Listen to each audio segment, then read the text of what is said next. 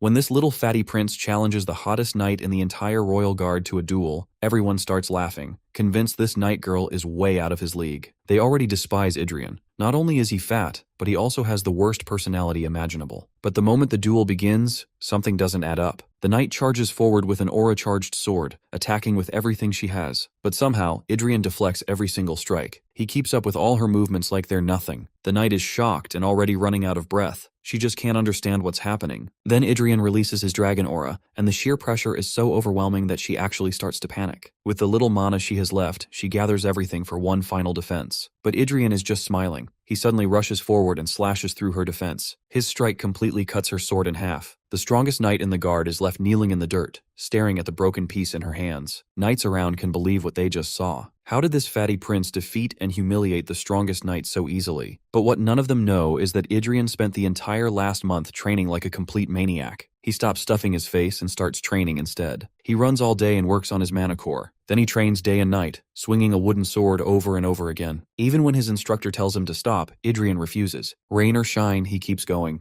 again and again, until his hands are completely rubbed raw and bleeding. Eventually, even his wooden sword breaks. But what made this fatty prince change so drastically in the first place? Well, his body isn't really his anymore. It's now being controlled by the very sword he once stabbed himself with. And this is no ordinary sword. That's the story from the perspective of a hero who was reincarnated as a sword. Throughout many centuries, he was wielded by many legends, but the most significant bond this sword ever shared was with one person only, a hero named Leonberg. Despite this man's humble background as a peasant, he earned the title of Sword Saint through sheer grit and wielded this magnificent blade. Even though the sword had passed through the hands of many, Leonberg was the only one he considered a true companion of the heart. They pilgrimaged from one continent to another, spending decades traversing and cleansing the world together. Eventually, the day to face the final boss arrived, the White Dragon of the Frost Mountains. It was a colossal silver-scaled beast that squeezed every ounce of strength out of Leonberg before he managed to slay it. Alas, while they restored peace to the kingdom, an achievement that granted Leonberg the opportunity to ascend as sovereign of the nation,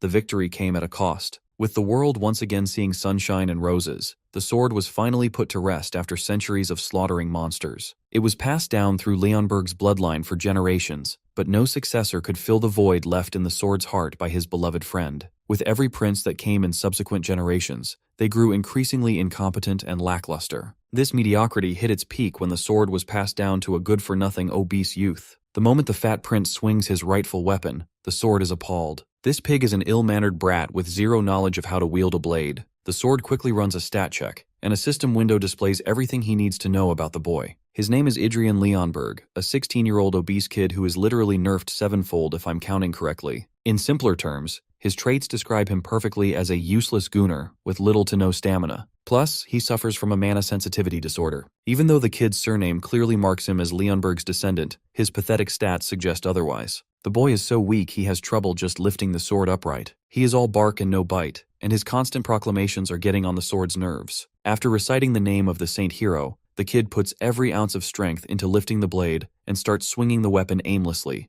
terrifying everyone standing around him. As this fat sack of lard charges blindly, the servants barely have time to scatter to avoid catching a stray hit. The stupidity reaches its peak when the clumsy prince stumbles over his own feet and accidentally ends up pointing the sharp blade right at his own belly. As he falls, there is no plot twist. He actually ends up getting impaled by his own sword. Everyone standing there is horrified at the tragedy and runs to support the young prince. But let's not forget about the sword, who is having the worst time right now. However, I guess the kid's death isn't that bad after all. Let me explain why. Adrien failed to inherit any traits that would make him look like a true descendant of Leonberg. He stood out only for the wrong reasons. He was arrogant despite his lack of talent, and his greed knew no bounds. Long story short, he was the true embodiment of the 7 deadly sins, whether it was lust, laziness, gluttony, or greed. If he were to become the next successor to rule, there would be no kingdom left to rule over. Yet that clumsy mistake that got him impaled is about to change the kingdom's fate for good. The sword ends up possessing the body of the prince the moment it becomes soulless. Within just a few days, the staff working in the castle start to notice an unprecedented, drastic shift in the kid's personality. He is acting as if he has lost his memories. The kid even refuses to recall or acknowledge the master who has always put up with his nonsense. Soon the king arrives in the chamber to meet his son.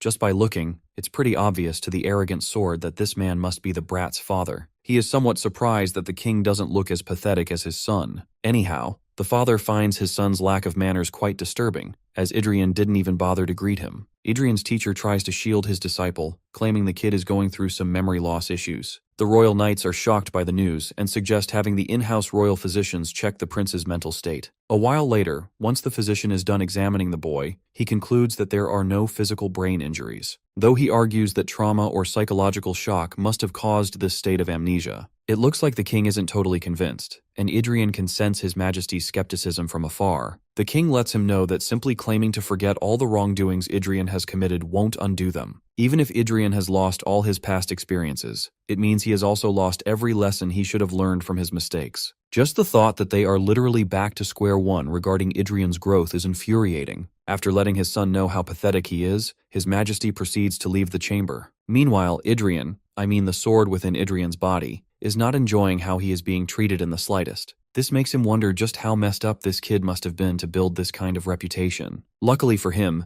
there is at least one person treating him like a human, his dear mother, who adores her useless son down to the last drop. Hell, she even finds this sack of potatoes to be quite a handsome fellow. The doting mother is just happy to have her son back. Only God knows how she would have lived without him. The sword could only feel pity for the mother, mourning a son who is already pushing up daisies. Night descends, and the happy mother finally decides to retreat to her chamber. Seeing her so joyful forces the sword to reflect on the reality of his situation. He literally ended up killing the descendant of his friend, even though he was supposed to protect them. Then again, the sword tries to convince himself that it wasn't his fault, and crying over spilled milk won't do any good. Currently, the least he can do is utilize this chance to make things right and undo all the failures of the original Adrien. This body is fat and has nothing good going for it. With that in mind, he figures out his first course of action. Build some strength. He plans to kick off his pursuit of power by forging a mana heart within himself. Confidently, Adrien inhales and starts concentrating mana, only for it to fizzle out like nothing happened. His body clearly refuses to accept the inflow of mana. He tries again, straining as hard as he can, only to end up in failure. Adrien realizes the hard way that this body is broken beyond belief. As he drowns in sorrow, a ray of hope arrives in the form of a servant. The maid has brought a tonic sent exclusively by the queen. The tonic may not taste like much, but it will prove very potent for his incompetent body. As the maid insists he take it, she starts to dread the worst. You see, it's not the first time she has brought this tonic, and given how aggressively Adrien reacted previously, she fears history might repeat itself. But luckily for her, unlike the real good-for-nothing Adrien who never understood the value of this imported tonic, our Adrien can clearly see that this liquid is enriched with mana. Without waiting a minute, he snatches the cup off the tray and starts chugging it down, much to the maid's surprise. Once he is done emptying the bowl, he sternly excuses the maid. With her gone, he tries to consolidate mana within his hands once again. Fortunately, the tonic he drank wasn't a hoax after all. Though the amount of mana he is capable of consolidating is still insufficient, he decides to experiment further. He quickly follows the maid who served him the tonic and asks if she has more of this fine stuff. A few days pass, and the greedy grin on Adrien's chubby face is proof enough that he has finally been successful in creating a mana heart. For him, creating a mana heart would have been child's play if it weren't for his old body. That's exactly why he forgot to take one variable into account. The mana ignited in his heart begins to inflict an astronomical amount of pain. His insides feel like they are on fire, and his chest is about to explode at any second. Yup, creating a mana heart has always been a painful process, and if he fails to brave through it and loses consciousness, he is doomed. So, the kid does the best he can to concentrate and sync himself with the mana taking over his heart. Eventually, he successfully overcomes the most grueling part of the process, and his efforts aren't without fruit. He feels proud of himself, not just because he managed to create a mana heart, but because this time, the mana heart belongs to him. In his past life, he helped his owners wield a mana heart, but this time is different, and he can barely contain his happiness. With the mana heart completed, he receives a system notification, the same kind Adrien used to send to his wielders, but this time, it is he who receives them. With one system window popping up, a barrage follows, much to our fat fella's shock. To put it simply, his weak body is still getting in the way of harnessing the full potential of the mana heart. Thus, he is allowed to use only a few cool skills out of many. For now, he can only access two authorities,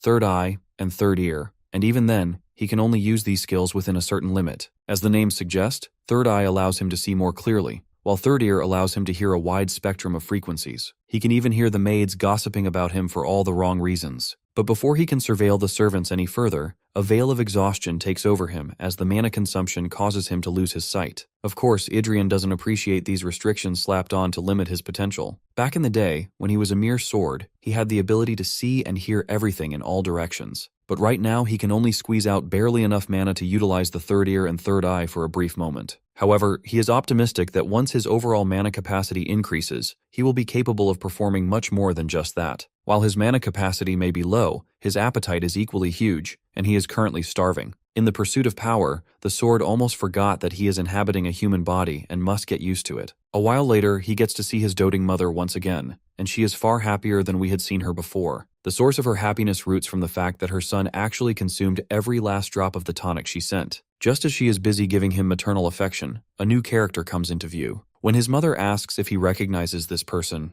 Adrien brazenly denies it. While this seriously intimidating-looking man is his mother's brother, basically Adrien's uncle, the mother is hoping that her brother will help her nephew with his lost memories. However, the uncle has a different perspective on the kid's situation. The memories Adrien held weren't of any significance to begin with, so it is basically a wasted effort helping retrieve that useless collection. This crude remark makes our boy realize that this man has a deep-seated vendetta against Adrien. For now, the man can only promise one thing: to help Adrien drop his extra fat and gain some muscle. Expecting him to do anything beyond his current capabilities would be too much to ask. Well, the mother is grateful even for this much. Meanwhile, the way this dude is staring at our boy like Diddy with predatory eyes tells Adrien he is fucked, figuratively speaking. In the next scene, the poor guy is kicked hard onto the ground. The bastard is literally staring down the harmless kid like a starving wolf. He makes himself clear: Adrien isn't allowed to even breathe unless he is given permission. Only if he feels like it will he teach Adrien the family's most coveted and sacred swordsmanship. Of course, this just ticks off our fat fella beyond belief. For someone who is responsible for the success of this family, it's quite humiliating for these guys to act so ungrateful toward the very person who created their style. The enraged Adrien stands back up and vows that within 6 months, he will make the uncle acknowledge him. If he fails, he is willing to become a puppet to his uncle's whims. Consequently, if he wins, he wants his uncle to grant him a wish.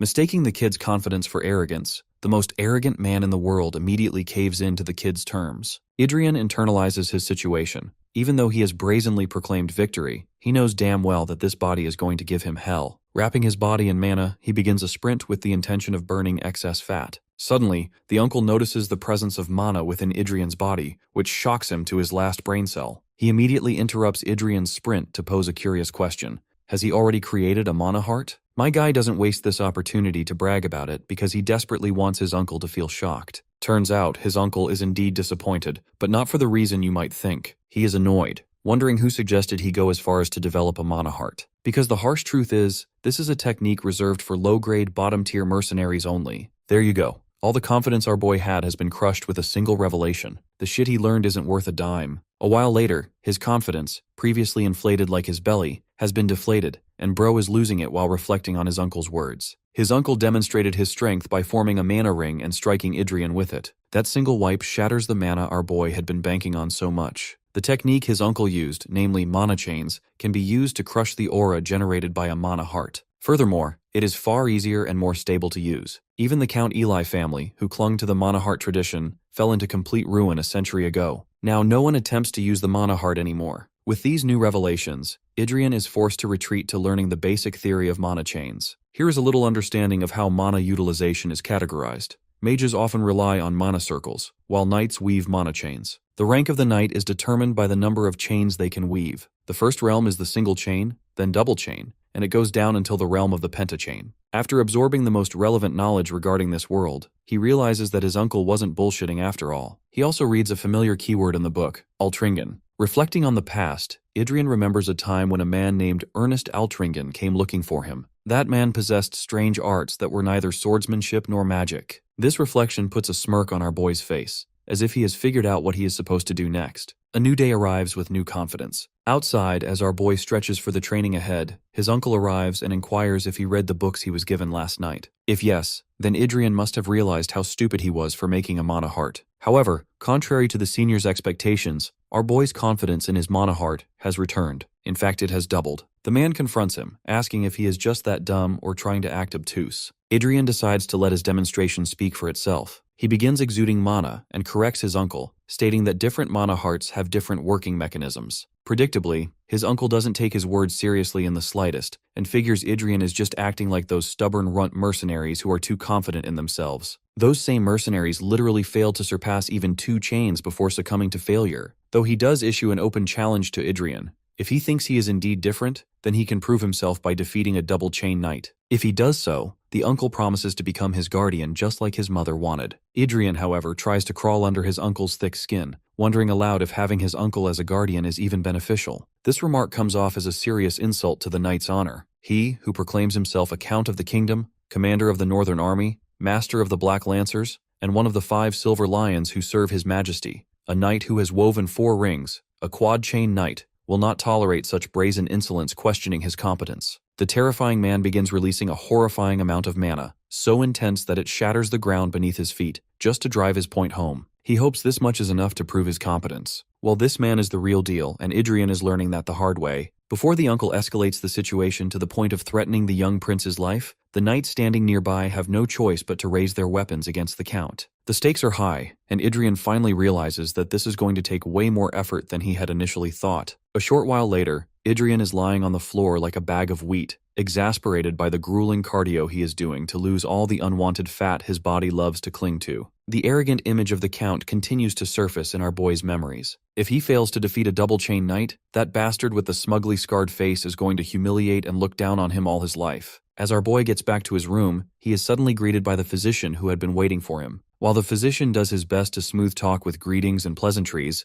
the fatty wants him to cut to the chase and get to the agenda. Turns out, this man has been ordered by the queen to heal the young prince to help him recover faster. But our boy avoids that healing spell like the plague and kicks the man out of his room because he is not interested in magical healing. After all, healing magic works like time reversal. It undoes all the micro-injuries and wear and tear in the muscles, meaning his body wouldn't be able to grow naturally, and his efforts would be wasted. On a particular day, as our boy is having his meal, his big brother bursts into the dining room. Of course, the sword doesn't recognize this loudmouth, so a knight leans into his ear and fills in the blanks for him. Well, this dude is the 3rd prince, and I can pretty much tell that he is your typical toxic manhwa brother. Even now, he is here to mock Adrien for the recent mishap when he literally impaled himself with his own sword and almost died. Of course, my guy isn't interested in responding to such obvious jabs and wants his supposed big bro to do something productive with his time. The rage-baiting brother gets rage-baited and decides to move on to the next rumor he heard. The word on the street is that Adrien made a bet with Count Belhard, and since the bet includes our boy going up against a double-chain knight,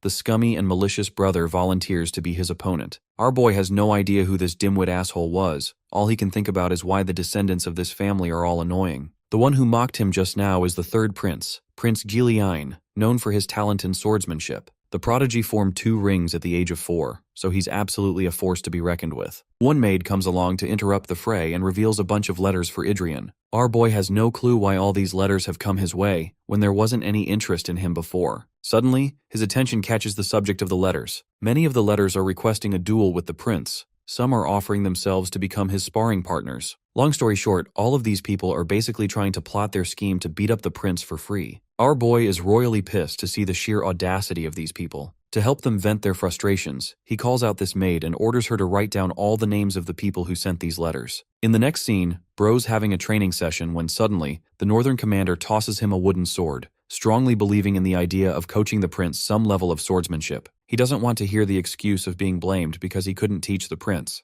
Adrien gets down to pick up the weapon, a little irked that this dude couldn't just politely hand him the sword. But right then, something happens. His entire body jolts as his muscles spasm out of nowhere. This makes Balorhard wonder if the boy has yet to receive healing magic treatment. Our boy taunts him for not knowing the reason why, even when he's a knight. After all, once you receive healing magic, the muscles merely return to their original state and refuse to grow. Balorhard agrees with that point and turns around, sharing how he wasn't trying to focus on healing magic anyway. For now, he's going to demonstrate a skill that he wants Adrien to watch with utmost attention. This technique is the kingdom's secret sword technique, one that its knights use when building their core foundation. The weapon swings with ferocity as the knight slashes in every single direction. His immaculate display of swordsmanship ends in a gorgeous spiral finish, as Balorhard leaves the prince at a loss for words. By the end of that beautiful demonstration, Adrien questions if this is truly the foundational technique for knights. Balorhard takes it as an insult and explains that training weapons lack sharpness, but it's better to stick to the basics for learning swordsmanship. Suddenly, Bro starts laughing in his teacher's face.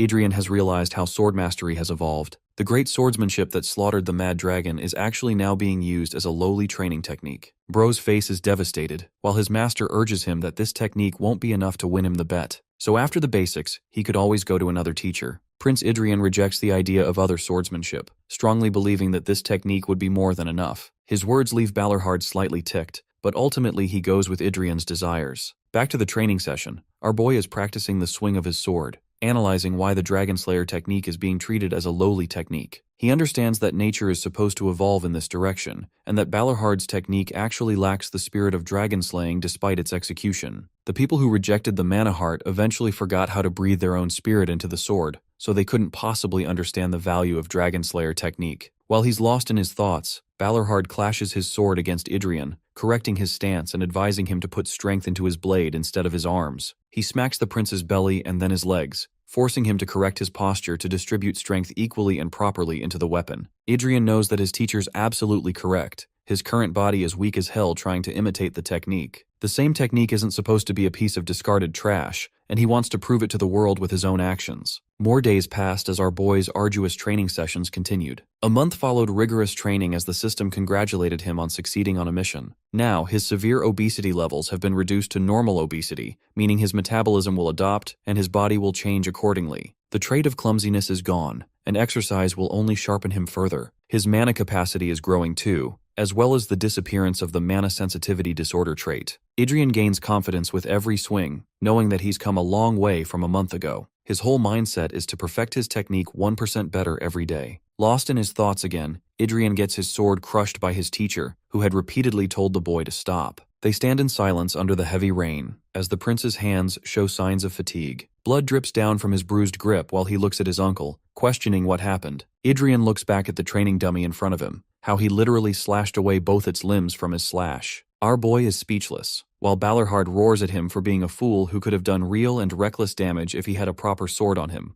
Adrien's hands are full of calluses and cuts. The system awards him for his extreme concentration with a super concentration trait. This is a positive reward, and in his final thoughts before passing away from fatigue, our boy thinks that he could have been killed just now. Balerhard catches his student gazing at his face while remarking the stubbornness of the prince. In the next scene, our boy wakes up in his bed, realizing that he crashed out mid-training. He really pushed his current body beyond its limits, recalling the time when he was a sword, how he'd been perfect in every way. His users were once the nameless war hero, the Swordmaster, a mercenary king, and finally even the founder of the kingdom. He'd single-handedly led wars to victory, killed countless monsters, and created a pathway for heroes to flourish. Gruhorn had always been an excellent advisor and teacher, and that's why he wanted to continue swinging his weapon until he could reach such a perfect state again, pouring all his effort into one. Still, the current body is too weak, and will lead to ruination if he doesn't rest properly. A month has gone by since he created the mana heart, and he's acquired a lump of mana during that time. Meditating, the prince prepares himself for the next level, one that his system is ready to let him access. His body can now freely access more mana in his mana heart's expansion and evolution. The same body's physical constitution also adjusted to accommodate for the mana heart, allowing physical benefits. By the end of the process, Adrien's mana heart is stimulated to success. To test it right away, he grabs his sword and makes a swing, having acquired the level of a sword learner. Now he can access the most basic level of aura too,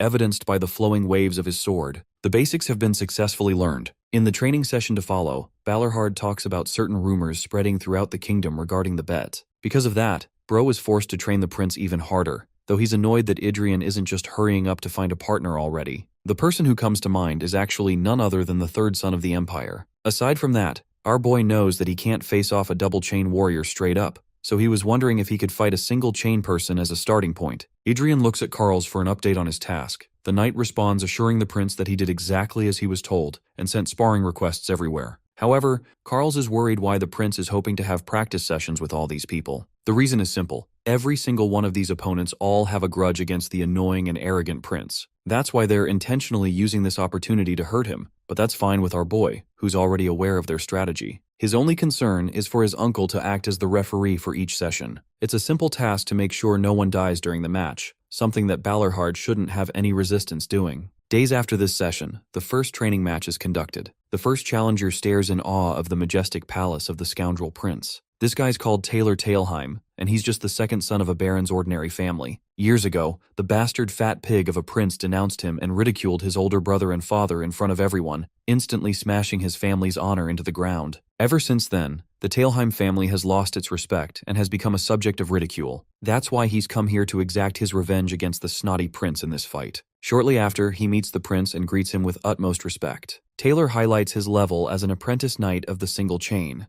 though he's doing too long of an introduction for a match that is unofficial. Our boy even cooks his ass and calls him weak, which confirms to Taylor about how arrogant this prince really is. Balorhard catches on to the young man's vitriol and hatred and orders him to compose himself as the fight hasn't even begun. Bro goes from a murder machine to a fangirl instantly after watching the northern commander stand before him. Even our boy thinks that his uncle deserves the true rank of the prince more than he does, to which Balorhard taunts him for being a shitty noble brat in the past. Anyway, both fighters are told to set positions as the fight is to begin. The two stare the other down. Taylor is the first person to unleash his aura, acting confident with his smile as he lunges forth to punish the prince. He goes for an aerial slash, but just from a glance, Adrien criticizes several wasted movements of the apprentice knight. Casually, he ends up blocking the strike, stunning the apprentice knight with his display of a mana heart. Taylor jumps back to maintain his spacing, questioning how a mana heart is even capable of blocking a mana chain. His observation is actually correct, except for the fact that Taylor is only using a single chain, so it's not a major difference and merely makes the prince tingle. Interestingly, the spectators all start to hear a unique sound emanating from the sword, one that stuns even the boy's uncle. This phenomenon is called a sword cry. Taylor is in so much denial of the prince's capabilities that he impulsively bursts forth again.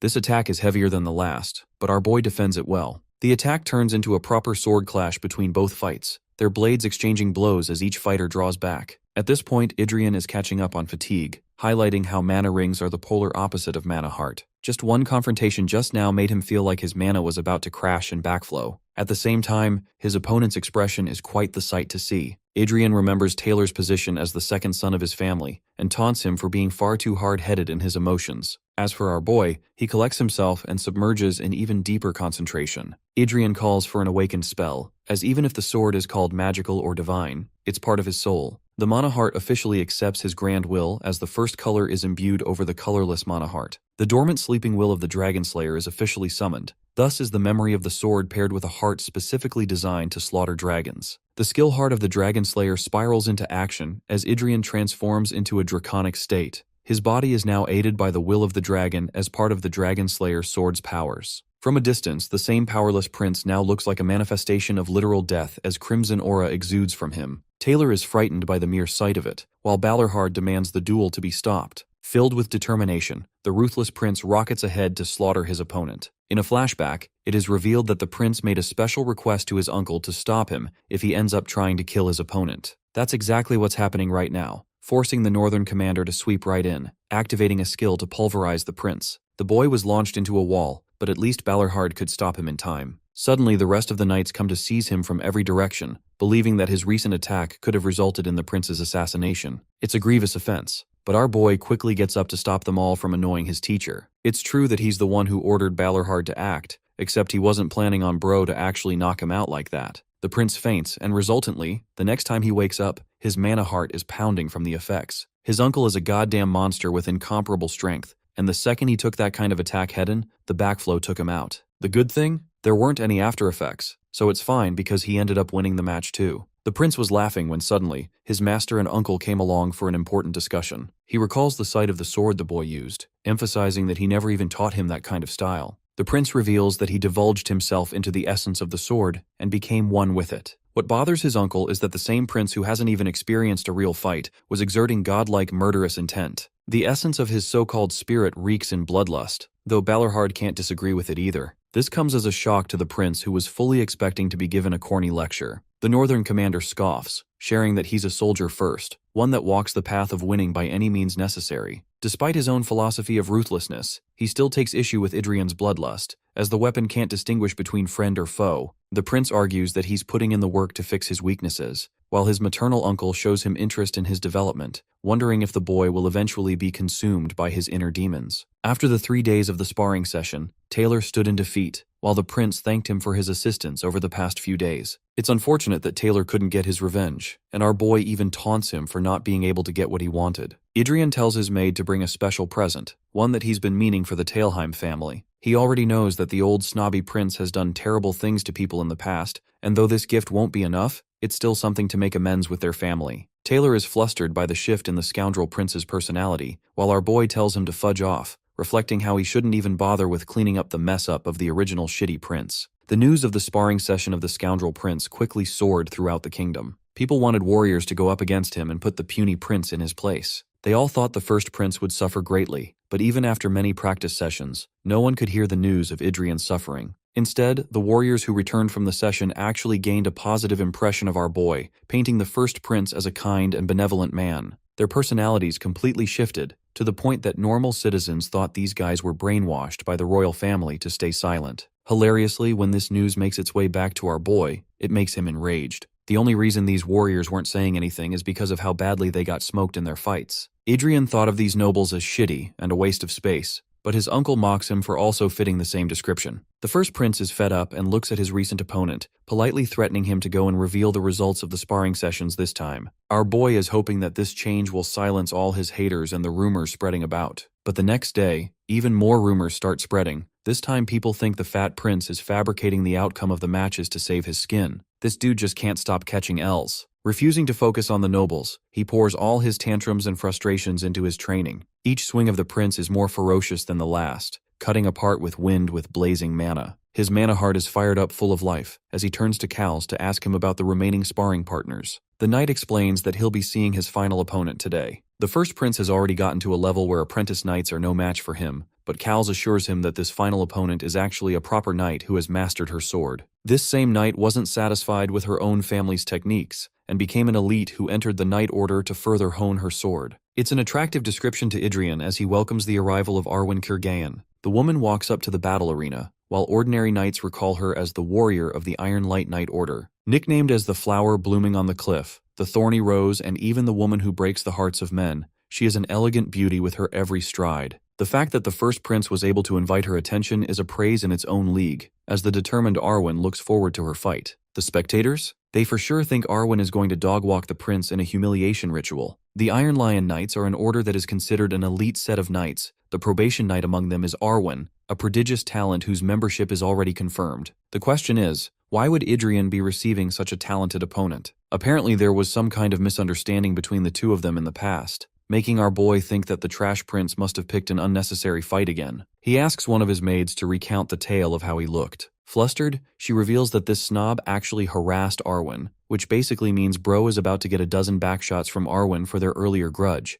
Adrien is fed up with the misdeeds of the reckless prince. We actually get to see how this fatty put his hand over her body, and she even taunted him for trying to use his knights as private property. His ego attacked, the prince exploded and called Arwen ugly. That's about how the tale goes. Completely in character for a scoundrel's interaction with a knight. Of course, with the way our boy was looking at Arwen right now, the word ugly doesn't even come to mind. She lowers herself before him to pay respect, believing he hasn't changed a bit. The prince tries to save his skin, assuring her that he's changed quite a bit. But just looking at her pissed off expression, it's clear that he's going to get his ass kicked in this fight. The referee and uncle, Count Balorhard, is here. He allows Arwen to introduce herself properly, and she offers her greetings as well. Balorhard urges Arwen to be careful as the mighty young prince has quite the feisty blade. Jokes aside, the match between the two is about to start as both participants take their positions. The duel officially begins, inviting determination and coldness from Arwen's stance. Meanwhile, our boy is happy to experience the skill level of a proper knight. The murderous woman blitzes into action with refined movement. The first clash is blocked by the young prince, but the mana difference is so severe that it causes a direct backflow, forcing out blood. Gorgeous yet concentrated, Arwen hammers on the offense for more punishment. Both of them swing back and forth, exchanging and clashing their blades. Our boy is being ragdolled around, giving Arwen complete control over the fight. She comes around for a definitive strike, forcing the first prince to activate her Dragonslayer state and exuding bloodlust. This ravishing bloodlust stuns her, and Arwen's sword is successfully deflected by the young prince. She gets back to her starting position, panting for breath and observing the prince's sword style. As for our boy, he's barely holding it together too, as despite being a single ring user, Arwen is different from all the rest. At the same time, Adrien taps into the skill called Judgment to invoke the knight's stats, revealing her strongest and weakest skills, even her personality traits. The fact that the prince can see her level from his limited use of the skill proves that he can also take her down. Budget Gilgamesh on a diet unleashes his crimson aura, prompting the knight to do the same. Both fighters lunge into motion, approaching the other at chaotic speeds and marking the start of the real battle. Several minutes later, both warriors are fatigued in the climax of their duel. It's an equal fight, so Balorhard intervenes and calls off the match for the day, postponing it for tomorrow. The prince acts cocky, stating that he was about to end things. Even Arwen mocks him, saying the same. Both of them are arrogant and want to continue the duel, but Balorhard isn't about to sit here all day long and believes both of them need to get treated. The healer comes up to patch up our boy's injuries, but Adrien's too busy glaring at Arwen, who shows equal distaste for him in return. The two turn the opposite direction, sharing the same thought of not losing to the other. The second day ends up in the same stalemate, and on the third day, both warriors refuse to give up. Arwen's pretty skilled, so the fact that the prince lasted this long shows that he's skilled too. Before round 3 starts, Adrien shares something he's been meaning to tell her. She wonders if he's about to apologize, refusing such an event. After all, her pride was wounded as a knight and she wants to reclaim it properly. Though it's admirable, the prince never thought of an apology in the first place. Instead, he suggests the idea of placing a reward since both of them are refusing to back down. The reward is simple. The loser will grant the winner one wish, a wish of any kind, no matter the length. The knights quickly jump to reverse this decision, believing it's far too dangerous for a prince of the royal family to make such claims. Adrien shuts them up and asks for Arwen's opinion. The knight highlights her position as one of the knights of the royal family, which is why she couldn't accept such a condition normally. At the same time, now that she's being granted full opportunity to get her chance, she's happy to take the bet. Adrien loves her choice and meets her for round 3. Both fighters chaotically swing their swords, hoping to break the other's spirit first. It's here that Adrien ends up using a move so bashful and fast that it stumps the prodigious knight. She can't believe how fast he's gotten in the span of a single day, as if he was always hiding his true strength. The fighters clash relentlessly, dancing across the arena. Only this time, the tables have been switched. Prince Adrien is the one dominating the battlefield and pushing her back, even going as far as to scratch her face. Refusing to stop, the prince gets right up in her face in what is supposed to be a decisive attack. Basically, his sword swing is faster than her ability to defend it. Both weapons clash. One sword goes flying into the air, shattered. The knight is on her knee as the spectators bear witness to the victor of the match. Arwen is unable to accept the outcome, while the prince decisively claims victory over Arwen Kurgayan. As for his reward, it's simple. Prince Adrien Leonberg wants to own her, but not in the Gunnar way, don't worry. Karl's earned the position of the royal guard for the first prince. The job was actually easy, despite the arrogance of the prince. There weren't any tantrums then, and looking at him now, Karl's recalls the sheer training that the crown prince did even in the storm. His dedication resulted in complete obliteration of the dummy, and he saw back then an ecstatic thirst for combat on his face. It was at that time that the royal guard knew that Adrien was destined for greatness. Back to the current situation, the rest of the guards are all horrified, including Karl's. Owning someone is heinous, especially a knight. Arwen questions if that's what the prince truly desires. Our boy confirms, adding that she's currently just an apprentice knight who couldn't beat a mere scoundrel prince. So that's why, what he wants from her right now is the full potential of the knight called Arwen Kurgayan.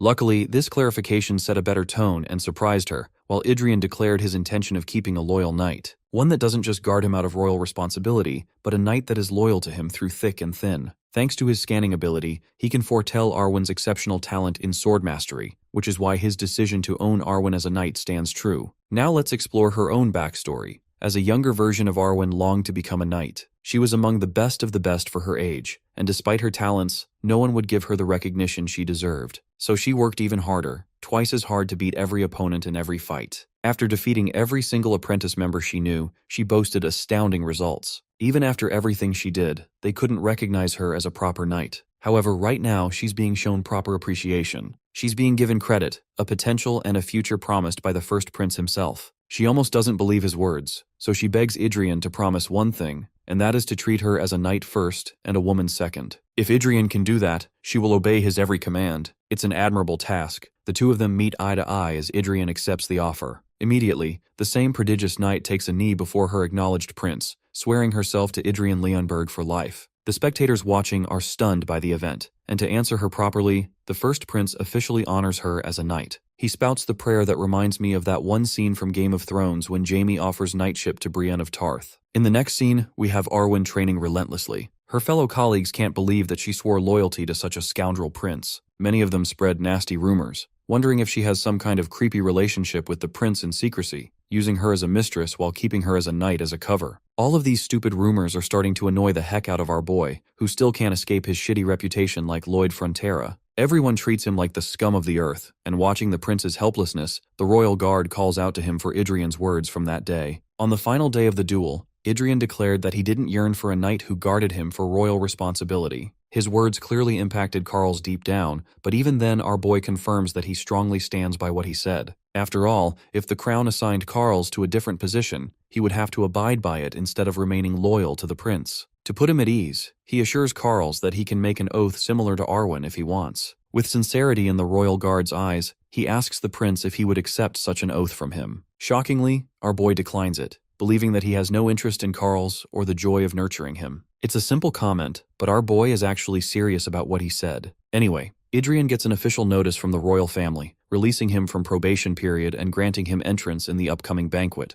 The surprising part? The probation was lifted nearly 2 months sooner than it was due, so despite the initial anger of the king, something caused him to change his decision. The prince has no clue what's going on in that man's head, and he honestly doesn't care about the probation period ending. After all, he wasn't really planning on leaving the palace anyway, so it barely affects him. One maid intriguingly reads something that catches Adrien's attention. It's a new invitation that arrived for the first prince. She hands him the note, prompting him to open up and read its contents. The event is supposed to be a social party between young lords, a club that the scoundrel prince often frequented in the past. The maid describes it as an incomprehensible place full of defiling acts, basically implying booze and women. Our boy doesn't want to continue down that route, so Adrien slams a rejection to a useless gathering. But then, he reads the back of the note. The letter comes from Bernardo of the Eli family, his supposed friend, a name that actually jogs his memory. From his uncle, Adrien remembers that the Eli family was strongly supportive of the mana heart usage and eventually fell to ruin a century back. Out of curiosity for his friend's family, the prince decides to take part in the event, deep down hoping that his friend's family hasn't fully collapsed yet. 4 months after his possession of Adrien Leonberg's body, the young prince managed to lose a ton of weight. He had a tailor make a special outfit fitting his style, keeping it minimal. The stunning part? Our boy finally lost his fat weight and was now looking like a model instead of a bowling ball. Even the prince is shocked by his own developments, while his tailor is swooned. He lets him handle the second outfit for the palace as well. However, he asks him to wait for a bit as his measurements might change again. In the next scene, the prince is on his way to attend the social gathering event. Adrien knows that he's in a shitty position to always be attended by guards and carriage members. It's an overwhelming experience when suddenly he notices a scar on his maid's neck. Apparently, it's because of her incompetence. She did something, and the bastard fat prince punished her for it.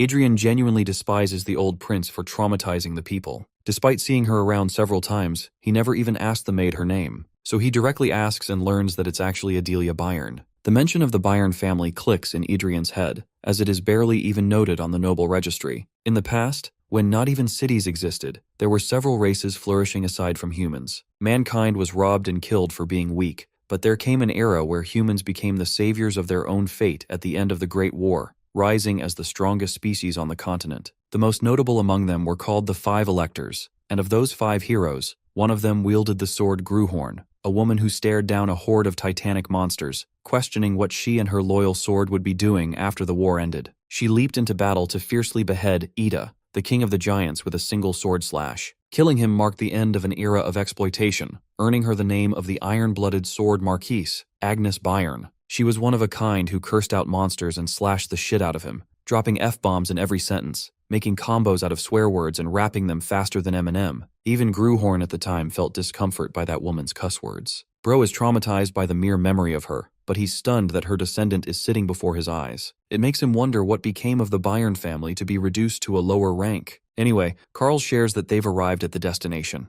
Our boy gets out of the carriage and intends to have a proper conversation with Adelia later, confusing the maid and his royal guard. Outside, a silver-haired man welcomes his beloved old friend. This is Bernardo of the Eli family, who expresses deep gratitude for the prince and his transformation. Strangely, Adrien notices something interesting, inviting Bernardo's curiosity. Our boy assures him that it's a good idea that he came, since tonight will be very entertaining. In the next scene, they're at the club where drunk hooligans are muttering and teasing each other in delight. The party's full on the spot, but Bernardo is shocked by the prince's behavior. The same scoundrel typically gets drunk and starts flirting, but this time, he's staying silent. The very aura around Adrien is different from before. In fact, when one drunk guy comes up to mention the rumors of his victory over Arwen, bro doesn't even say a word. The whole party starts talking about his spectacular victory, and these creepy men are curious to wonder how gorgeous Arwen must look underneath her armor. Composed in his response, he asks the man if he has any siblings with him. The man reveals that he has a younger sibling, bringing much relief to the prince. Why? Because bro wants to end this bastard's life and throws a punch so hard that it sends the dude flying.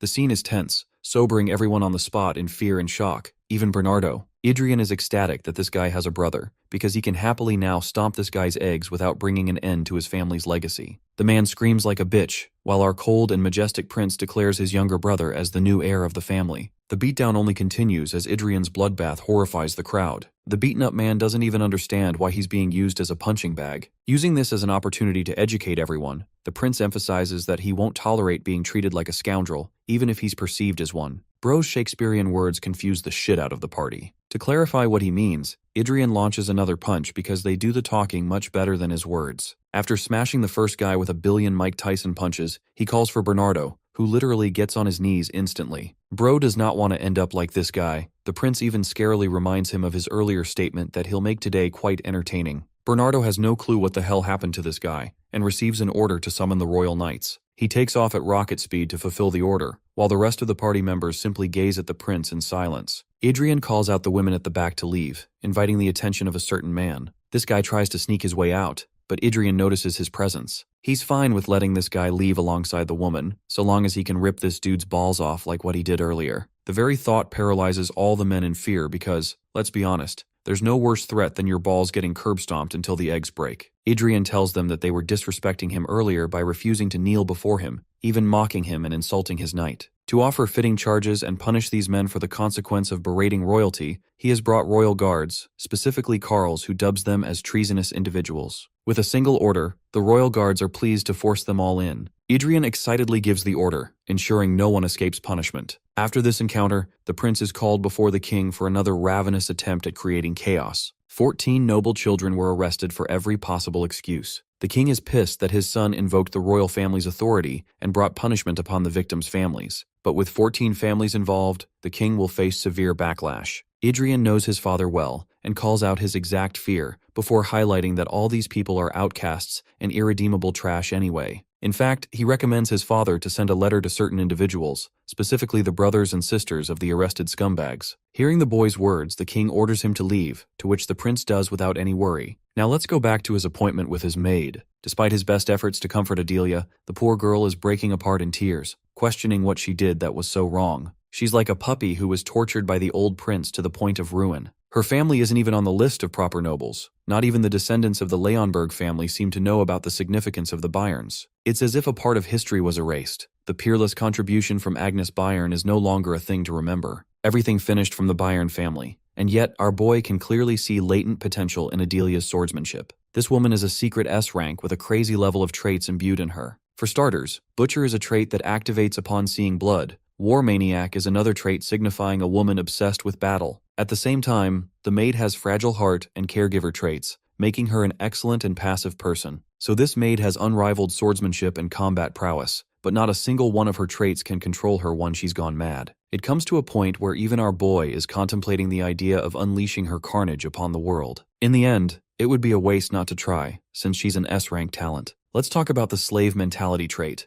which basically means a servant feels loyal and happy to serve her master. Using that as leverage, Adrien demands her to swear absolute loyalty to her. It's a confusing request because she's already her maid, but Adrien clarifies that he wants something more. He wants her to become his knight, and wants her to do so right now. The shy and fragile girl breaks down, refusing to take on such a grand role, believing herself to be insignificant. But our boy knows the truth about her family, and assures her that he'll take responsibility for her. Instead, she has to swear loyalty to him and serve without question. The strategy here is that if Adelia can't control her madness by her own abilities, then he'll outsource that control to him. At first, she wonders if he'll go to the end of his deal to take responsibility for her family. The prince's confirmation makes her really happy, as our boy even offers to summon them to the capital so she can see them anytime. This makes her really happy, enough for her to swear her loyalty. So just like Arwen, she chants it and declares her service to the first prince for the rest of her life. Adrien is happy with this arrangement and officially dubs her as a servant who will obey his orders without question. He even pats her on the hand, casting joy on her face. But even the prince is at edge, wondering if he made the correct decision here. Adrien thinks about all the rumors swirling through the palace ever since he took over this body. People whisper about every move he makes, about how quiet and unstable he seems. They talk about how the spoiled prince before him used to summon children of high-ranking nobles, beat them, and throw them into dungeons for fun. Then there is the newest scandal, the one everyone loves the most, how he appointed a lowly maid as his personal knight, someone who had never even held a sword before. Adrien knows that no matter what he does, people will hate him because of the reputation left behind by the body's previous owner. Even the maid he chose as his knight is twisted into another ugly rumor, with people claiming he is building a harem under his command. More than anything, He hates how everyone feels entitled to his life and his choices. He never expected this single decision, turning a maid into a knight, to turn into such a massive storm. It feels like everyone is waiting for him to fail. He imagines his father, the king, growing angry and saying that he is once again cleaning up his son's mess. He can already hear his uncle cursing his name like always, and he pictures his younger brother mocking him, acting clever and superior. Adrien sinks deeper into these thoughts, weighed down by frustration and dread. Then another maid rushes in and announces that the queen has arrived. Adrien panics instantly, his heart jumping as he silently begs the gods to show him mercy and give him just a little break. Adrien is exhausted from all the arguing and the constant attention, and then his mother adds more fuel to it. She scolds him, saying she truly believed he had fixed his behavior, but now it looks like he is falling back into his old trashy habits. She declares that it is time for him to step into society properly and get married. Once he chooses a spouse, she says he will finally settle down and stop wandering around like a madman. Adrien does not even understand what she is talking about, but the queen does not care. She raises her voice like any furious mother and orders him to listen, because a mother is always right. Since she has decided that it is time for him to marry, then he will marry. With that, she turns around and leaves, abandoning Adrien in shock as he stands there wondering what he is even supposed to do next. Later, Adrien summons the maid Adelia, who is clearly nervous and terrified as she sits before the prince. He explains a few things to her, and she timidly asks if she is truly going to gain mana. Adrien calmly confirms that she will receive a special kind of mana, a mana heart. He then uses his own mana and forms a heart inside her body, thinking about how this world has forgotten the legendary Sword Queen. At least he has not forgotten her. He remembers every detail, the path she walked, the way the sword moved as if it were alive in her hands, and how she commanded it with absolute grace. He wants to awaken that same destiny inside Adelia, because he believes this path belongs to her. He even remembers the powerful rhythm of the Sword Queen's mana heart, as it once beat with pride and resolve. The mana heart finally takes shape inside Adelia, and a system notification confirms that the imprint is complete and stable. Adelia watches a soft golden light glow from her chest, completely stunned. She whispers in disbelief, asking if that is truly the power of mana. When the process ends, Adrien explains that what she witnessed is the refinement method for forming a mana heart. He tells her to practice it on her own whenever she can. Suddenly, Adelia grows anxious, but her worry shifts when Adrien collapses to the ground, scraping his knees. The strain of creating a mana heart has drained him completely. She rushes toward him, but he refuses her help, brushing it off and saying he is only a little tired. Adelia hesitates, then quietly asks how someone like him could choose a lowly maid like her. Adrien has no patience left for questions and tells her to leave. When she does not move, he turns back and asks why she is staring at him like a lost puppy. Adelia quickly bows her head, mixing fear with respect, and swears that she will serve him with absolute loyalty for the rest of her life. The answer satisfies Adrien. He reminds her to never forget that he is her master, and Adelia takes those words as a badge of honor. Yet as Adrien turns away, Adelia quietly thinks to herself that she might not remember that promise quite the way he expects. A few days later, Cals comes to report to the prince about Bernardo Ely. He explains that he recently heard Bernardo has been taken by the royal guard as a witness in a recent incident, and according to official orders, strict measures are in place so no one can meet him before the trial. Adrien feels puzzled that trials even exist in this world, and he casually asks whether he will need to attend one as well. His knight calmly replies that royalty never stands as a witness. The relief hits Adrien like a released breath, but it also makes him uneasy. He realizes they are suddenly making a very big deal out of this entire trial. During the conversation, Adrien's attention drifts toward Adelia. He looks at her directly and asks how she has been feeling lately. The poor girl freezes in surprise, clearly not expecting his concern.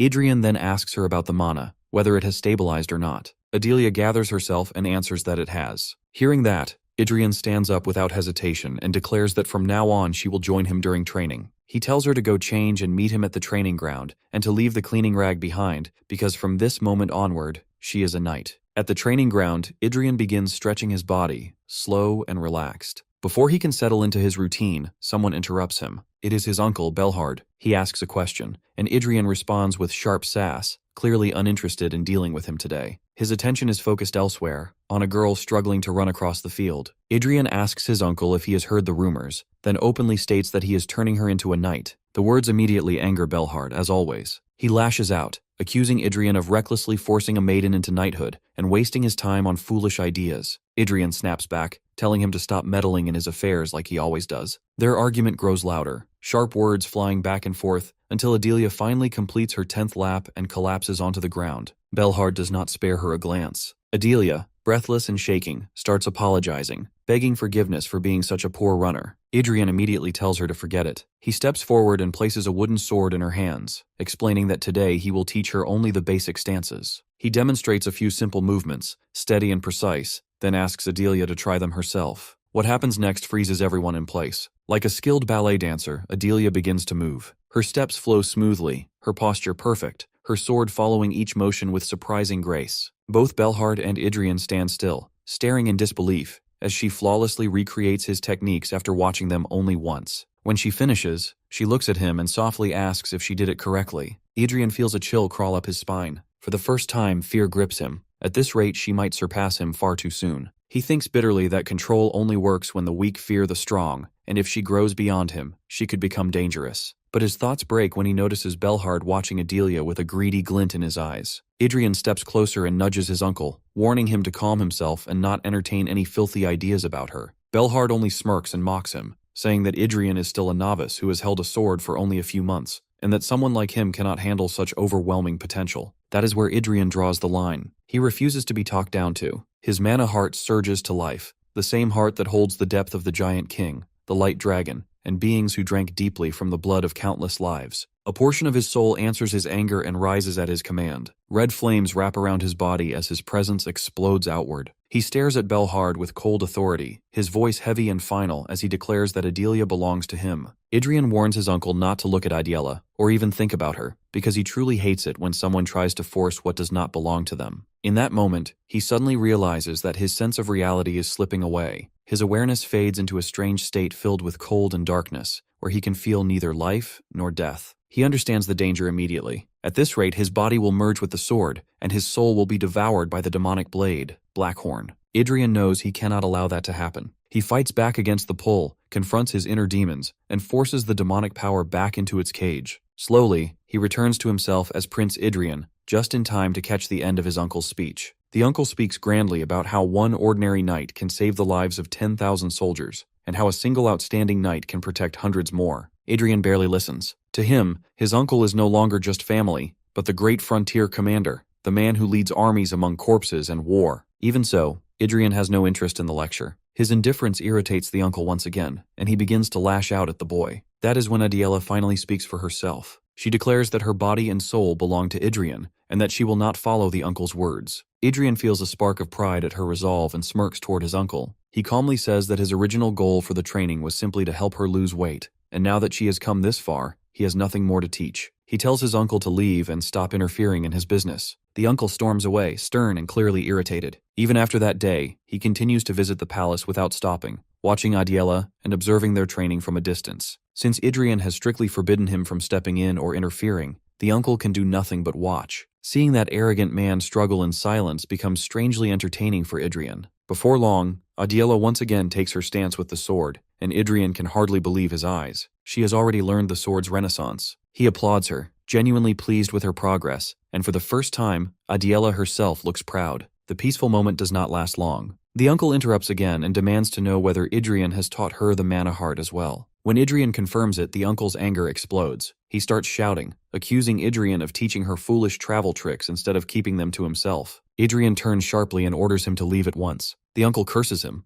claiming there was a far better path, and that Adelia had potential beyond imagination, which Adrien has now ruined. Adrien remains calm and tells his bodyguard to escort the uncle out. The uncle refuses to be touched by a lowly guard and storms out on his own. After the tension fades, Adelia quietly asks Adrien if the techniques she is learning are really just petty tricks. Adrien firmly denies it. He tells her that his uncle does not understand what he is talking about. The truth, he explains, is that people of this modern era have completely forgotten what a real mana heart truly is. If they had not, they would never have thrown it away like a pair of broken shoes. With quiet certainty, Adrien vows that she will soon discover the true power of mana. Later at the training ground, the uncle returns and places a wooden sword in front of Adrien, demanding that he prove himself. The uncle declares that he will use only a single ring, and if Adrien can force him to take even half a step back, then he will finally acknowledge Adrien's knowledge and power. Adrien picks up the sword and calmly asks what the bet is. The uncle replies that if Adrien wins, he will grant him one wish, anything he wants, even the family's secret techniques. It is not what Adrien truly wants, but for now, he accepts the terms without hesitation.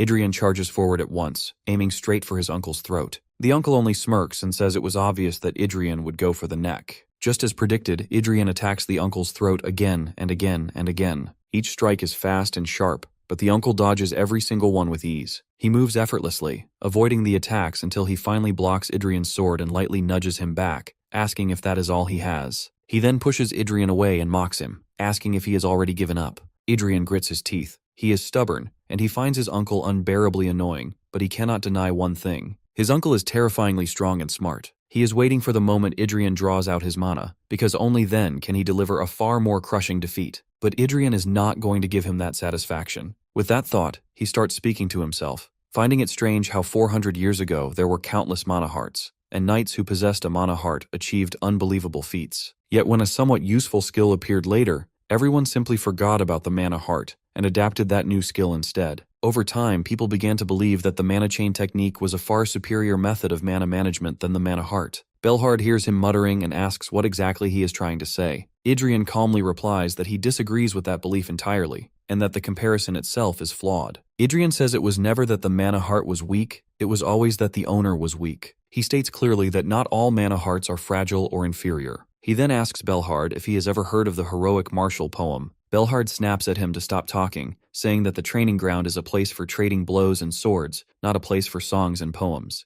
Adrien only smirks and tells him that he is a fool for calling the mana heart a low-level technique. With that, Adrien begins to recite the poem that is engraved deep within his chest. He sings of 100 battles won against 20 trainees who all dreamed of becoming heroic martial warriors. As the words flow, the heroic martial poem takes shape. Power begins to surge through him with every line he recites. The strength of those victories pours into his body, into his arms, and finally into his blade. Slowly, his sword begins to glow, answering the poem with its own rising light. The system notification shows that the effects of the poem of sparing have been activated, and mana flows all around Adrien. But Belhard remains unimpressed, saying that no matter what Adrien does, it will not matter. As long as Adrien relies on the mana heart, it cannot surpass mana chain. Adrien charges at his uncle, and Belhard dodges effortlessly with his sword. The mana of the ring pushes the mana heart's flow backward, causing Adrien to fly slightly back. But in truth, to master the poem, Adrien has trained over 100 times and endured the ring's mana over 1,000 times. During those 100 matches, he experienced 1,000 waves of opposing mana. He strikes down with his sword,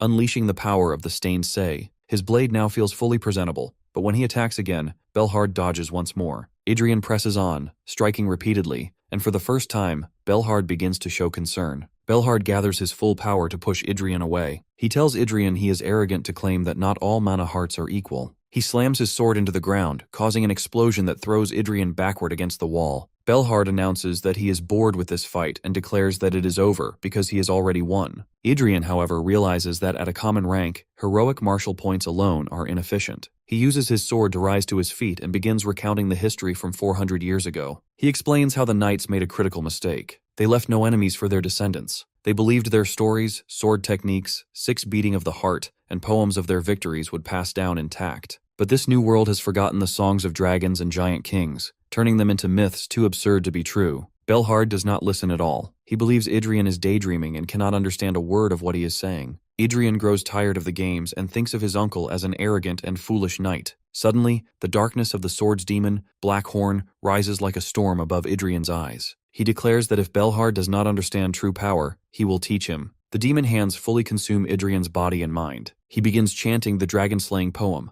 His body strains under the immense power. Some parts of the song are omitted because of his lower rank, but one powerful verse remains. Adrien repeats the mantra again and again. The sheer energy of this verse strikes Belhard with force. Adrien attacks, and Belhard realizes that if this continues, he could die. Another explosion erupts, sending Adrien flying backward into the ground. When the dust settles, Belhard reveals that he is not using a single minor ring as promised, but a full pentagon of rings. Adrien, however, is thrilled. Even with all 4 rings active, his sword is untouched, slicing through the ring's mana with the power of the mana heart. He rises to his feet, leaving Belhard stunned and confused. Belhard expected the ring's mana to surpass the mana heart, yet it could not. Adrien looks directly at his uncle and declares calmly and firmly that he has lost. Later, the dragon's song and the sword batter Adrien's frail human body. He claws at the sheets, teeth gritted, cursing that damn Gesta Sanctorum. Later, Adrien knows the pain is the price for forcefully drawing out the power of Gesta Sanctorum, the poem of the decapitated dragon. His body is now in tatters,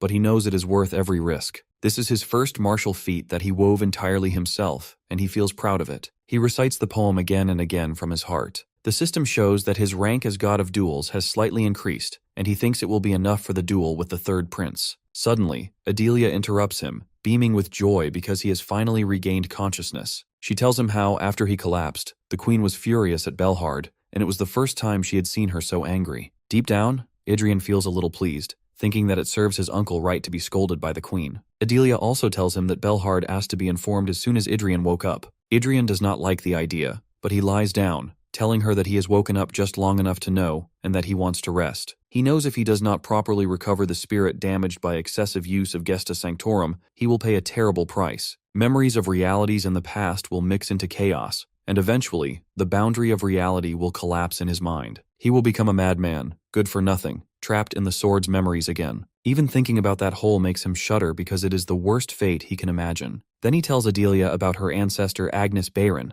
a legendary swordsman, and how she should be able to inherit the powers of Gesta Sanctorum. Adelia imagines how incredible her ancestor must have been. Adrien explains that in order to fully benefit from the poem, she will need to grow far stronger than she is today. He asks her what she truly wants to learn. Adelia is stunned by the question, her eyes widening, and she hesitates, stuttering repeatedly. Finally, she blurts out her heart, declaring that she wants to become Adrien's sword. Hearing this, Adrien freezes, utterly stunned by her words. Apparently, some Gesta Sanctorum begin with the sound of a driving trumpet, while others start with the first step across a plain. Some begin with a heartfelt oath, just like the oath Adelia is taking right now in front of Adrien. She swears to sacrifice her life for him and dedicate everything she has into 5 things for his sake. The system shows that she is offering a point of subordination. Adrien feels the power and presence of it, realizing that this is Adelia's Gesta Sanctorum. Some Gesta Sanctorum also influence others, and in this case, a new Gesta Sanctorum forms, creating a point of domination. The point of subordination is a link between a master and a servant, and Adrien is stunned. The descendant of the Sword Queen has conceived this form of subordination in front of him, granting him a miracle he never expected. He smiles, thinking of all the powers he will now have. As long as Adelia's subordination targets him, her growth will also benefit his own work. He thanks her for her kindness, and Adelia gazes at him in admiration. Adrien does not yet know what kind of help or advantage she will give him, but he feels certain about the future. A few days later, Adrien is in the kingdom, bored out of his mind. His mother approaches him, asking if he is feeling a little better. Adrien does not like being questioned, and he struggles dealing with people who are cherished by the body's original owner. He is just as awkward with his mother, who looks somewhat defeated. She asks if he resents his uncle and then tries to cover for him, saying that he does not truly mean harm, so even if Adrien has hard feelings, he should just shake them off. When Adrien replies that he does not feel that way, she screams that he definitely should. Adrien is confused, wondering what she really wants from him. Ever since he blew away his pride and arrogance that day, it has been hard for him to endure. That day, he planted a heart demon inside his uncle's mind. If Belhard cannot overcome it, the demon will grow, and he will lose his proud martial powers. Adrien does not care about the consequences for his uncle. That will be his own loss. His mother says that his uncle has spent his whole life closer to swords than anyone else, which makes him clumsy and rough in mind. But recently, Belhard seems fond of Adrien and even personally persuaded the king to lift his confinement early. As soon as it was lifted, Adrien threw a temper tantrum, putting his uncle in a difficult position. Adrien realizes then that his uncle had legitimate reasons to be angry, yet he still acts like a spoiled, ungrateful brat, thinking, what did he even do for him? While in recovery, an old scholar named Niccolò Marciadel was called in to serve as his tutor. Naturally, Adrien Leonberger refused to play along. The old scholar, Carls, and Adelia watched as the prince rolled around the floor, throwing a tantrum. Niccolò tried to give him some encouraging words, but the spoiled prince took it the wrong way. Once he calmed down a little, Adrien insisted that there's no need for a lesson when he already knows everything he needs to know. Since he feels strongly in that way, Niccolò suggested an alternative. They could just hang out and engage in a conversation covering several topics. If he could prove that he didn't need help, the scholar promised never to visit again. By the end of the day, the prince was blazing with passion as he openly took part in academic debates about the nature of man. Niccolò even suggested a book for him to peruse based on the topic they delved into. In this text, the relationship between ruler and subject was represented as a kind of contract. Monarchs provide a portion of military and economic power to the keys of power, and the keys of power keep the monarch on the throne through loyalty. For all the years he's lived as Gruhan, Adrien came to believe that relationships are supposed to be give and take. Before he knew it, the whole day had been spent. The old scholar tidied up the desk and concluded the session. When Niccolò said his goodbyes, the prince was smiling from ear to ear. He's never had so much fun just yapping away. As soon as he heard the door shut, Adrien realized what happened. He had just been finessed into attending a full-blown lecture against his will. The old man was quite sly, but Niccolò was also surprised by the first prince. The kid was very different from how the rumors depicted him. Forbidden from training and free from Nicolo's lessons, the prince's schedule was clear for the day, and he was bored. Before he could agonize about his life choices and bed rot, a guest, namely his uncle Bael Balarhard, made him stand up. Adelia welcomed Unk in. It's been a few days since the last sparring match. Bael looked ghastly. He hasn't been able to overcome the inner demon planted by his nefarious nephew. Today, Unk only came by to say his apologies. He broke the promise he made to himself and caused the prince a great injury for it. He won't make any excuses, even though Adrien's injuries were the painful fruits of overexertion. His uncle must have been agonizing over the troubles of injuring royalty. To correct his mistakes, Uncle Bael offered to give the kid anything he could possibly ask for. If he has to give up his eyes or arms to settle the score, he will. In the end, Adrien felt bad for this talented man trapped by such a trivial inner demon and decided to be generous. The first prince stated his demand. He just wanted to go out for a bit. His forced confinement period is over, so he should be free to go. But the prince wasn't talking about going on a one-day trip. He plans to wander far outside the capital. Setting the schedule will take time, and they can't aim for somewhere too far either. Bael accepted his request and immediately got to work to make it happen. After his uncle left, the prince was left in the room with Carls. He thought the boss would demand something more unreasonable. You don't get the favor of a count every day after all. Frankly, Adrien just wanted the old man to stop acting so stiff and pathetic, so he asked for something manageable. Hearing the boss speak so candidly cracked up the night. Suddenly, Adelia entered the room with a much-awaited letter in hand. It was a neat update log from Lady Arwen Kurgayan. She underwent a small breakthrough and will be able to visit soon.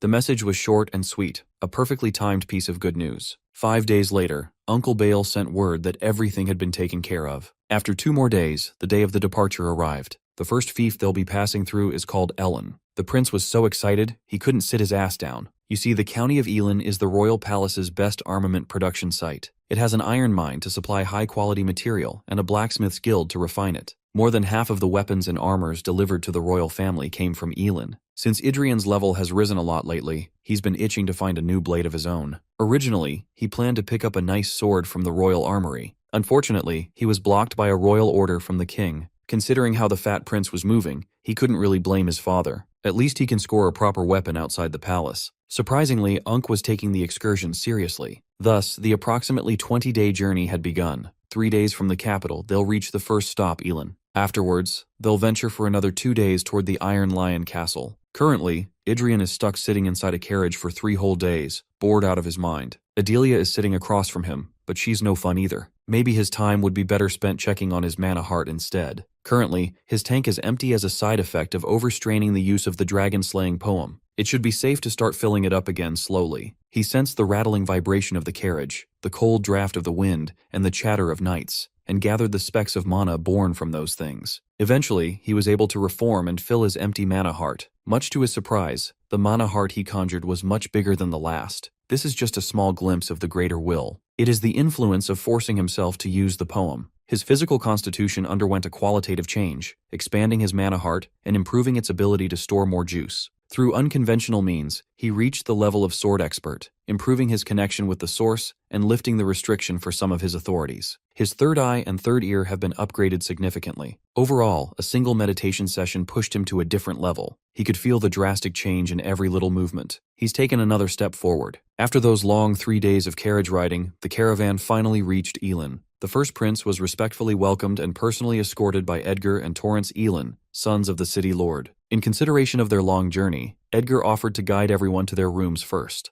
Walking around the Elin mansion, Adrien saw why this county was dubbed the production center for armaments. The halls were filled with all sorts of weapons. Upon closer look, you'd see that the blades in display are just flashy pieces, useless hunks of metal in actual combat. Based on first impressions, Adrien felt doubtful about finding what he was looking for in this place. So, he asked to be taken to the blacksmith guild within the territory. Edgar gladly granted his request. On the way, the local lord warned the prince that blacksmiths are rough and stubborn people without exception. When completely immersed in their work, they won't notice even if the lord visits. Edgar gave Adrien a long preamble to respect the craftsman spirit, even if it might seem a tad offensive. The heat of the furnace is intense as they walk into the room where magic happens. The air was filled with the noise of iron being forcefully hammered. The flames clamor, the bellows hiss, the The blacksmiths use fire and iron in perfect harmony. Among the artisans in this room, there is one exceptionally clear sound that took the prince's breath away. An old man diligently forging a sword in the middle of the room caught Adrien's undivided attention.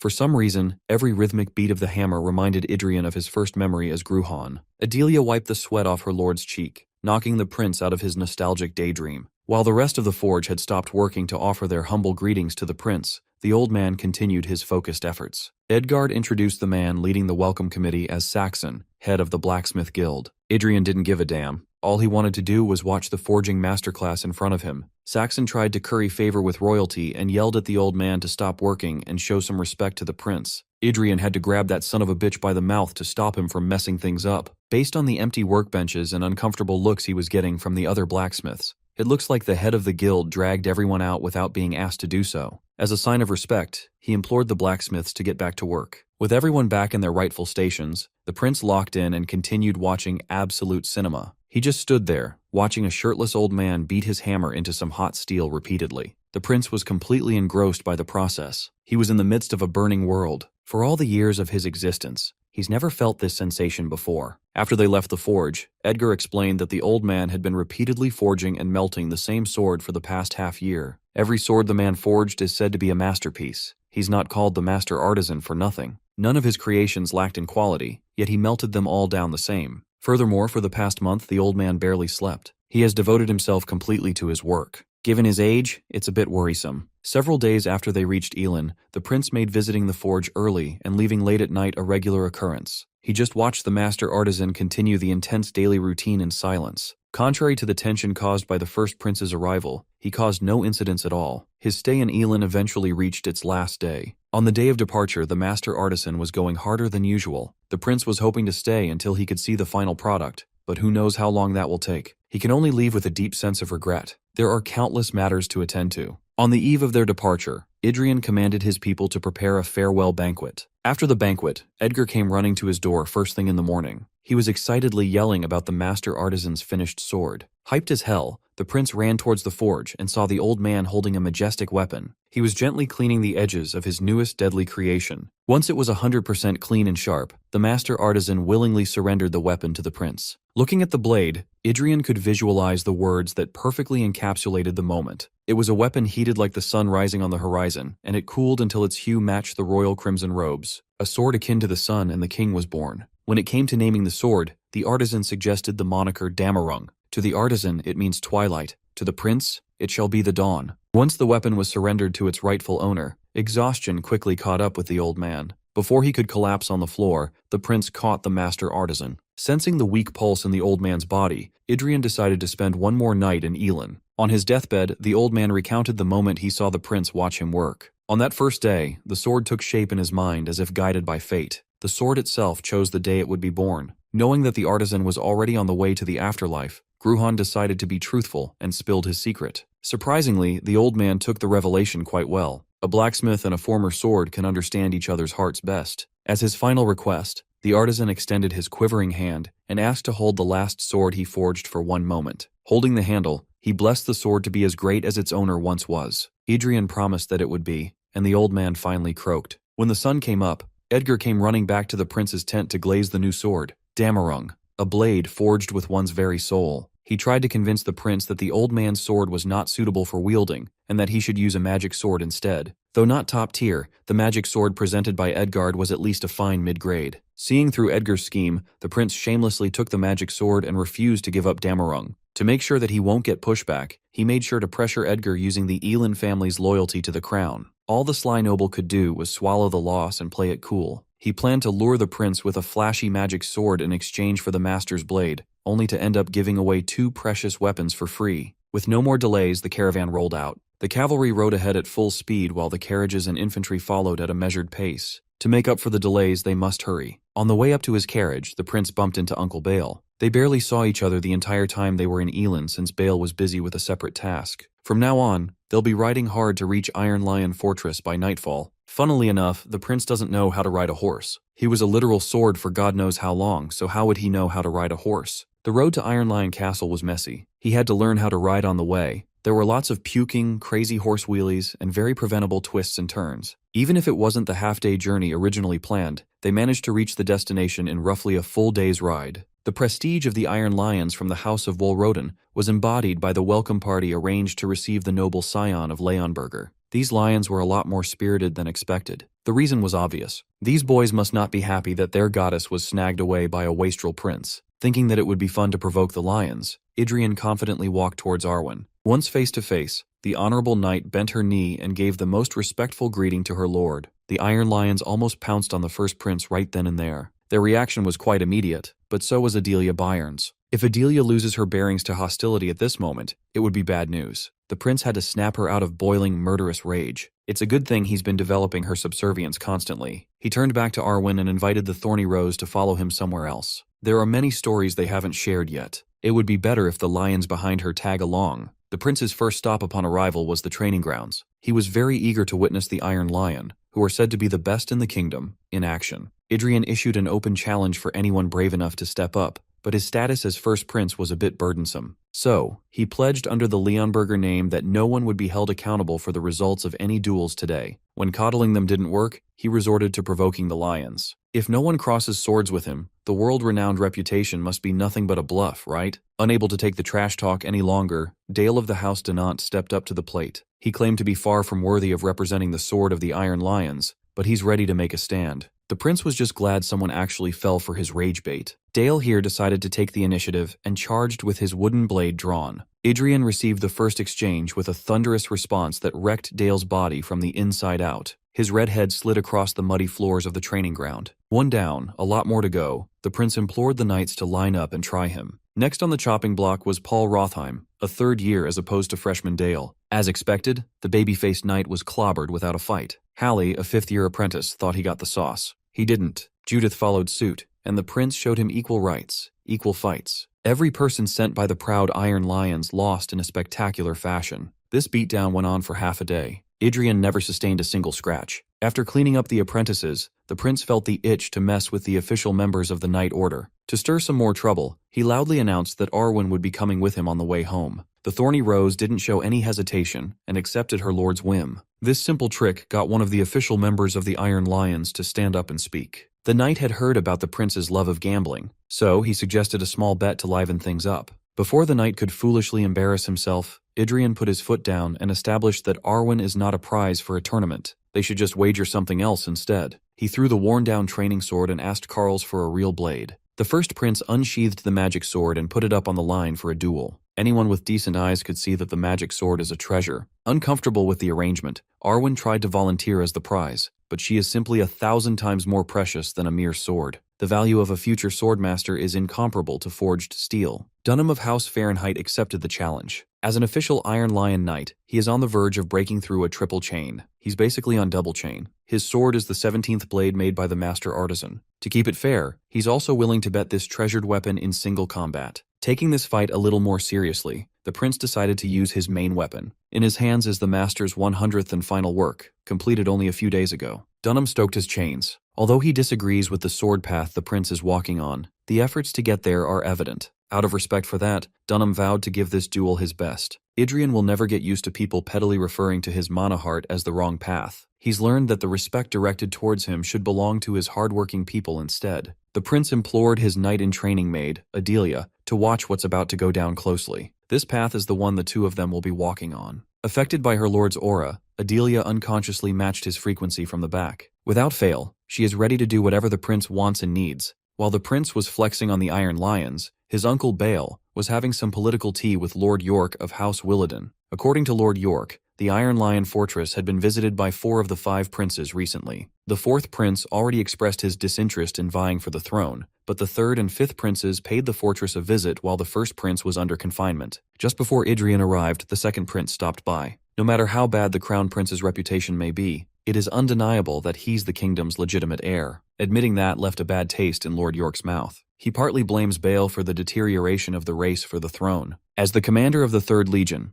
Bale Valorhard should have supported and whipped the 1st prince into shape, even just a little. Perhaps he would not have ended up a politically isolated ass. After skirting that responsibility for years, he now decided to act like the prince's guardian. Bale couldn't refute York. He clearly pushed his nephew away for years. He judged the fat slob as the farthest thing from a wise ruler. He was a man who was bound to become a tyrant. One day, he found the boy intoxicated by a wicked potion and rightfully scolded the prince. Adrien looked at him with eyes full of rage. The boy had the gall to charge at his own uncle with a sword. He was a hopeless brute. When Bale returned to the north in disappointment, that scumbag nephew of his sent some poisoned wine over and shamelessly included a letter calling it a gift. In his anger, Bale downed the entire bottle and angrily burned that cheap poison with his mana. As the shitty poison melted in his system, he burned away the last of their blood ties with it. In an unexpected twist of fate, the hopeless brute underwent a drastic change. He endured harsh training like a madman and grew exponentially as days went by. Lord York complained about Bale's confusing stance. Just a few months ago, he was preaching that the first prince must never ascend the throne. The current Bale Valorhard truly believes that the child is now a completely different person, indistinguishable from his past self. He urged Lord York to give the boy a chance. At the very least, let him stand at the same starting line as his competitors. Bale lowered his head and begged for York's open mind. The Lord of the Iron Lions really doesn't know what to make of this bizarre change of heart anymore. He could tell that either Bale or the first prince had changed. York politely asked the man known as the Silver Lion to lift his head when one of his knights barged into the room with an urgent message involving the first prince. Bale and York quickly made their way to the training area. He assured Bale that his knight, Dunham, knows the limits of a spar, so nothing serious will happen. He trusts his men to not be stupid enough to strike down royalty even in a live sword spar. Bale wasn't rattled in the first place. Instead of worrying about the prince, York should be worrying about his knights. Lord York felt as though he was speaking to a stranger. Bale has been saying all sorts of strange things since they arrived.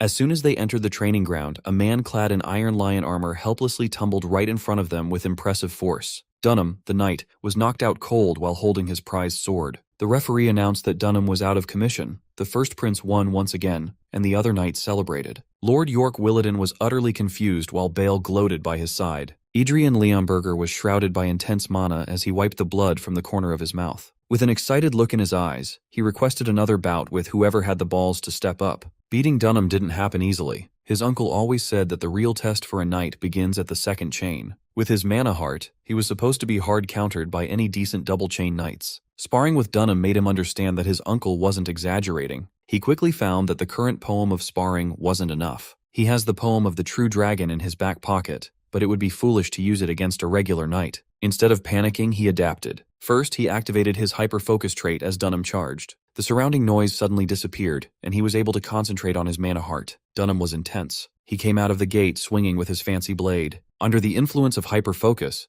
Adrien noticed that his body didn't feel like his own. He infused his eyes with mana, enhancing his vision. The prince tried his hardest to relive the sensation he felt when he unlocked the hyper-focus trait back then. Finally, Dunham entered his range, and everything slowed down as if time had stopped. His body still remembers the sensation of being immersed in sword training, and it shows its ferocity. A quick slash that outsped a legitimate double-chain knight sent Dunham flying and sliding into the dirt. Grasping the flow state filled him with utter delight. When he requested another sparring partner, a blonde knight jumped in. This time, Adrien had a smoother time dealing with a double-chained knight's assault. After parrying the initial strike, he used the momentum to power his following attack. The blonde knight was too slow and was forced to block at an awkward angle. Adrien danced with his blade as mana continuously pumped throughout his body, trouncing the blonde knight. He didn't stop at 2 wins. The first prince continued challenging the Iron Lion knight one after another. The more he fought, the sharper and faster his attacks grew. This series of spars pushed him to the limits. More importantly, it made him happy. By the time the sun had set, the first prince stood alone, completely gassed while surrounded by the unconscious knights he had defeated. He barely had enough strength to hold his sword up. Surprisingly, the knights in the sidelines were hyped by his impressive showing. They even cheered when their comrades were beaten down one by one. Adrien's 5 consecutive victories utterly changed how they looked at the prince. He subconsciously recited the poem of sparring. He's endured 1,000 waves in 100 bouts. Before a greater wave, he will stand unshaken. A new verse has been added to his poem. Only now does he rise with a sword in hand. The poem was refined and leveled up to the extraordinary rank. In accordance with the rank up, it underwent a transformation. The poem of sparring shall now be known as the poem of duel. It took everything he had, but he finally did it. After the adrenaline from fighting and ranking up died down, Adrien's fatigue finally caught up to him. As he fell to his knees, releasing his grip from the blade, the Iron Lion knights rushed to his side with concern. One of the elite knights offered his respect for the prince's remarkable demonstration of skill and power. The rest of the knights followed suit with spirited cheers. They respected his sword, his fighting spirit, and saluted his victory. With hyper-focus off, Adrien finally saw the change in the Iron Lion's treatment towards him. Just a few hours ago, they all wanted to tear him apart. Lord York Williden, who's been watching from the sidelines, explained that his men are simple folk by nature. There is nothing that excites them more than swords and glory. Judging by the prince's confusion, he must have been expecting even more resentment coming his way. These knights believe that an honorable defeat is more valuable than a disgraceful victory. When both sides fought with everything they had, winning or losing didn't matter as much. The knights joked that Dunham might hold a bit of a grudge. He has to offer his prized weapon to the prince after all. They all would love to see that guy stop bragging so much. Adrien thought that everything he knew from the old world had been forgotten and discarded. It's nice to see that there's at least one thing that hasn't changed. Regardless of victory or defeat, true warriors revere the strong. The very next day, Adrien's entourage gathered outside the Williden estate to continue their journey. He bade Lord York and his Iron Lion knights farewell. This time, the Count sounded more genuine with his well wishes to the prince. Before climbing up his horse,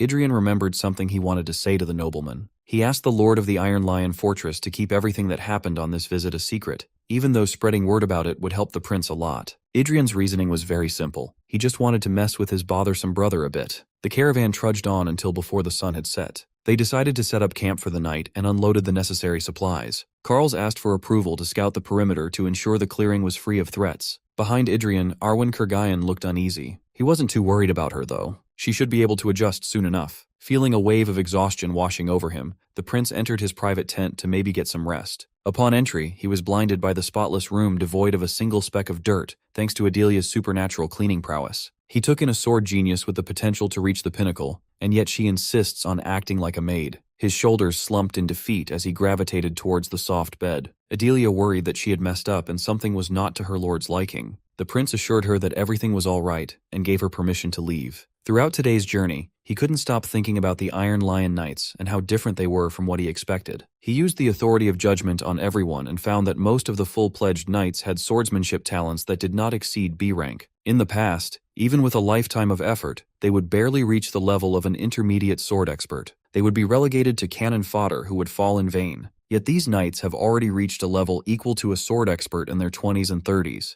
Though the upper limit of superhumans has plummeted beyond comparison, the skills of ordinary people have risen exponentially. The talent ceiling had dropped, but the floor was raised. This phenomenon must be because of the mana chain they cultivated. In the past, his uncle Bale would have been talented enough to aim for transcendence, but his raw potential has been capped and thrown away by modern methods. The current era is one where the accumulation of karma beyond the extraordinary status is scarce, bordering on non-existent. In the end, the flow of time led to the deterioration of power. Admittedly, Adrien knows nothing about the current era and how it got this bad. He'll need to start learning about this current world from the very beginning. Someone entered his tent flap and encouraged him to keep that good mindset. It was his Uncle Bale. He's completely changed his tone when speaking to the prince. Now he's giving him encouraging words to achieve his dream. Adrien didn't even know what dream this old man was talking about. Bale added that since he already won over the hearts of the Iron Lions, he's practically secured their support. If it were any other prince, they would have a hard time mingling with a bunch of veteran knights so naturally. His uncle saw their recent visit as a masterful political move and a very wise decision. Adrien finally understood what the old man was implying. He tried to deny that he had planned for this ahead, but his uncle just changed the subject and reminded the prince of their bet. Adrien interpreted the wager as defeating the third prince, which he has yet to do, but the terms clearly stated that he must simply defeat a double chain knight. In reality, the prince had already won the bet. Bale is a man of his word. He came to Adrien's tent to fulfill the promise he made back then. Stating his name and title with his chest, Bale Valorhard, a Count of the Kingdom and commander of the 3rd Legion, vowed to officially support the kingdom's first prince, Adrien Leonberger. Things are quickly getting out of hand. Adrien doesn't like this solemn oath one bit. His uncle gave him an optimistic thumbs up. This old man is trying to make him king. Bale's bold declaration was truly a bombshell. When they arrived back home, Adrien was showered with congratulations. Against his will, all his retainers celebrated his official bid for the throne as the rightful heir. Newly assigned royal knights and soldiers were deployed to his house, causing a commotion. His household staff was expanded, with new attendants and servants hired from within the palace. Suddenly, Adrien found himself in the center of all this ridiculousness. He finally erupted and ordered Carls to send all of the new personnel back where they came from. They're just so distracting.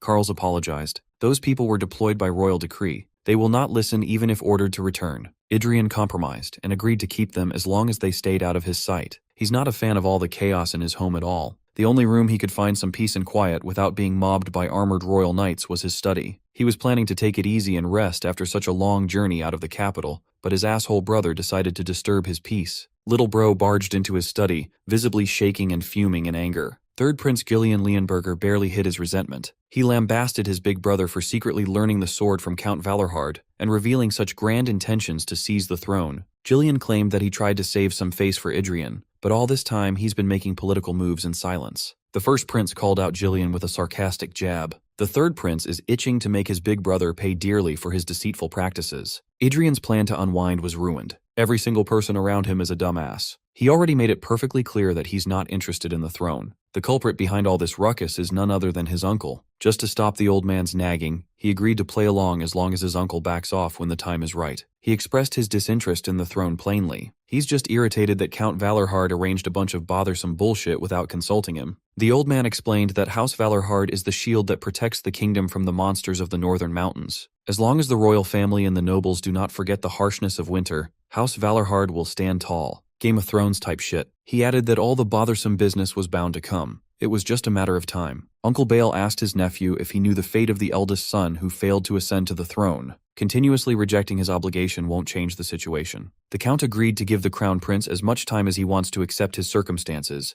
but left him with one last warning. Since time immemorial, the legitimacy of the eldest son has persevered as long as he lives. Rejecting the throne can only end one bloody way. Adrien was stubborn. Despite his uncle's warning, he doesn't intend to change his decision. In his mind, what he really needs is his rightful authority and power that once reached transcendence. He couldn't give a rat's ass about a petty squabble for the right of succession. It'll only distract him. Adrien stood firm on that stance, but he has royal duties he was required to attend to. Today, the banquet hall of his house was filled with nobles dressed in lavish clothing. When he entered the room, he was introduced as the legitimate bearer of the Leonberger bloodline and the eldest son of the royal family. The first crown prince, Adrien Leonberger, as soon as he showed his face, the nobles turned to him with poisonous looks. Aside from his uncle and some familiar faces, the entire room stared at him like he was a bitter enemy. In the back of a banquet hall, a cloaked woman looked at him with a hint of curiosity. Adrien dressed up for the banquet accordingly. Donned in royal garb, he looked down at the den of devious nobles. He slowly descended the grandiose stairs with poised steps. All the while, he was scanning the crowd with his sharpened senses. The nobles put on their fake smiles and showered him with fake compliments. They chimed that he looked like the king in his prime, dignified and regal. All this fuss just because he lost a little weight. Calling these people the nobles of the kingdom felt like one big joke. Everywhere he looked, his authority of judgment picked up the presence of the snake's heart trait. This is a brand of karma earned by those who trample over lives and steal from others. Every single one of these snakes carries such a filthy mark. Thankfully, there are a few of them who weren't tainted by such an ugly thing.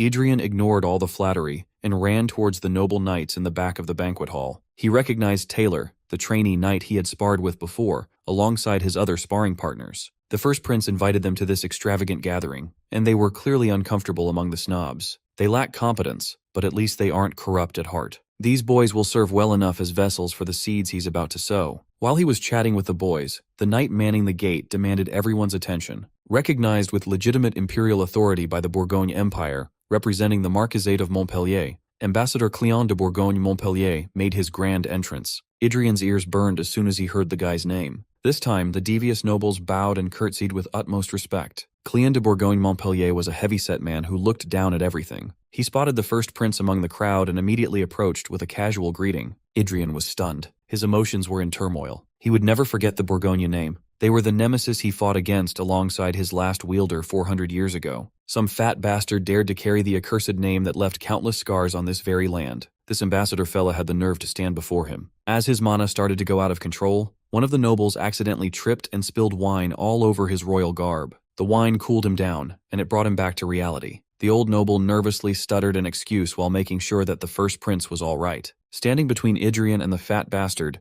the nobleman offered his deepest apologies. The crown prince surmised that the old nobleman must have orchestrated this incident as a favor. Thanks to the wine spill, the ambassador backed off while the nobles watched with bated breath. Silence pervaded the banquet hall as everyone waited for the prince's response. Adrien simply turned to the door to change his clothes, while the old nobleman blamed his aging body for failing him and committing a grave disrespect. Carls handed him a towel to wipe off the alcohol and escorted the prince away. The attending knight identified the old nobleman as Marquis Bielefeld. Adrien was pleased to know that among the traitorous nobles of the royal court, at least one man wasn't rotten to the core. That wine spill really helped him cool off. The first prince didn't go back to the banquet hall after that incident. Count Valerhard found him locked in his study and brought up what had happened. Marquis Bielefeld already gave him a rundown of the incident. The old nobleman had to improvise when he saw the first prince's mana flare up to cause an even bigger scene. Seeing his nephew seething in silent rage, Uncle Bale knew that the Marquis wasn't exactly talking nonsense. The Count scolded Adrien for losing control, but he assured the nagging old man that he's not that reckless. He just can't wrap his head around that fat bastard's presence. The insidious Bourgogne clan is flaunting its power in the heart of the kingdom, and the nobles treat it with more reverence than they do their own royalty. He sensed an atmosphere far too tense and toxic to be considered peaceful, a relationship far too one-sided to be called an alliance. The prince outrightly asked his uncle how exactly the kingdom ended up in such a pathetic state. Count Valerhard lowered his head in shame and uttered that this is a common story. In the past, the kingdom bravely stood firm against the empire's numerous invasions. The great knights rose up to repel them time and time again. However, as time passed, the empire continued to grow into a massive superpower, and the gap between the kingdom and the empire widened. Against the titanic power of the empire, the kingdom was eventually left with no other choice but to kneel. Adrien couldn't help but feel like he knew the exact reason for the dramatic downfall. The kingdom of Leonberger is a small nation on the edge of the continent. They made up for their size by drawing on an ancient source of power. A foundation was built meticulously since the founding of this proud nation. It was simple, yet extraordinary. It was a legacy of unfathomable achievements that became epics, legends, and eventually, myths. The rise of the kingdom was all thanks to the heroic martial poem. Since they've mysteriously lost access to this source of power, decline soon followed. Connecting the dots that had been there for 400 years, the crown prince finally changed his mind. He'll give the ascendancy to the throne a real shot. Count Valerhard was surprised to see the resolve behind his nephew's statement. Adrien might come to regret this decision in the end, but he realized that this is something that he must do. As Gruhan, he basically built half of this country by blood anyway. The night passed, and the second day of the banquet kicked off. The first prince donned his royal garb once more. This time, he entered the room alongside his uncle, Count Bale Valerhard of the North. From above, he scanned the banquet hall with a different intent than the last time. He saw the nobles half-heartedly bow and avert their gaze, as a tense atmosphere filled the room. The prince took note of their sloppy etiquette. They truly value the empire's foreign nobles more than their own royalty. In the past, when his last wielder, his friend, stood before people, no one ever thought he would end up becoming a king. In the eyes of the masses, he was nothing more than a country boy from the middle of nowhere. Even among the outcasts, he never stood out as someone particularly special. And yet, that boy stepped forward with a legendary sword in hand. He couldn't help but compare his current situation to the past. His mana heart stirred, and it subconsciously took the form of the first king. The first prince recited something he never thought he'd need, a poem for those who have eyes but cannot see. His mana took form according to his will, and showed the people that they were standing before their ruler. The king's poem took effect, but his current status cannot yet withstand the full magnitude of this power. Most of the poem's prestigious power was omitted. He was left with a single verse, a mere fraction of the whole. Adrien winced at the amount of mana it took to activate, but compared to the poem of the true dragon, it was more manageable. After all, the king's poem is at the hero rank, not mythical. But there is no better poem fit to make a bunch of traitors bend the knee. A vague construct of a crown and a flowing cape enveloped the prince. He walked in the middle of the crowd, his cape emanating a majestic glow. The disrespectful nobles watched in awe as he took every step. Standing before the flock of nobility, they finally gave the crown prince a courteous bow befitting the royal blood. Now that he's captured their attention properly, he dispelled his royal constructs and commanded everyone to raise their heads. He quickly choked on his orders when he caught a whiff of a sinister presence nearby. It was coming from a woman obscured by a cloak. The energy rolling off her body felt oddly familiar. When she lowered her covering, sharp, pointed ears revealed themselves. It was an elf. She expressed surprise that someone in the kingdom still remembered the poems of old. Upon seeing her peerlessly gorgeous face and invigorating figure, the prince recognized that this wasn't just an ordinary elf. His face crumpled in shock and terror upon seeing the ancient lunatic approach. People often believe that elves are the most beautiful creatures God ever created. They are supposedly a benevolent race that would never harm even the smallest forms of life without just cause. They are the protectors of nature, with lifespans ranging from 300 to 1,000 years. If you ask a random person on the street what an elf is, that's the image they would imagine. Those people could not be more mistaken. In reality, elves are a cruel lot who often use their beauty to lure and ruin their enemies. High elves, in particular, are born with the hero rank from birth. They are the most dangerous kind. To make Adrien's position even harder, he knew that the woman in front of him wasn't just any regular high elf. This one has lived for nearly a millennium, the elder high elf Sigrun, also known as the dancing magic swordswoman. Age is just a number, for real. She was a member of the expedition that slew the Mad Dragon 400 years ago. It just so happened that the crazy woman had a fascination with Gruhan. She was relentless in her attempts to steal him away. She promised Gruhan all sorts of exciting adventures and vowed to accept him wholly as a sword. Her attempts tormented the sentient legendary blade to a horrific degree. Adrien worried that she could recognize who he truly was. There's no doubt that Sigrun recognized the poem of the king. Feeling a strange familiarity with the prince, she asked if they'd ever met before, and he vehemently shook his head in denial. He played it cool and claimed that this was his first time seeing an elf in person. With doubt apparent on her face, she doesn't seem to buy that claim and boldly calls the prince a liar. Even 400 years ago, Sigrun was already one of the strongest beings he's ever encountered. There's simply no telling what kind of monster she has grown into by now. In Sigrun's experience, there are two typical reactions from a human seeing an elf for the first time. Most ordinary people would be instantly smitten and love-struck by her beauty, but those with a high level of cultivation would instinctively become wary of her power. From what she can sense, the boy hasn't reached that level just yet. As an excuse for his weird reaction, the prince claimed that he had a rather unique aesthetic taste for beauty. Sigrun still doubted the prince's words. She kept her thoughts to herself and gave one final farewell. She was pleased to meet the crown prince, even if only for a short time. When the dancing magic swordswoman vanished from the premises,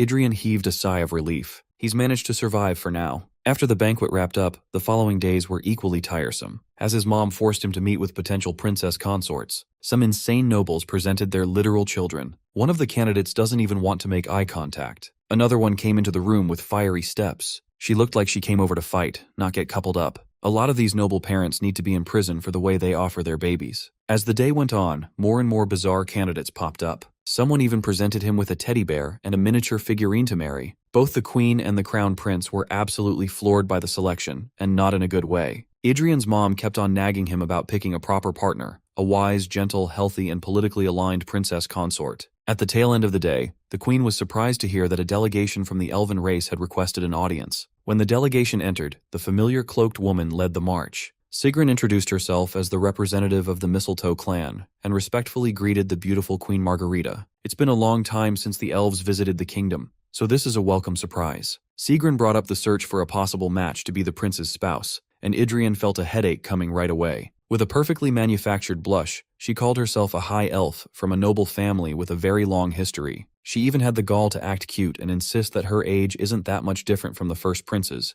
even though there's a 1,000-year age gap between them. Sigrun continued that elves, who remain beautiful for centuries, are considered the ideal spouses for humans. She also has plenty of retainers equivalent to a knight order. The wily elder high elf continued her demure act and asserted that from the moment she saw the first prince, she felt that their destinies were intertwined somehow. That might be the first real thing she said. Elves never tell a lie when it comes to destiny and fate. Queen Margarita was thoroughly impressed by Sigrun's bold sales pitch. The nobles watching from the sidelines were intrigued by the idea of the kingdom forming an alliance with the elven race. Before things could go out of his control, Adrien marched towards Sigrun and grabbed her by the hand. With a firm grip, he dragged her out of the throne room, and she happily let herself be taken away. Immediately, the minds of the nobles ran wild with their scandalous imagination. Adrien pushed the elf hag into an isolated room and locked the door behind him. With a serious expression, he spoke with Sigrun firmly, and she seemed to like where this was going. The first prince implored her to state her true purpose. She laughed and swore that she simply came for the sake of friendship between her clan and the kingdom. Since she's trying to play coy, he addressed her by her proper title, Elder High Elf Sigrun, the Sword of the Mistletoe clan,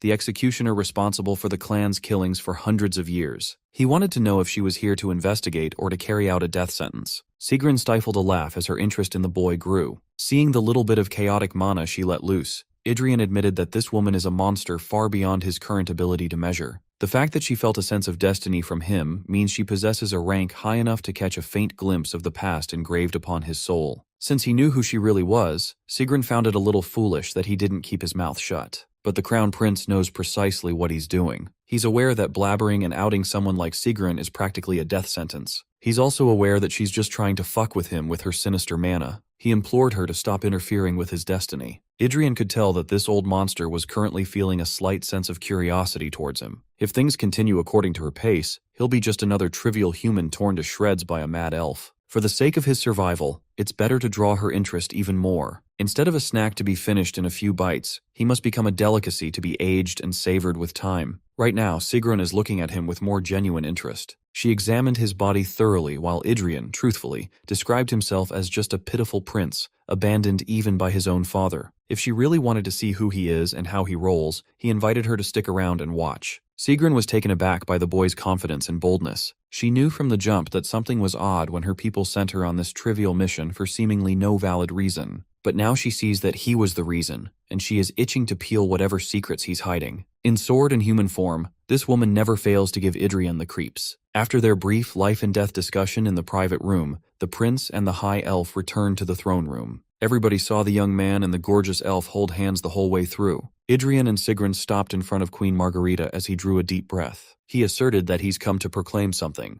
With a manufactured smile on his face and a genuine one on Sigrun's, the Crown Prince announced that he would hereby enter into an engagement with Sigrun of the Mistletoe clan. It took all his willpower to keep up the act of affection in front of his mother, but for now, he cannot afford to lose the lunatic's interest even if it only buys him a little bit of time. Since this is a matter of significant importance, he intends to take his time with the process. He could see the gears turning in his mom's head. The queen must be calculating the benefits of an engagement between a crown prince and a high elf. Sigrun was acting lovey-dovey, but she's simply looking at him as food that has yet to ripen. While she's waiting for him to reach the perfect ripeness, Adrien fully intends to use the time to build his strength to escape from the lunatic. Some die of thirst while others drown. Shit ain't fair. Hearing about the first prince's sudden engagement, his little brother was livid. Third Prince Jillian cannot accept reality when Adrien's only claim to superiority is being born a few years before him. His fiery temper is about to make him do something very stupid. Not long ago, Count Valorhard swore fealty to the buffoon. Then he went and plucked the flower of the Iron Lion fortress for himself. Now, he's announced the joining of the Elven clan and the royal family. Jillian used to think that a woman as beautiful as Sigrun was supposed to be out of reach. The only thing keeping the third prince sane was the promised sparring match scheduled soon. Killing his brother would cause too much trouble. Perhaps he'll just cut his big brother's manly functions to vent his anger. Finally, the day of the spar arrived.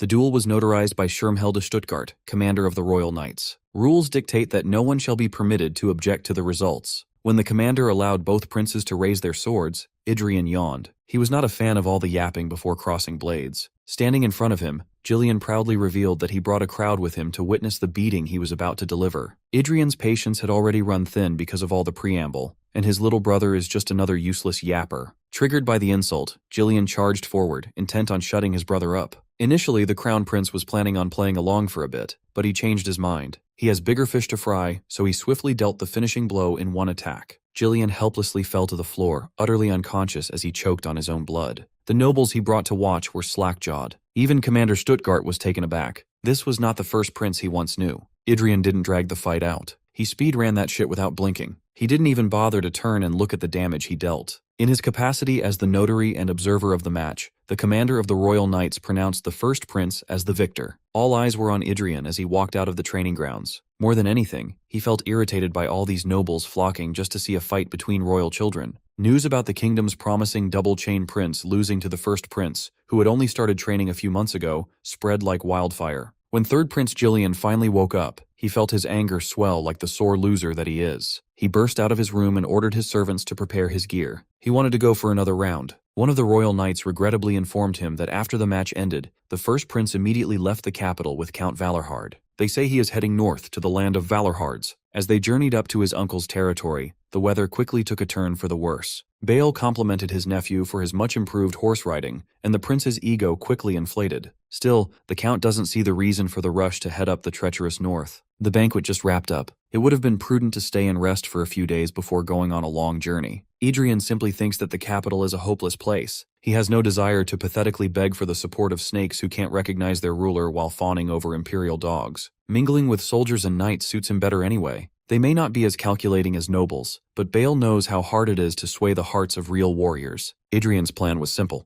If he rolls around in the mud with these people, an affinity is bound to form eventually. Still, Uncle Bale can't shake the feeling that his nephew is rushing things too much. The prince can't exactly tell his uncle that dawdling would end up in a real wedding to that madwoman. In the past, everyone she took an interest in met disastrous ends. No exceptions. Building his strength is the utmost priority. Getting stronger is a distant dream in the peaceful capital. With his people in tow, he wanted to settle in a place where his growth would accelerate. A place where a human's qualifications are tested most rigorously. The land where most heroic martial poems are born and forgotten. His real home is the battlefield. Laid before the caravan was the Galnal mountain range. It's the boundary line that House Valorhard has tirelessly protected for generations. As they inched closer to Galnal, the temperature continued to drop significantly. The Count urged the prince to just ride the carriage instead of freezing to death. Adrien knew better than to do that. Besides, he'll have to get used to the cold anyway. Surprisingly, the old scholar, Niccolò Marchiadel, tagged along with his party, much to the prince's annoyance. The old man just wanted to seize the chance to experience the rugged northern region. Besides, he's writing a book that would be of help to the prince. Tuning out the bothersome old man's yapping, he looked ahead and saw Arwen riding valiantly. Still, he noticed the deepness of her breath and checked if she was okay. Putting on a brave face, she assured her lord that she was. He offered to relieve her from the vanguard,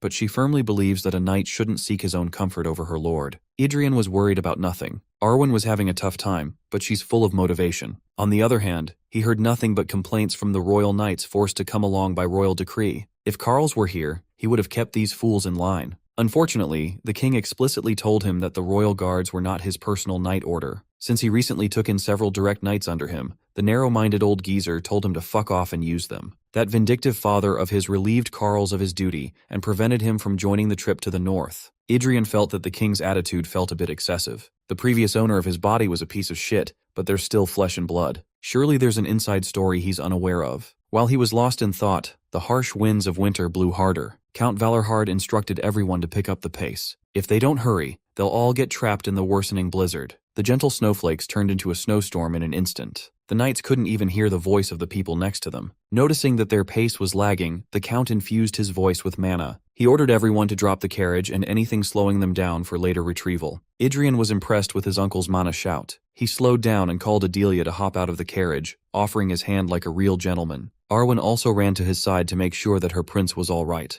The same cannot be said for the dumbass royal knights. A strong gust of winter wind blew right through their formation, making them tumble. Pissed off, the prince assigned Arwen to stick with Adelia while he scolded the idiotic knights. All they had to do was lower their shields. The winds were staggering their advance because they've been tanking it like fools. He slapped the heavy equipment away from the knights. They could always come back for this stuff later. The few Valorhard men in the count's entourage were impressed with the prince's swift adaptation to the unforgiving environment. In a blizzard, every single step was as heavy as a ton of gold. At the tail end of their calamitous trek, everyone was practically gassed and ready to fall at any moment. It was only a matter of time before one of the royal knights collapsed. Upon hearing that one of his men had fallen behind, the prince did what a leader should do. He moved the flock of heavy knights aside and grabbed the unconscious noob. He lugged that heavy son of a bitch on his shoulders and continued marching. Adrien yelled at the others for standing around and watching instead of marching. Just as the hellish parade was coming to an end, he felt the warm embrace of sunlight touch his skin. The prince dropped the heavy lump of iron and flesh while cursing under his breath. As if the blizzard was a lie, the sky cleared up and the sun shone bright. He didn't know whether to laugh or cry. Count Valorhard joined the men manning the gates of his land and turned to his nephew.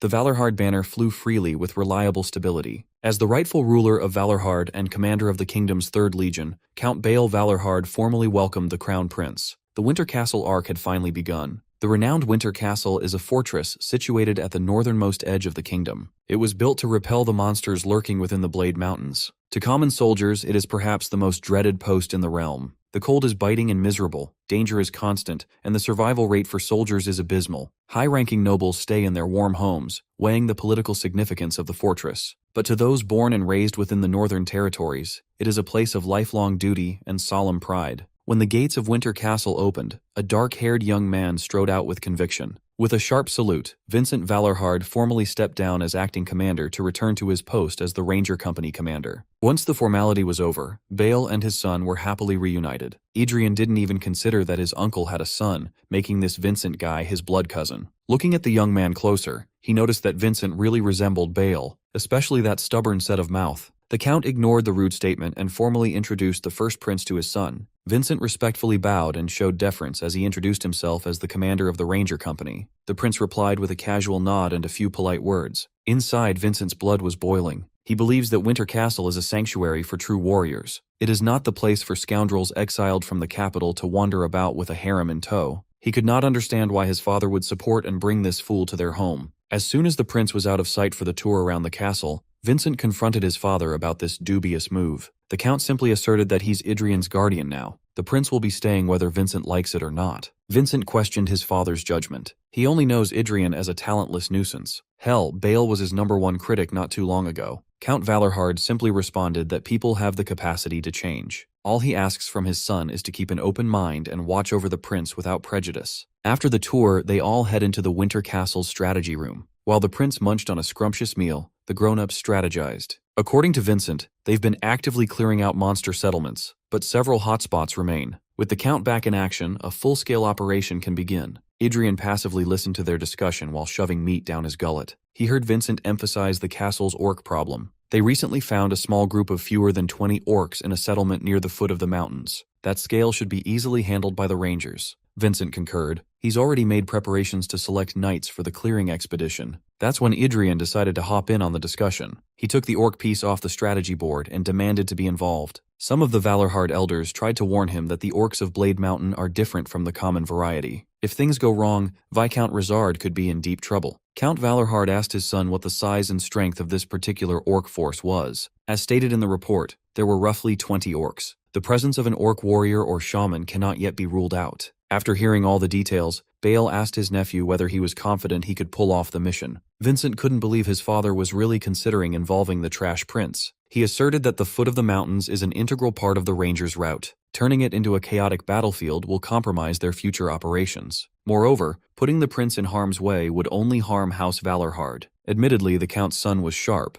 but the Count ignored all his counter-arguments and asked the prince for what he'd need to get it done. First, the prince asked for 3 expert guides for navigation. He'll also need to swap his men's equipment for crossbows. It was a simple enough request. His uncle had no problem granting those. The amount of leeway the Count was giving the prodigal prince was baffling to everyone else in the room. After the meeting, Adrien went to find his royal knights to inform them of their new assignment. He briefly gave them all the necessary information gleaned from the meeting, but the knights were hesitant to participate. They thought that with the 3rd Legion stationed in the Winter Castle, they had no reason to put themselves in unnecessary danger. But they were bound by royal decree to protect the Crown Prince. Whether they like it or not, they must come. Someone from the 3rd Legion will give them the necessary equipment by the end of the day. Adrien saw how unprepared these soldiers were on the way to Winter Castle. Nevertheless, he can just train them to be useful. Even though they were useless in the blizzard, they are still elites hand-picked by the royal family. Hansdeck excelled in formations and large-scale defenses. The others had decent enough stats too, though there is one very sussy baka amongst them. Apparently, a guy named Joseph was a master of interrogation and disguise. The very next day, the prince found his cousin waiting for him outside. Apparently, he was the expedition's guide. Vincent tried his best to remain courteous to the prince, but there is far too much at stake here. Failure will cause a cascade of trouble. It shouldn't be taken lightly. The friction between the royal knights under the prince's authority and the 3rd Legion Rangers commanded by Vincent was palpable. Much to Adrien's surprise, he couldn't view his cousin's status window. He must be a triple chain knight at the very least. Judging by the stats of the so-called rangers behind Vincent, they must be knights pretending to be regular rangers. These boys were clearly planning to push him aside to handle the orcs themselves if things went south. Adrien found that amusing, so he turned a blind eye for now. He found Adelia shivering in her timbers from the sidelines. The prince was fine with leaving her out of the rotation for now. If her trait blossoms the wrong way, he wouldn't be able to forgive himself. After final checks, the team ventured down the mountainside. Vincent continuously bombarded the prince with tips about conserving stamina and establishing proper footing. He nags even more than his father for real. Suddenly, the team halted their advance as a white rabbit ran past them. The scout, holding a telescope, quickly looked ahead at the situation. He spotted a small group of orcs preying on some unfortunate animal. Their mouths were dripping with fresh blood as they tore their food's flesh with their bare hands. The scout relayed the info with hand signals and asked how they should proceed. In response, Adrien signed for his crossbow archers to load up while the sword wielders prepared to draw.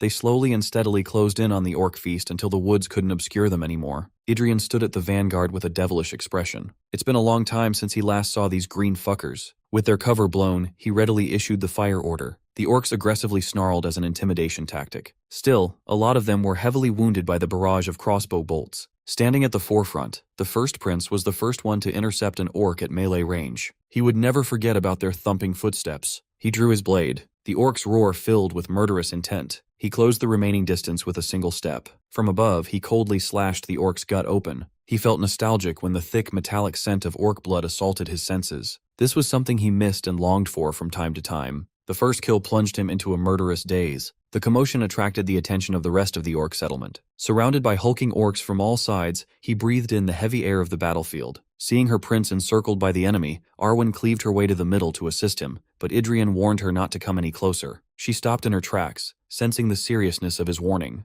Adrien gripped his blade tightly while evaluating his targets. If his allies do not steer clear of his impending rampage, they might get caught in the crossfire. Standing before all these orcs, he was reminded of a friend he had made over 400 years ago. It was an era when orcs were not mere monsters, but the proud masters of the continent. His experience with that friend wasn't mythologized. It wasn't a tale about a gallant hero. It was condensed into a poem of a pitiful man who loathed orcs more than anything. His name was never recorded in history. All he left was a sorrowful verse. He was a father who fought tirelessly until his strength completely withered away. He piled up green corpses to build a mountain of flesh and blood. Adrien's mana transformed into something else as the fleeting poem of an extraordinary avenger echoed. A crimson pool formed beneath the carnage, and the poem of revenge reverberated. Before the trip to the north, one of the royal guards selected for the journey, Joseph, was offered a bunch of money for a covert job. He was rightfully reluctant to accept an assignment to the Winter Castle at first. The noble who hired him expected the trashy prince to just hole up in the castle, farming his uncle's achievements for himself. Another one of Joseph's tasks is to keep an eye on Count Valorhard and report back anything suspicious he finds. Swallowing his fear at the sigh of gold, Joseph accepted and promised the corrupt count that he would do his best. Back in the present,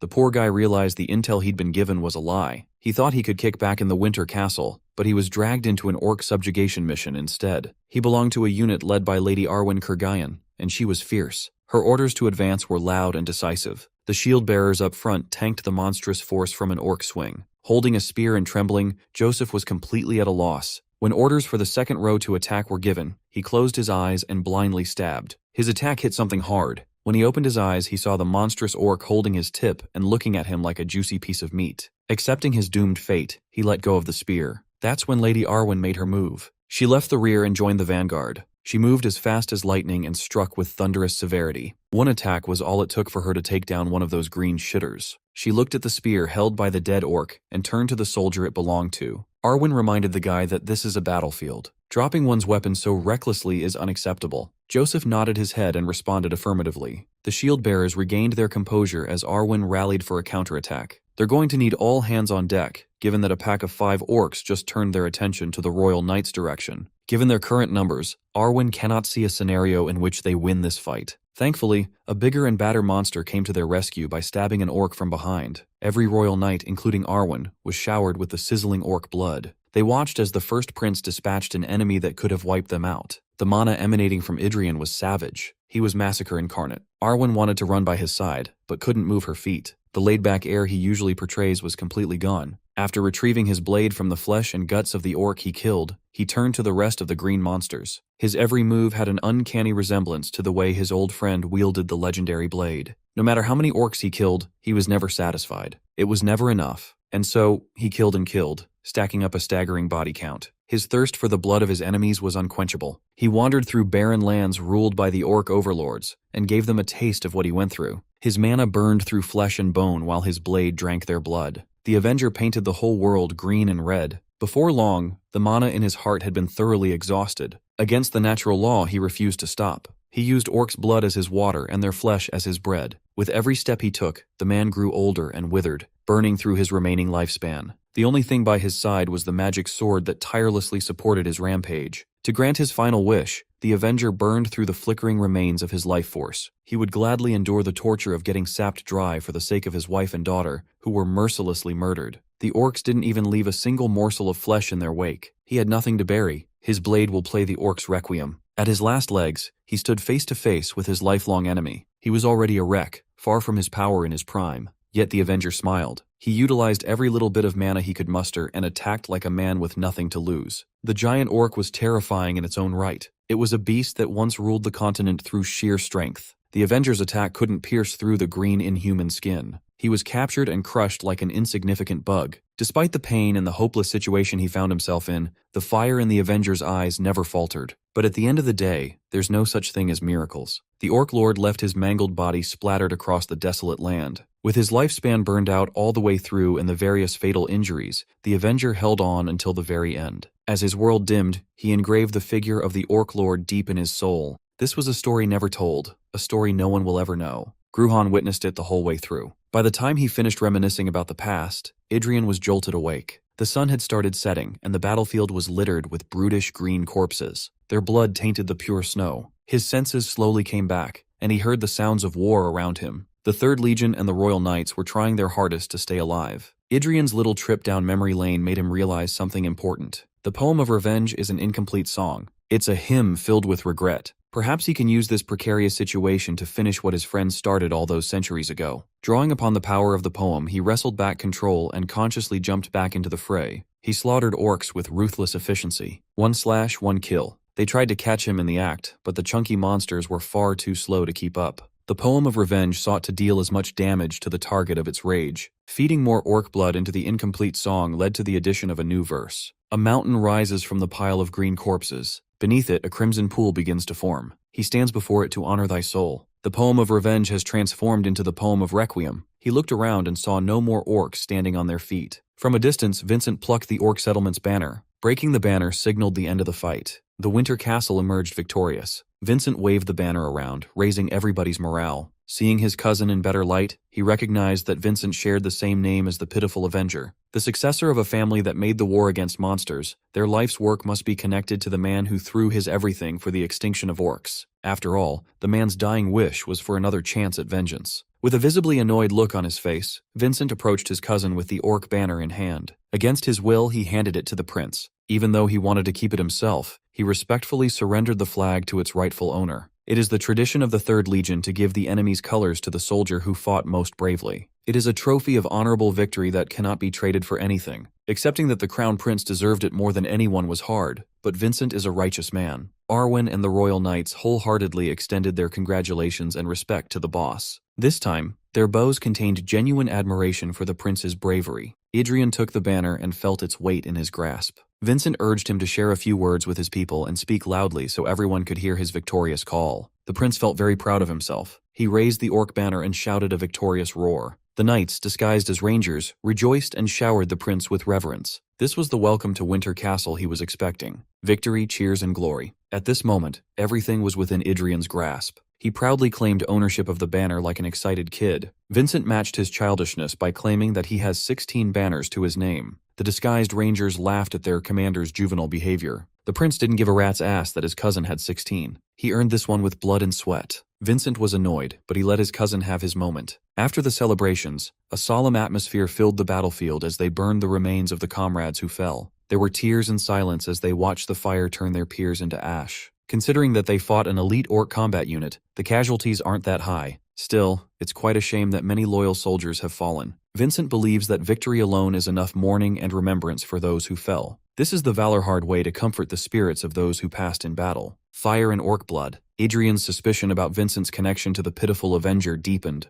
They share the same name and way of speaking. Reincarnation could certainly explain the correlation. In the solemn funeral, Adrien noticed that there were a few additional 3rd Legion soldiers present. Vincent explained that a ranger unit was passing by and joined the fight. The truth was, Vincent didn't trust the prince at all and prepared some reinforcement in secret. More importantly, it is worrying that an orc combat unit came down and settled so close to the foothills. It's also strange that no ranger detected their movements. To prevent any more surprises, Vincent advised that they hurry back to the Winter Castle. In the castle gates, Count Valorhard was already waiting for their return. He was glad to see his son and nephew return in one piece. Looking at the Crown Prince, he seemed eager to tell his uncle something. He revealed the orc banner and proudly announced his ownership of the tattered fabric. The Rangers, alongside his uncle, immediately cheered for the prince for capturing a flag on his very first outing. Arwen and the Royal Knights felt a little embarrassed. The guy flexed his banner 11 times at this point. Adrien was expecting some praise from his uncle, but the Count was preoccupied with listening to his son's worrying report about the increased orc activity in their territory. Vincent reckoned that the orc combat unit must have been looking for a big game, or perhaps something had happened deep within the mountains. Baal wanted to give his son some time to rest, but the situation seemed urgent and must be discussed with the others. Before heading back with his father, Vincent turned to the Crown Prince and gave him a genuine compliment for a job well done. Arwen stifled a laugh at the cousin's bizarre interaction. She could tell that Vincent was a man of rough temperament. He must have found it awkward to change his attitude so suddenly. As soon as she heard that the prince was back, Adelia ran through the gates to welcome him. She was so worried that he might be hurt or lost in the mountains. In response to her concerns, the prince found another person he could flex on with his orc banner. Within a few days, a ranger unit will be reorganized to survey the situation in the mountains more systematically. There are too many unknown variables at the moment. Only the elite scouts should be deployed for safety reasons. At the moment, there is no need for the prince to step forward. Adrien was a little offended that Vincent thought he would overstep. His cousin came all the way to his room in the middle of the night, just to fill him in on the details of the meeting earlier. Vincent claimed that he was under orders from the commander. The prince could see through his uncle's intentions. That old man wants him to get closer to his cousin. He's not totally against the idea, though. Having had enough of Vincent for the day, he cordially dismissed the young man. Left alone in his room, he can finally catch his breath. On top of his table was the tattered orc banner he earned from the expedition. In the battle earlier, he was too immersed in blood and carnage. It was the first time he had managed to recite an ancient epic poem in its entirety, without missing a single verse. He would likely experience similar out-of-body experiences in the future. Today's events also made him understand that none of the poems in his repertoire are truly his. The things that he once possessed did not fully belong to him. For the first time ever, he managed to make one of them entirely his own. The poem of revenge was a blood-soaked hymn of the fallen avenger. But the poem of requiem was the fruit of his labor. He was shaken out of his sweet thoughts when a foreign presence knocked on his window. The prince saw a bird watching him from the glass pane.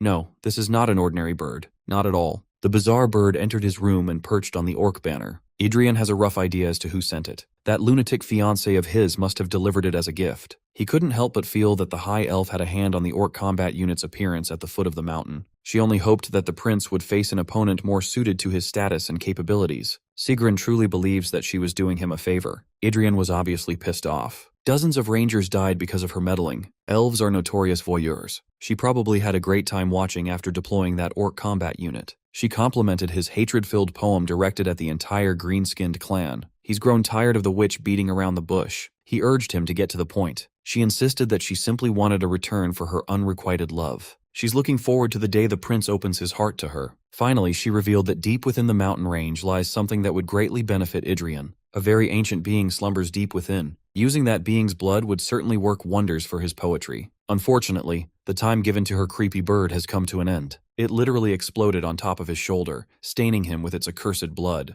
Even her sign-off was deeply unpleasant to the very end. It's obvious that Sigrun wants him to write a new epic poem for her amusement. Elves are avid listeners and reciters because they can never be the speaker of a poem. They weave other people's poems into their own melodies and sing of sword dances. She's pushing him to invent some new verse for the sake of enriching herself. Still, he felt intrigued enough to play along for now. He consulted Vincent about heading deep inside the mountains. He immediately shut down the idea. The rangers can navigate the mountains easily, but that only applies to the outskirts. Exploring the depths is practically suicide. They don't have a proper guide to lead the way. The rangers' mission is to stop the monsters from coming down, not to explore the whole mountain range. In the past, knights sought to overcome the dangers of the world to reach transcendence, until the hidden wonders were completely exhausted. But the full extent of the mountain range had become a sort of forbidden zone in current times. This opportunity alone makes the visit to the Winter Castle worth it. Seeing the eagerness in the prince, Vincent asked him to throw away any thoughts of going deep. Adrien assured his cousin that he wouldn't do anything of that sort, at least not yet. The days that came after were pretty uneventful, but the prince's mind was filled with thoughts of the monstrous beasts hiding deep inside the range. He wanted so badly to test his blade against the unknown,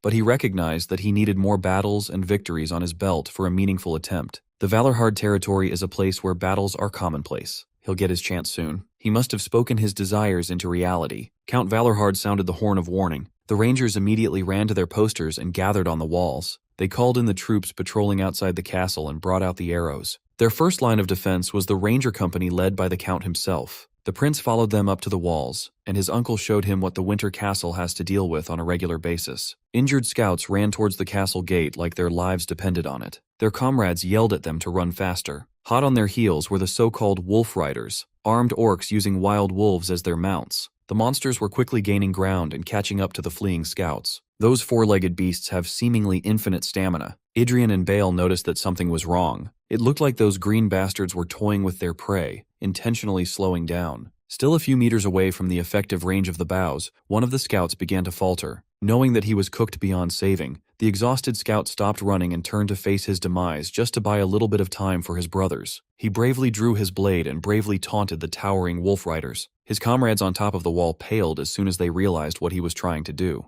The poor guy didn't even get to swing his sword as the wolf leading the pack chomped him in half. The other scouts refused to run when they saw their captain fall. That was a big mistake. The wolves trampled them, crushing their bodies while the orcs finished the job with their brutal axe swings. The castle's first line of defense watched helplessly as 3 valiant scouts were mangled and killed before their eyes. Aside from the current guard force, Count Valorhard gave the go signal for the rest of his soldiers to leave the walls. Those green fuckers deliberately slowed down their hunt to show them the act of killing. They probably set a trap that would devour every troop they sent for retrieval. Bale implored his nephew to remember that common sense does not apply in a battle against these ruthless beasts. Vincent added that orcs do not care about casualties on their own side. They are more than willing to engage in a war of attrition. Winter had only just begun. The Winter Castle must preserve as much strength as possible. Much to everyone's surprise, the Wolf Riders did not retreat. They advanced instead. To rub salt on Valorhard's wounds, the wolves grabbed the corpses of the brave scouts and paraded them around. They placed the unrecognizable remains right on the castle's doorstep to send a clear message. Much to the surprise of the spotters, one of the supposed corpses still showed signs of life. Those monsters deliberately wounded and mangled the unfortunate scouts, as if daring the Valorhards to make a move. This was an uncharacteristic scheme even for the merciless orcs of the Northern Mountain. If that damn elf had a hand on this one too, Adrien might just snap.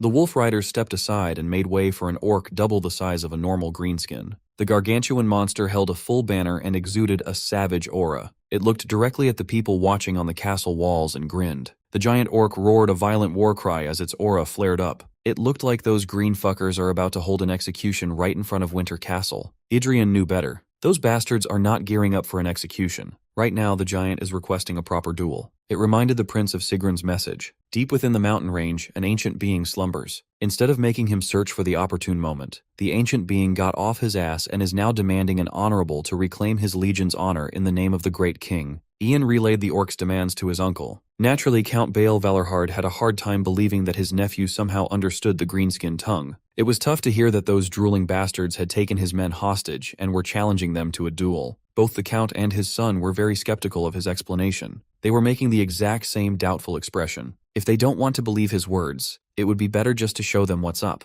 First, Prince Adrien Leonberger sucked in tons of air through his nose and bellowed out strange noises. He was replying to the challenge with a confident acceptance. In addition, he demanded that every orc except their finest duelists fall back 200 paces and dismount their wolves. The orc carrying the banner was shocked to hear a mere human speaking in perfect orc language, suspecting that the prince must carry the blood of their clan. Adrien was insulted by the mere implication of having orc blood running through his veins. Ultimately, the orc captain agreed to the terms presented before him. But if these humans dare to tarnish the honor of this duel, they will suffer the consequences. Seeing the orc battalion retreat 200 paces, just as the prince demanded, made it hard to not believe his words. Count Valorhard and Vincent looked out from the watchtower, speechless at the organized retreat. Despite looking like they wanted nothing more than to slaughter the entire castle, the Wolf Riders reluctantly turned their mounts around. Only 5 of their finest duelists stayed on the front lines. Count Valorhard had weathered dozens of winters in this castle, but he had never seen an orc turn tail so willingly. They had better save their surprise for later. They also have to live up to the agreement. Orcs are very simplistic creatures.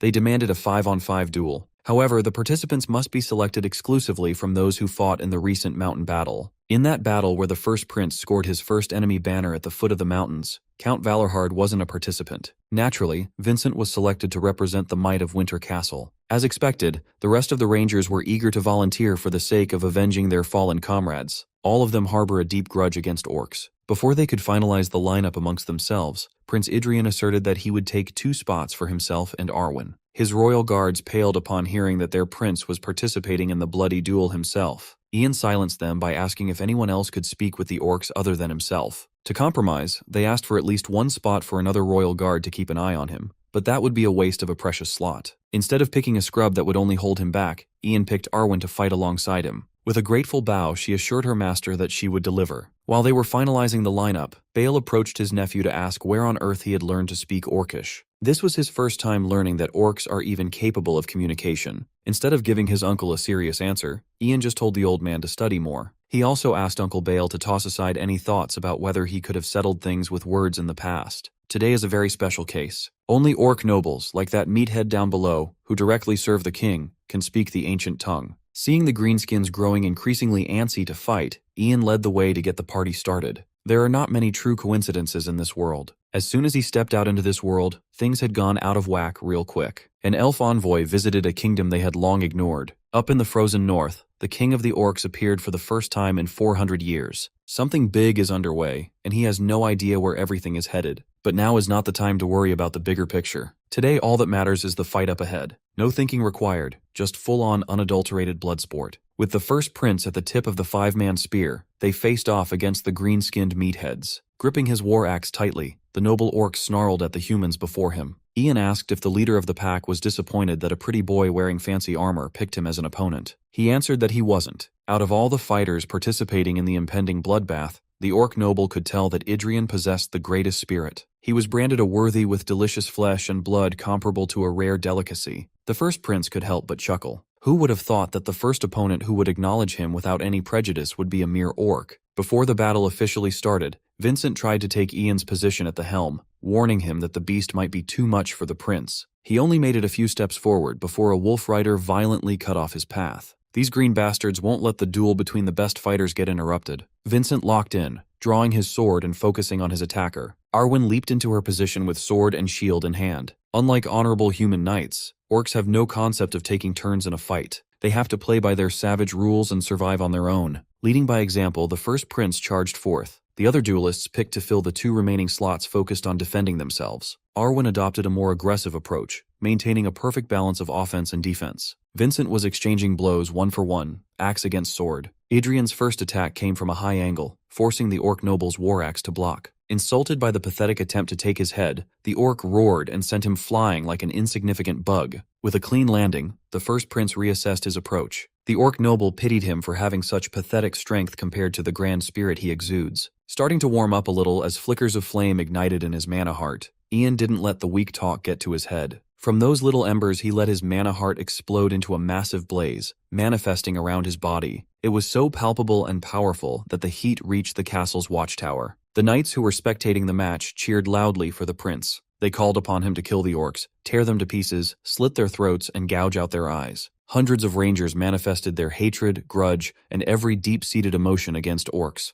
The prince used these negative sentiments as fuel for the fight. Combined, they formed something astonishingly similar to the will of the Avenger who once wandered the plains. For the sensation of feeling that intensity once more, Adrien's trip to the north would have been worth it. He was really glad that he came here. The noble aristocrats of the Greenskins must have waited for his timely return. For that, he was thankful. The prince met them just in time to become the sacrifice for his hymn. The poem of Requiem has been activated. The ugly-ass wolf rider orc kept on trying to hit Ranger Commander Vincent, but his footwork was immaculate. He could have continued playing with the simple-minded beast, if not for another wolf rider interfering with the duel. Vincent was forced to give up his speed advantage to block the incoming attack. He supercharged his blade with mana and swiped the enemy's sword away, cursing the big bastard for being so shameless. This was supposed to be an honorable duel, but these damned orcs were using organized teamwork to get the upper hand. He had never seen or heard of such a thing. Even more alarming was the noble orc the prince was tangling with. Even an orc warrior thrown into a frenzy by a shaman's spell would not be as strong as that guy. Despite the enemy's abnormal strength, Adrien was surprisingly holding up pretty well. Scratch that. He was actually pushing back such a ridiculously strong monster by himself. Vincent already respected his royal cousin as a fighter after their first expedition at the foot of the mountains, but this was on a whole different level. With a cocky grin, Adrien taunted his opponent. For someone who called him pathetic and all that earlier, the big green bastard wasn't really giving him a fun match. He criticized the decline of the so-called loyal servants of the king. These days, this is all they amount to. Surprisingly, the noble orc wasn't quick to anger. He recognized that cheap provocation would only ruin his mood and sour the good duel. The big bitch promised that by the end of this fight, he would claim the prince's flesh and blood. Their weapons clashed. It was an honest and straightforward battle of who's a bitch and who's not. Despite being as small as a rat compared to the hulking beast, Adrien held his own impressively. When the collision reached its breaking point, the giant war axe was destroyed, shattered into 1,000 little shards. With the opponent's weapon out of the equation, the prince pounced on the massive opening he created. The orc noble could not believe that his weapon would be rendered useless by a tiny human. He tried to keep his eyes on the bloodthirsty prince, but he couldn't keep up. After destroying the orc's only means of defending against his blade, Prince Adrien chopped off his opponent's right arm and leg, leaving a couple of bloody stumps in his wake. The pain and humiliation made the orc noble's face twist and grimace, fully aware that he was done for. Taking both arm and leg made the green giant keel over and fall. The wolf riders, rangers, and knights looked at the center of the battlefield, distracted by the vicious fall of the greenskin ringleader. Since he borrowed their power, it's only fair to give the spectators what they wanted. The prince walked up to the free, bleeding, armless, and legless mannequin, lifting his sword above its head. For its final words, the orc noble bade a regretful farewell to his king. Charged by the emotions the people of Winter Castle harbored for generations, he drove the tip of his blade right into the orc's head, piercing through the skull and turning its brain into mush. Right after ending the orc noble's pathetic life, Prince Adrien felt a gaze that made every hair in his body stand. For the first time since he was alerted to the entity's existence, the ancient being said to reside beyond the mountain range, the king of the orcs, finally demonstrated his presence. Completely unaware that an apex predator had set sights on the prince, he stopped Vincent and Arwen from moving a muscle, commanding them to stay back. Finally, the king's presence exploded on the horizon for everyone to see. The ground they were standing on rumbled. The mere act of keeping their eyes open in the face of the bright lights in the distance was painful. Those who had weaker constitutions struggled to stay on their feet. Count Bael Valorhard broke a sweat. Heading directly into Prince Adrien's position, something big and shiny tore through the skies. He kept his eyes on the unknown entity, his mind trying to figure out what was happening. Something was unleashed from beyond the icy mountains. It was fast and sharp, wholly unaffected by wind resistance, violently tearing through every possible obstacle. It was a giant spear. It only took a few seconds to travel an incomprehensible distance, targeting the man who killed the orc noble. Put on the spot to make a quick decision with his life on the line, Prince Adrien elected to block the spear. When the tip of the spear collided with his blade, a force so vigorous and intense ardently tried to knock him off his feet. Halfway through his block attempt, it became increasingly clear that Adrien's current strength was not nearly enough to defend against this thing. Forced to his limit, he had to redirect the force elsewhere. The spear missed its main target, but it was charged with an ungodly amount of strength, continuing its advance despite being derailed. By the time the Rangers figured out what was happening, they opened their eyes to the physical form of the Orc King's declaration of war. The giant spear, as long as the highest watchtower of the Winter Castle, lodged itself deep into the fortified walls. Vincent worriedly turned to his cousin. He couldn't even fathom how one man was able to redirect such a ridiculously oppressive attack. Arwen was the first one to run by her master's side, dreading the worst-case scenario. When she found him, Arwen lost grip of her sword and shield, dropping them on the ground. Traces of the clash between man and spear vaporized the surroundings. Arwen desperately dug through the snow, praying for the first prince's safety and survival. She clawed her way through the thick white stuff with tears in her eyes, until finally, the unconscious prince was unearthed, his warm blood mixed with the cold snow. Arwen immediately assessed his condition. Her heart nearly stopped when she couldn't feel a pulse. Panicked and concerned, she tried to warm him up and wake him from a deep and dangerous slumber. Arwen's emergency training kicked in, and she willed herself to restore Prince Adrien's breathing first and foremost. She blew air back into his lungs through mouth-to-mouth resuscitation without giving a damn what it might look like. After giving him the kickstart he needed to breathe again, the prince coughed up even more blood. His injuries were severe, but at least he was back to breathing on his own. Arwen wiped the prince's blood from her mouth. Finally, she was able to calm down now that the prince was back. Seeing him in such a vulnerable state made her wonder if Prince Adrien had always been so small and young. On the battlefield, he feels larger than life itself. The others finally snapped out of their shock to check on Arwen and the prince. While Vincent was running to provide support, Adrien woke up for a moment to speak to Arwen. With barely enough energy to breathe, he used the last dregs of his energy to curse the orcs for speaking of honor,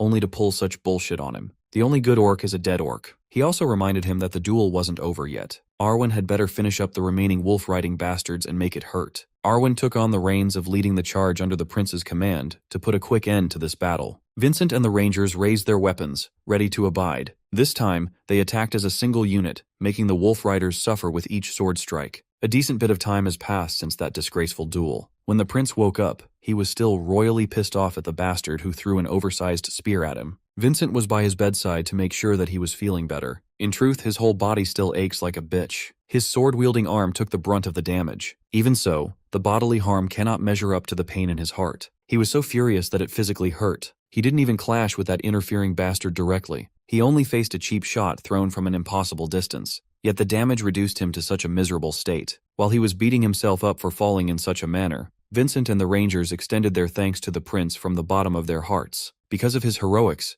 they were able to save the abducted allies they had already given up on. Adrien wasn't used to hearing his stoic cousin say such overly sentimental things at all. Vincent reported that while the prince was out like a light, an orc army set up camp 1 kilometer away from the castle. They are slightly early, but their numbers aren't something Winter Castle can't handle. Still, the fear of what kind of beast threw that giant spear was carved into everyone's hearts. They can still hear the guttural roar echoing from the mountain range. Adrien scoffed and shared that the king who can unite all the orcs within the mountain range had been born and is now making moves. As rangers with extensive experience dealing with orcs, Vincent and his men were under the assumption that it was in the orcs' nature to challenge their chieftain at every given opportunity. The prince asserted that the orc king is a unique case. That creature is made and born to fight, to trample, and to consume. A greedy being whose sole purpose is ultimate conquest. Revered by his bloodthirsty kin, the king of the orcs is a ferocious lord of the battlefield, a warlord. Upon hearing that the first prince had woken up, Adelia and Arwen paid him a visit. Adrien was wholly preoccupied with the orc problem. The orcs outnumber the Winter Castle personnel by a lot. Stepping outside the gates had become too dangerous. He needs to formulate a strategy that centers on siege defense at this rate. It would be best to call back the Blackspear cavalry to man the castle. As for the army stationed beyond the mountains, relaying the information would be tougher. Adrien is all for strategizing, but Count Valorhard and his men had turned his bedroom into a war council when there's a perfectly equipped conference room in the castle. Since this was their first time hearing about, let alone encountering the king of the orcs, they needed his expertise. Instead of giving him space to recover from the grueling fight not too long ago, the prince was bombarded with questions and requests. After a long day of forcing the injured prince to work and strategize, they finally let him rest. Working a patient to the bone has to be some form of war crime. When everyone else cleared out of the room, Count Valorhard and the prince's loyal sword stayed. He wanted to know more about the power Adrien displayed, the power of the epic poem. Uncle Bale was entranced by the amount of mana his nephew was able to command. The power of that blue flame exceeded the destructive force that a mana heart should be capable of. When asked what he thought about the technique, the Count's mind was visibly in turmoil. He was someone who so deeply distrusted the power of the mana heart. If he wanted to obtain that power, he must completely abandon the convictions he had held onto his entire life. Much to Adrien's surprise, Uncle Bale asked him if a Knight of the Ring like himself could be permitted to wield the same potency. Arwen didn't speak up, but she also wanted to hear the first prince's answer. Adrien called his uncle greedy for coveting epic poems when mana rings allow him to accumulate mana much easier, faster, and more stably. He asserted that reaching transcendence through the use of poems is a privilege reserved strictly for those who risk it all and bravely gather mana in their hearts. Technically, such ripe potential is not available for the Knights of the Ring. If Count Valorhard was disappointed, he hid it very well. Even so, there must be a reason why his nephew wanted to show him the power of epic poems even before. He used to dismiss Adrien's path completely, yet now he's showing an almost burdensome amount of trust in his nephew. It's a little-known fact that much like the Count, elves also go crazy over epic poems. Since they are incapable of composing combat poetry of their own, elves resort to borrowing verses composed by others. Eventually, they created sword dances derived from humanity's poems as their melody. So, even if it is impossible to compose and recite a poem with mana rings, simply imitating and performing one might be feasible. Count Valorhard might not possess a mana heart of his own, but the grueling training he endured his whole life must account for something. Mana rings inherently resonate with one another. They might just make for an excellent instrument if utilized correctly. Whether that is truly possible, or what kind of realization this conversation will bring the Count,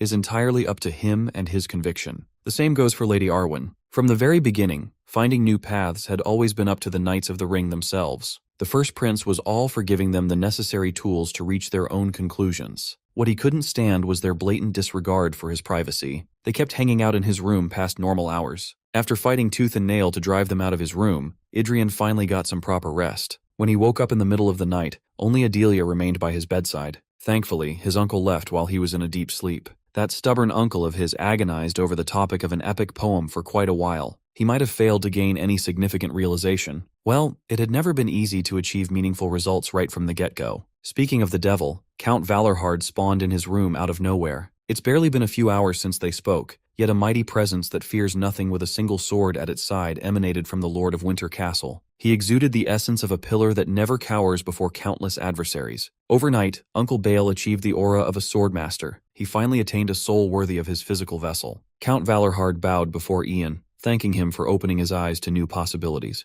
The first prince was a little creeped out by his respectful tone. 400 years ago, he was a sword of a tier no one dared to challenge. Now, he is but a measly sword expert, quite a bit of distance away from becoming a swordmaster. Try as he might, he couldn't help but feel a little jealous of the Count's breakthrough. Curious, he asked his uncle to share what he gained from taking the next leap. Naturally, he hasn't quite gotten the hang of his newfound strength, but he has set a single milestone in his mind. For now, he will continue looking beyond the mountains while walking down a new direction. The first prince scoffed at the implication of that milestone. If the Count is aiming for the king of the bastards hiding deep in the mountains, then he'd better line up. Adrien got dibs on that son of a bitch. He doesn't appreciate other people drooling over his prey. Uncle Bale laughed at his nephew's confidently arrogant statement, but he conceded for now. By sunrise, they walked along the castle's perimeter to patrol the area. The Count has many questions to ask his nephew, but he'll hold his tongue for the moment. It's a mystery how the first prince became so knowledgeable about orcs, elves, and many more. Bale believes that Adrien will tell him everything when the time comes. While Yuensi and nephew were bonding over secrets, the scouts yelled a warning that an orc army was approaching. From afar,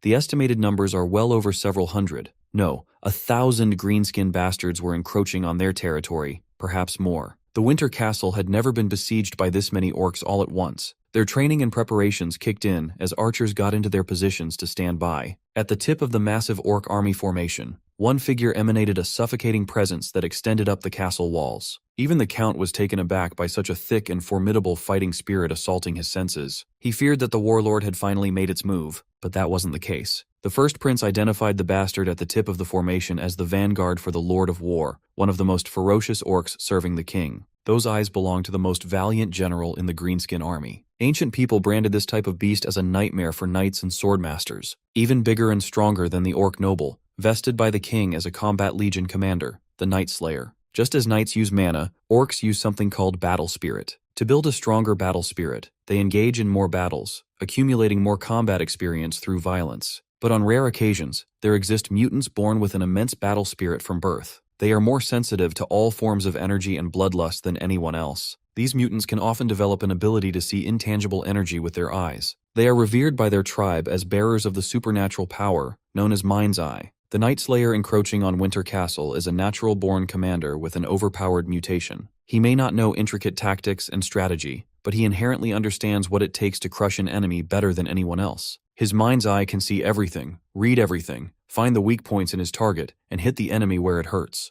Naturally, the Night Slayer already knows where the sharpest sword lies. Given that Ian had never led them astray thus far, Count Valorhard wanted to experience exchanging blows with the so-called Night Slayer firsthand. Frankly, he wanted to verify if that creature is truly worthy of such an arrogant title. Mimicking the king of the orcs, the Count launched a spear from the watchtower, aiming for the vanguard's head. The Night Slayer wasn't rattled at all. He welcomed the spear with an axe chop that rendered all the force behind the attack ineffective. It spun out of control upon being parried so effortlessly. Answering the Count's blatant challenge, the Night Slayer grabbed the spear, charged it with copious amounts of battle spirit, and chucked it back where it came from. Going aura for aura with the mutated orc, Count Valorhard caught the supercharged spear with his bare hands. If nothing else, this exchange verified that the big son of a bitch is the type who can't stand losing. Humbly handing the tactical side of the war to his nephew, Uncle Bale asked Ian how they should deal with the Night Slayer. One look at the first prince's face made it obvious that he could barely contain his excitement. Reining in his emotions, he explained that the beast is guided solely by the supernatural power of his mind's eye. That would be a massive problem in normal scenarios, but in this world, things aren't always as normal as they seem. No matter how much patience and wisdom an orc exhibits, an orc is still an orc at the end of the day. All they have to do is dangle a delicious delicacy right in front of that brute's eyes, lure him to his doom. He won't be able to resist. When the first prince laid out the game plan, Vincent immediately protested against putting royalty in such a treacherous position. Adrien was steadfast in his decision to take on the role of being the lure. Cheap tricks simply won't work on the Night Slayer. The Rangers and Knights of Winter Castle cannot fulfill the role. In that creature's eyes, they won't look tasty enough, nor will they look like easy prey. On the other hand, if they use the greenhorns as bait, the Night Slayer will likely wipe them out before the attack force can even react. In conclusion, Prince Adrien and his team are the perfect fit. His strike team was trained like an elite unit, but they still lack the edge of actual combat experience. If they could take out the Night Slayer early, the rest of the war would be a breeze. Even though the plan sounded perfect, Vincent still tried to discourage his royal cousin from participating in such a dangerous strategy, insisting that Winter Castle would hold even without such a risky operation. Furthermore, putting the first prince in the most dangerous position with his arm still injured is straight-up malpractice. Adrien waved his arm around, trying to convince Vincent that he was okay. In truth, moving his broken arm still hurts quite a bit. Still, he's banking on the belief that he'll be able to move more freely once the battle begins, and adrenaline kicks in. The first prince had to remind Vincent that their true enemy is not the Night Slayer. While they are arguing about how to proceed, the warlord beyond the mountains is watching and calculating. Sitting in a throne forged in slaughter, the king's presence is slowly but steadily approaching Winter Castle. If they do not end the battle against the Night Slayer as quickly as possible, Winter Castle will undoubtedly fall in the next attack. With newfound confidence in his nephew, Uncle Bale agreed to give Adrien 1 week to do whatever he could come up with. If the king doesn't move by then, the troop deployment goes back to how it was. In truth, the first prince wanted the most dangerous position so he could unleash his secret weapon to finally see some action. For now, their primary objective is not annihilation. They just have to draw out the pesky Night Slayer. The central wall, manned by elite rangers and led by Count Valorhard himself, will stall for as much time as possible. Vincent and a selection of trusted men line up in the east wall to do the same. Out in the west wall, the royal guards, with a balance of archers and knights, were supervised by the first prince himself. Once the long-range attackers were set in their position, they bombarded the approaching orc army with a volley of arrows, darkening the skies with the sheer volume. With the high ground advantage, each arrow was assisted by gravity, homing in on its target. The first barrage claimed the lives of many orcs that had no means of protecting themselves. After the first few deaths, the orc army adapted and brought out their shield-bearers to defend and deflect. They effectively provoked the humans by flaunting the shields of dead Valorhard soldiers on their faces. There is nothing more tilting than seeing an enemy army brazenly show off the equipment of your fallen comrades. Using the anger of his men to strengthen their resolve, Count Valorhard fired up the second wave of arrows. They must punish such an unforgivable gesture, but there were too many orcs and too few archers to significantly thin out the herd. Eventually, the green-skinned foot soldiers reached the bottom of the walls. They set up their wooden ladders to scale the castle. They moved quickly, and without fear of being pushed back down to their demise. In the west wall, Lady Arwen burst into action by meeting the climbers with her blade. She calmly decapitated the first to reach the top of the wall, spilling orc blood onto the wooden stairs built for siege warfare. In doing so, she roused the royal guards to do their part and kill anyone who dared to breach their ironclad defense. Royal guards used their spears to poke and stab at every ugly face that reached the top. To make it easier to neutralize the endless horde of climbers, they brought out the stones for the catapults. The siege battle lasted the whole day. As the sun set over the war zone, the ground was filled with greenskin corpses. Winter Castle forces worked to the bone to score those kills, but the number of invading orcs barely went down. Even worse, the Night Slayer was nowhere to be seen. He must have slipped away while no one was paying attention. Everyone is exhausted. By now, the tricky bastard must be on the move. He must have noticed the side of the wall that had slowly become Winter Castle's opening. Just as Adrien suspected, the Night Slayer won't be able to resist the allure of an exploitable gap in siege defense. To maintain high mobility on the go, the mutant ogre brought an elite battalion of wolf riders to attack the Winter Castle's weakest wall. In response to the attack, Arwen picked up the wolf riders near her before they could breach the wall. The first prince joined her shortly after to enact the most crucial part of the plan. It is time to start dangling the bait. With sword in hand, the flame of Requiem exploded from within. He blatantly taunted the Night Slayer, daring the big mutant to match his flames with battle spirit. Everything played out exactly as the first prince planned. At this point, Count Valorhard had become a full believer that they had already won. The Night Slayer had grown too antsy and finally entered the battle. Moving like a rabid animal on the loose, the Night Slayer clawed through his own army to get to the forefront of action. He had no regard for enemy or foe. He saw an opening and rushed towards it. The Rangers loaded up their crossbows, hoping that the bolts would do some damage. They fired multiple shots, but the trajectory was visibly telegraphed.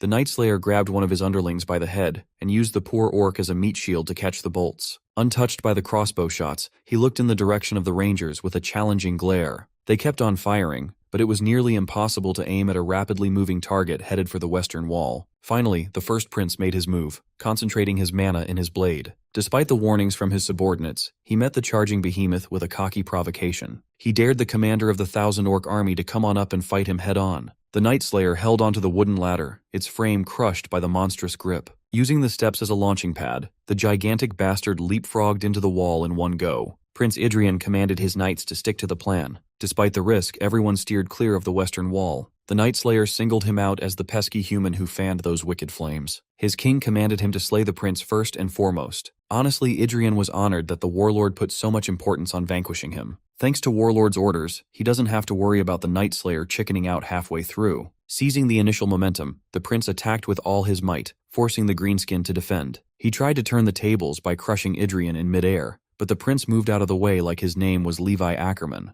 With a clean landing, he repositioned his body for another assault. Eyes on the prize, Adrien pressed the attack with no regard for defense. Surprisingly enough, he was able to slice the Night Slayer's weapon, leaving a gaping wound on the orc's arm. Losing his main weapon did not rattle the Night Slayer at all. He saw the prince's fighting style as nothing but a compilation of cheap tricks. Dishonorable and disgusting, the blaze of Requiem intensified, bolstering Adrien's offensive power even more. They engaged in a battle of spirits. Whoever buckles first loses. Adrien wore an amused smile, knowing that his trap had been sprung. He signaled his people to enact the plan, and the behemoth was caught in a fortified net. The winding ropes immobilized the beast, preventing him from retaliating. Royal guards heaved and pulled, putting all their strength into maintaining their hold. Naturally, the Night Slayer resisted the pull, attempting to brute force his way out of the net. He cursed Adrien for defiling their supposedly honorable battle with such blatantly dirty play. He dared the prince to act with the dignity his spirit claims to possess, but his bitching and moaning fell on deaf ears. With the help of Adrien's well-placed attacks, the royal guards were able to overpower the beast, making him fall on his ass. The rangers on the other side of the wall felt the net loosen and pulled with every bit of strength they had. The Night Slayer had never been so humiliated in his entire life. He violently turned and writhed like a worm on the ground, hurling curses at the first prince. Despite his desperate struggle, the net proved too resilient.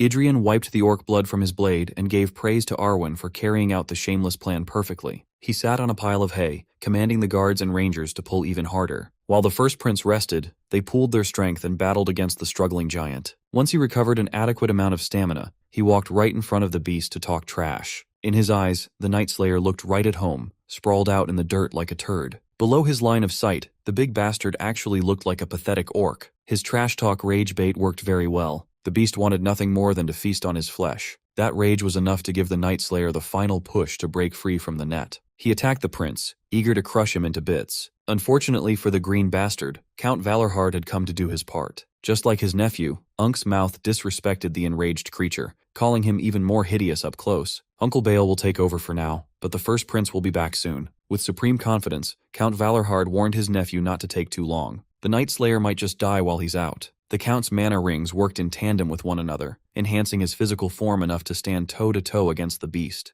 They say quad-chain knights are equal to swordmasters. There might not be another quad-chain knight stronger than Count Valorhard. He is a talented swordsman who has achieved oneness with his blade. In complete control of his will, his sword and mana will always find their victim. It's just his bad luck that the Night Slayer is born and raised to sniff out mana like a dog. Not wasting any more time, the first prince sprinted back inside the castle to bring out the perfect opponent for the mutant orc. They need someone whose body moves before their mind can even think. The kind of swordsman whose will is virtually impossible to read or predict. There is no better counter to the Night Slayer than the faint-hearted maid, Adelia Byrne. To convince Adelia to go out there and fight instead of cowering inside the castle, the prince showed her the gnarly bloodstains the monster inflicted upon her master. One sniff was all it took to change her whole demeanor. Adelia stood up, her legs trembling and rearing for action. He handed her a blade. The bloodlust she exuded with a sword in hand exceeded his expectations. Her terrifying traits, born from the desire to protect her master, have awakened. Adelia Byrne, a maid-turned-butcher and warmonger, had finally bloomed. The battle on the other walls continued as rangers and knights pushed back the invading orcs. Meanwhile, Count Valorhard was barely holding off the Night Slayer on his own. He slowly realized that he wasn't just imagining things. That orc was reading every attack he threw at him. His sword paths were being predicted with perfect accuracy. His nephew warned him about the unfair advantage the mind's eye provides, but going up against it directly was straight-up maddening. Thankfully, Unk won't have to keep fighting a losing battle on his own. Behind him, something or someone exploded out of the castle. Adelia moved like a deranged puppet, quick and aggressive. She hacked away at the Night Slayer, ignoring everything else in her surroundings. Count Valorhard was stunned to see Ian's maid go crazy with a blade. He was used to seeing her as a gentle and reserved lady, not as a psycho killer. The Night Slayer was being pushed to the limit just to defend against her persistent attacks. Frankly, he was disgusted by her fighting style. She moved without a hint of warrior's honor. He roared in frustration as he fell for another feint. When asked what the hell happened to the sweet girl, the first prince answered that she's gone berserk. The greenskin behemoth held his own against a swordmaster, but a mere sword expert was putting belt to his green ass. Adelia's traits form a deadly combo. Her butcher trait allows her to carve and hack whatever is in sight. There is no grand intent behind her attacks. This battle style was further amplified by her warmonger trait. Some would describe it as mindless, but that's what makes it even more lethal. A mad woman who doesn't bother with useless thoughts while fighting is a deadly weapon in and of itself. The mind's eye trait that the Night Slayers pride themselves on is completely useless against her. You can't predict her next move when she doesn't even know what her next move will be. Adelia doesn't bother with all those fancy dodges or blocks. She just keeps swinging her sword, letting her feral instincts guide the blade. She was fighting more beast-like than the beast she was up against. Being called a beast by an orc is quite an achievement. But to wrap up this mess, Count Valorhard and Prince Adrien must tip the scales in their favor. Letting Adelia take the most aggressive angle, Unk and nephew worked around her attacks. The Night Slayer grew increasingly frustrated. He wanted an honorable duel, but he was trapped and ganged up on instead. He cursed the inferior pests who disrespected his king as an explosion of battle spirit pushed the pesky humans away. Adelia caught the brunt of the impact, knocking her out for a moment. In all his years fighting orcs, Bael Valorhard had never felt such an intense and fierce battle spirit. The Night Slayer was gathering his spirit into a single point, compressing it to exponentially increase its potency. He wasn't just gathering his own battle spirit, he was reclaiming the spirit he once shared with his king. This green bastard was going all in. Even if it costs him his life, he will not let his king's majesty be tarnished any longer. Since the Night Slayer was essentially sacrificing his life for power, it's only fair that the maid, count, and prince go all out as well. With intense focus, Adrien recited a poem about piling green corpses to raise a mountain. Baal and Adelia went low as his chant continued. A crimson pool forms beneath. Before it, he vowed to honor the composer's soul. Nearing the end of the verse, Adrien was interrupted by a mass of battle spirit headed his way. He was forced to choose between stopping the chant and blocking the strike. Naturally, he had to put his safety first. The mass of battle spirit shaped itself into a fist. Blocking that fist required all his attention. Once again, the king from deep within the mountains had intervened from his cozy chair. They kept on preaching the warrior's honor only to cheat over and over again. The first prince had had enough. While he struggled to keep his arms from trembling, he heard the poem being recited by someone else. Much to his surprise, his uncle was effectively syncing his mana rings with the unfinished verse. The poem manifested its effects, sharpening the count's sword. When the first repetition supercharged his body and weapon, Count Valorhard continued the chant louder than before. Oddly enough, the verse also resonated with Prince Adrien's mana heart, stoking his blaze of requiem. For some unknown reason, the ring and heart established a resonant connection, and it didn't stop there. With Count Valorhard's rings as the main hub, the effects of the poem spread across the walls of Winter Castle. Vincent felt the effects of the poem recited by his father, empowering his blade. His voice joined the chants. Arwen also joined the network of warriors connected by poetry. The invisible string swiftly and instinctively connected every ranger, royal guard, and knight fighting to keep Winter Castle from being overrun by green-skinned bastards. Once everyone mystically got on the same page, the connection formed a closed loop as all their chants empowered Prince Adrien Leonberger. Their voices merged as one, creating something far too wicked to be called a poem, and far too disciplined to be called a melody. It can only be described as a war song. Every note and line contained the desire and resentment every northerner held within. It was as powerful as any epic of valor Adrien had experienced. With the loop closed, he rejoined the war song. Piling green corpses to raise a mountain, a pool of crimson begins to form. Before it, he stands to honor thy soul. New words flowed naturally out of his soul. A harsh season, singing of the bitterest moment, when the freezing winds howl. A new poem has been created. With the help of the entire Winter Castle, the first large-scale poem of war, four-season, Poem of Winter, was born.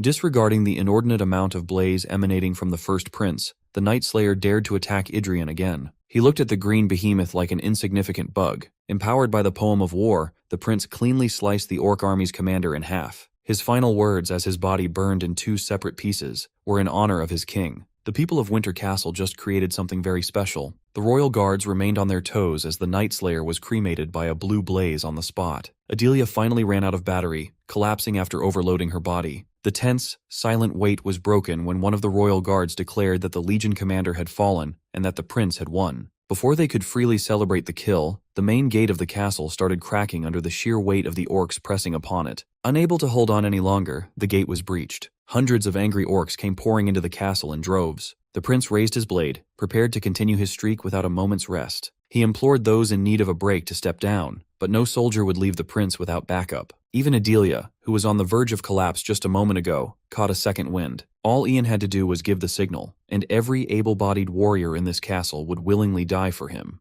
To cap off the war with overwhelming momentum on their side, the first prince commanded all units to charge. Every soldier gave their all to push back the invasion. Led by the prince, they collectively chanted. Snow-covered peaks, frozen valleys. The blood-soaked walls remained silent. Only the sound of the Horn of Dawn echoes. Before long, thousands of orcs were wiped out by nightfall. The castle walls were a mess. Each side was packed with dead orcs, and their blood caked the floor. Morale was sky-high. They won a seemingly unwinnable war. Most of the soldiers likely viewed the chant they were reciting the whole way through as nothing but a chant. However, Vincent noticed the strange energy and heartbeat that connected everyone amid the chaos of the war zone. As Ranger Commander, he commanded his troops to leave only a minimum number of personnel on the walls in the meantime. Instead of taking the W and letting a decent chunk of the orc army retreat, he wanted to head outside the gates for a hunt. Vincent was inspired by the first prince, who was already out there, leading the charge before anyone else. When he first met his royal cousin, he viewed him as a mere boy who hadn't even had his coming-of-age ceremony yet. He was supposed to be a novice whose combat experience only amounted to a few supervised spars here and there. But Vincent was sorely mistaken. This prince was built different. He had the strength and aura that made everyone willingly follow his lead.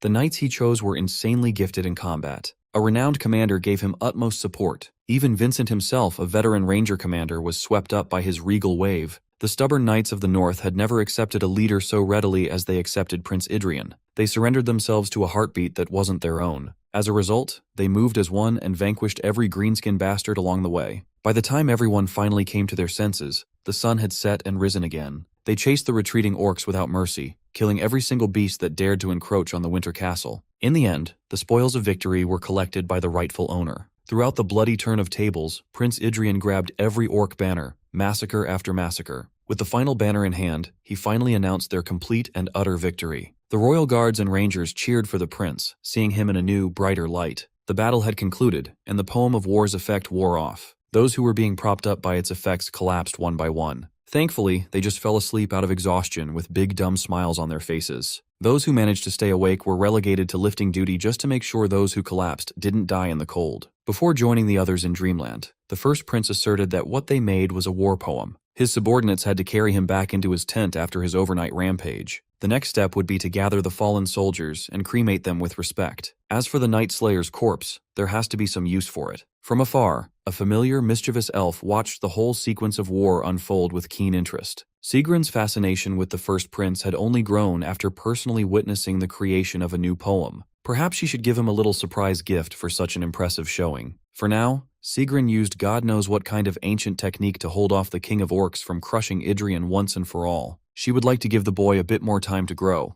Reports about the attack of an elite orc force the size of 2 legions had reached the mainland. The 3rd Legion and the Winter Castle Rangers emerged victorious, but House Valorhard has been preparing for the next battle. However, even with every able-bodied man in the north, Winter Castle is severely outnumbered. Commander Bale had sent envoys to the kingdom to request reinforcements. Marquis Bielefeld offered his sincere gratitude to the people of the north for their continuous defense of the realm. Still, the other noblemen weren't too receptive to the news. They argued that the northern walls have stood firm on their own for over 100 years. There should be no need for additional manpower up there. Count Valorhard already expected some pushback against his request. That's why the envoys brought proof of the dire situation up north. They opened a wooden crate to show these clueless nobles what they are up against. The sheltered nobles of the mainland recoiled upon seeing the size of its singular content. Inside was the skull of the Night Slayer, the Legion commander personally slain by the first prince in the last battle. Straight up Game of Thrones. The envoys described its humongous size, and the first prince's prediction that a bigger enemy is coming.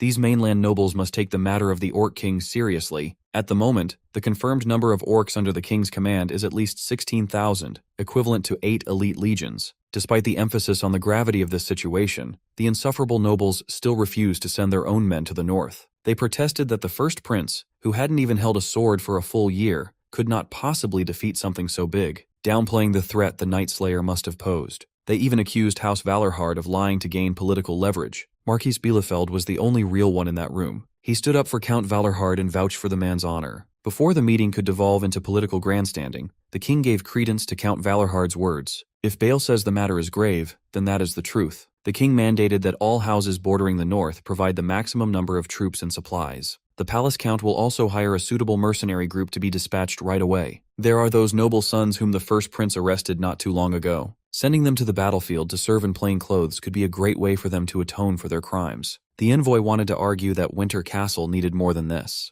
They need the central army to handle those orcs. Even Marquis Bielefeld wanted to protest, but the king's orders are final. Before the meeting concluded, a young man with a striking resemblance to the first Prince Adrien barged into the throne room. He walked up to the king and asserted that the royal family must never turn a blind eye to the devotion and loyalty shown by House Valorhard. Maximilian Leonberger, second prince of the Leonberg kingdom, looked his father in the eyes and valiantly volunteered to personally lead his men and head to the north himself. That same night, Prince Maximilian consulted with his father, the king. The man wanted him to stop by Count Ellen's estate on his way to the north. The king had already stationed the Iron Lions and part of the central army in the estate, disguised as mercenaries, waiting for the second prince's command. King Leonberger knew better than most that the Winter Castle must never fall. Maximilian vowed to keep his father's words in mind, ready to embark on a journey. However, he wanted to know why the king acted so indifferently in front of the nobles when he intended to dispatch the Iron Lions and the central army all along. The answer was simple: politics. If he openly gathered an army to be sent to Valorhard, the Empire would undoubtedly throw a fit, accusing the royal family of having ulterior motives. Those paranoid bastards would use this tragedy as an excuse to charge them with conspiring with House Valorhard to raise a rebel army in the tundra. It would be the perfect pretext to find fault. The king can no longer allow something like that to happen. Give the empire an inch, and they would take a mile. At this point, Maximilian, his second son, is the only hope of the royal family. The kid must continue to walk the righteous path, and those who still faithfully serve their house will naturally gather by his side. For that to happen, the North must remain stalwart. Maximilian vowed to do everything in his power to protect Winter Castle, but it won't be easy. Especially now that Count Valorhard had declared himself Adrien's guardian. The North might as well be hostile territory to the second prince. Maximilian reckoned that his own big brother, a fellow member of the royal family, wouldn't treat him poorly, but the king lived through all his eldest son's morally depraved activities in the past. He instilled in little Maximilian's mind that the man he calls Big Brother caused irreversible damage to the kingdom. That child sold the very future of their homeland to the empire for scraps. Maximilian was aware of Adrien's lengthy, wicked record, but that was all in the past. He sold out the kingdom when he was only 13 years old. As a father and a king, he doesn't even want to remember that day, yet the memory remains vivid in his mind. He helplessly witnessed multiple promising knights break their blades for good. They were coerced into taking the blame and were sentenced to shatter their own rings. Whenever the king closes his eyes, he can still see their agony. That fat bastard, the little monster he raised, watched with glee. The king would never forget how Adrien smiled at the suffering of his trusted knights and the sound of his malicious laughter. Even so, Maximilian heard news of his brother's repentance for his past actions and of the great feats he had achieved in the north. He was willing to give Big Bro the benefit of the doubt. The king doesn't see Adrien's actions as repentance. That fool had simply forgotten his sins. Even if he has spent his time honing his blade recently, his father won't ever forgive him. Those loyal men who had their cultivation crippled could never restore their rings again. They could start over and learn mana heart like some low-class mercenary, but what would be the point? The king firmly believes that 1,000 Adriens could never replace what the kingdom lost that day. This dude is a Yujiro Hanma-level father, and so Maximilian was tasked with saving the north before other nobles could intervene. Carrying the royal flag of Leonberg himself, the deployment of the reinforcements was a brutal race against time for young Maximilian. Many men fell behind during the relentless march through the tundra. Still, they could not afford to stop. Antoine, captain of the Silver Fox mercenaries, was very impressed by the second prince's resolve. On account of his youth, Maximilian's body wasn't at the level of a trained soldier's or a mercenary's. Even so, he was leading the charge by sheer willpower alone. Even Erhim Kieringer, vice-captain of the Iron Lion Knights, could see that. Seeing the young prince buckle, Vice-Captain Erhim proposed that they take a break. Maximilian emphatically refused. Right now, every second counts. Who knows if the Winter Castle was still standing? Thankfully, judging by the snowfall, their destination should be relatively close. Following the only viable trail going up to Valorhard Estate, they came across some people who looked like refugees. Sir Erhim tasked his men to find out what was happening, and they quickly got to work. According to the refugees, the Count issued an evacuation order to prepare the civilians for the worst. They had no idea what was happening at the battlefront. The soldiers told them to leave, so they left.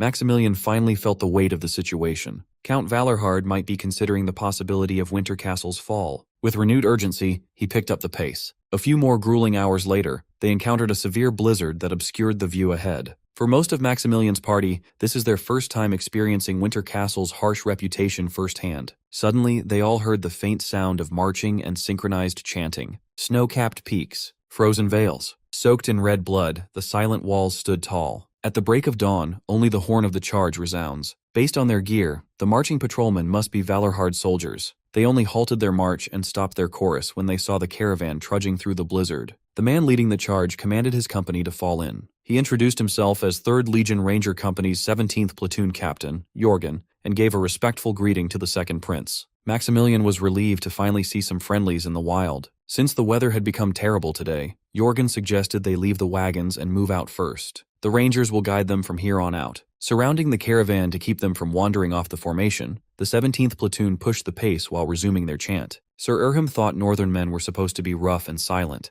yet these people wouldn't shut their mouths, repeating their bizarre song over and over. When asked about it, Jorgen explained that it had become a habit for them to sing and chant the 3rd Legion's war song, the Poem of Winter. Doing so keeps them a little warmer out in the tundra. Furthermore, the first prince himself composed the song, though individual platoons added some verses themselves. Speaking of Maximilian's big brother, the blizzard was raging just like today when he first arrived in Winter Castle. Back then, the first prince heroically carried a stranded soldier on his back and walked tirelessly for an entire day. Prince Maximilian took note of the admiration and strangely friendly attitude behind Jorgen's words. The ranger captain brings up Big Bro every chance he gets. By the time they reached the castle gates, the blizzard abruptly stopped. Jorgen had grown used to the bizarre nature of the mountains. It loves to make people suffer the whole way, only to stop the moment the gates are in sight. The same thing happened when first Prince Adrien arrived. All they can do is look on the bright side. Jorgen opened the gates and gave the second prince a proper look at the current state of the kingdom's northernmost fortress. Maximilian, Erhim, and everyone in their party recoiled in shock at the sight of the castle's interior. The winter castle's ground was caked with a mixture of snow and orc blood. Hundreds, if not thousands, of rotting corpses lined the whole area. The walls look hastily repaired, and it's clear that cleanup hasn't been easy. As far as the eye could see, traces of a fierce battle could be pictured. Coincidentally, first Prince Adrien and Arwen were about to go out. He was surprised to see Jorgen back so soon from his patrol, playfully scolding the ranger for slacking off. His armor, which used to be speckless and lustrous, had become bloodied and worn. He ran into some pests along the way, so he had to get down and dirty. Jorgen had gotten used to Prince Adrien going out of his way to solo hordes of orcs at this point. Finally, Adrien noticed the people standing behind the ranger. Seeing a young man wearing a fancy set of armor that resembled his, he deduced that the reinforcement had finally arrived. Jorgen was weirded out.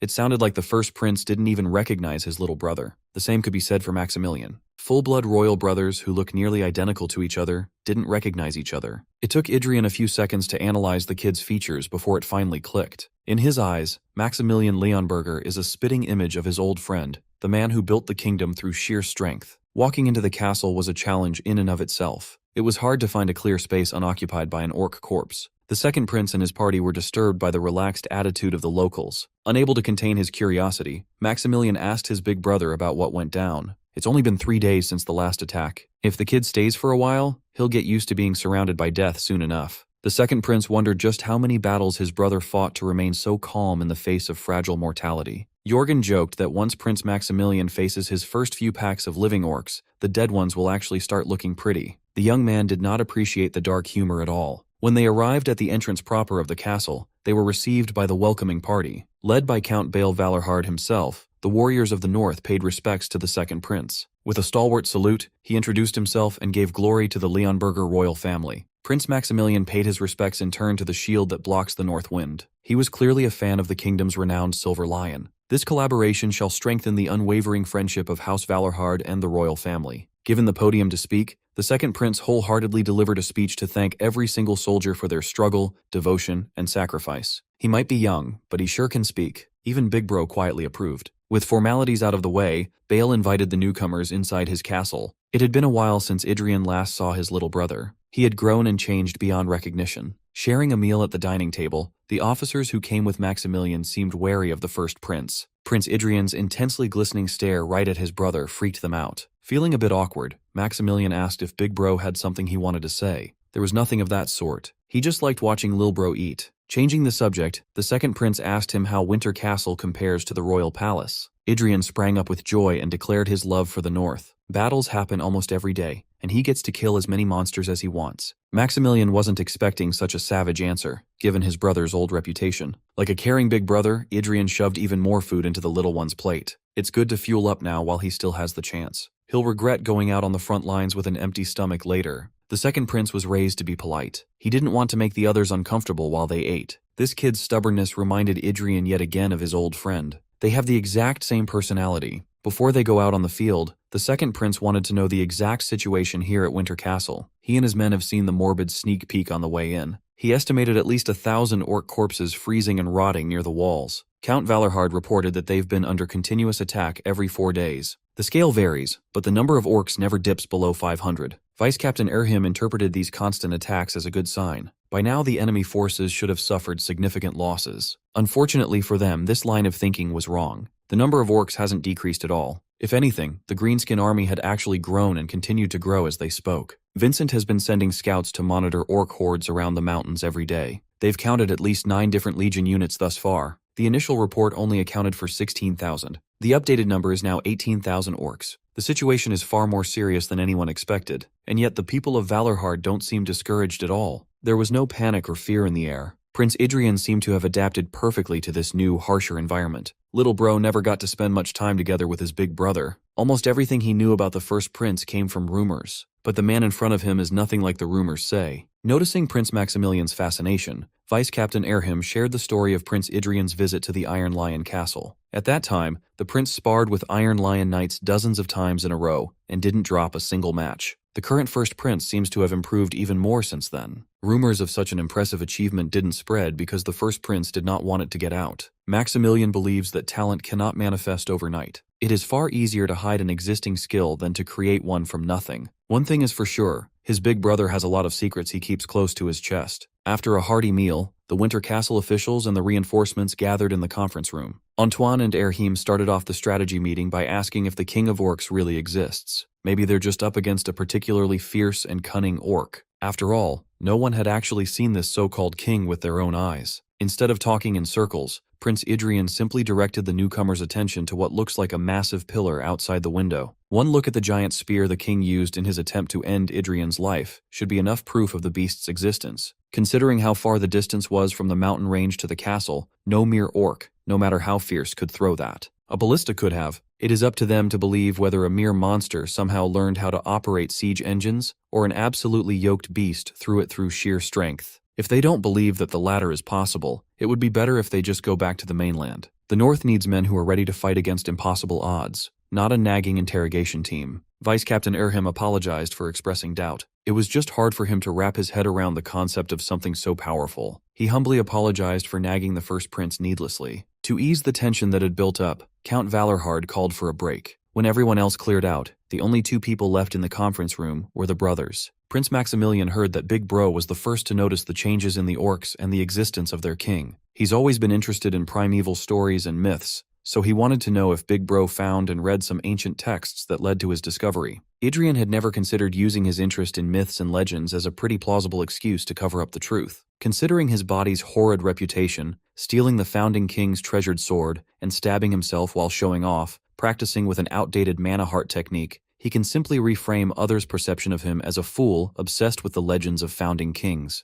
His little brother has a good head on his shoulders. Adrien could see why the king considered him, the eldest son, as such an eyesore. Maximilian is righteous and kind. The kid exudes a gentle yet unbreakable spirit. He has the potential to be hailed as a genius in every field. If his old friend, Lionel Leonberger, had the qualities of an iron-blooded monarch, then Maximilian was born with the perfect qualities of a wise ruler. It's just a shame that the future cannot be overcome by wisdom and kindness alone. The King of Greenskins has emerged. The evil fairy revealed itself. An age of chaos and destruction is about to sweep through the land. The people deserve a monarch who can navigate through such anarchy. They need a king who knows how to turn timid sheep into brave lions capable of slaying a pack of hungry wolves. The citizens of the kingdom need someone like Prince Adrien, ruthless, capable, and decisive. He was once the observer who witnessed countless wars and strife. He oversaw the rise and fall of mythical heroes and villains. He was once the blade who brought peace to the land. With the plan of attack finalized, rangers, knights, and mercenaries lined up. The mercs will wait for orders as reserve forces while the rest go on the offensive. Troops were divided into 3 groups to join the 3rd Legion in defending the wall. The newcomers were visibly tense. Some were upset that they were assigned to different positions. Still, this was the most optimal plan.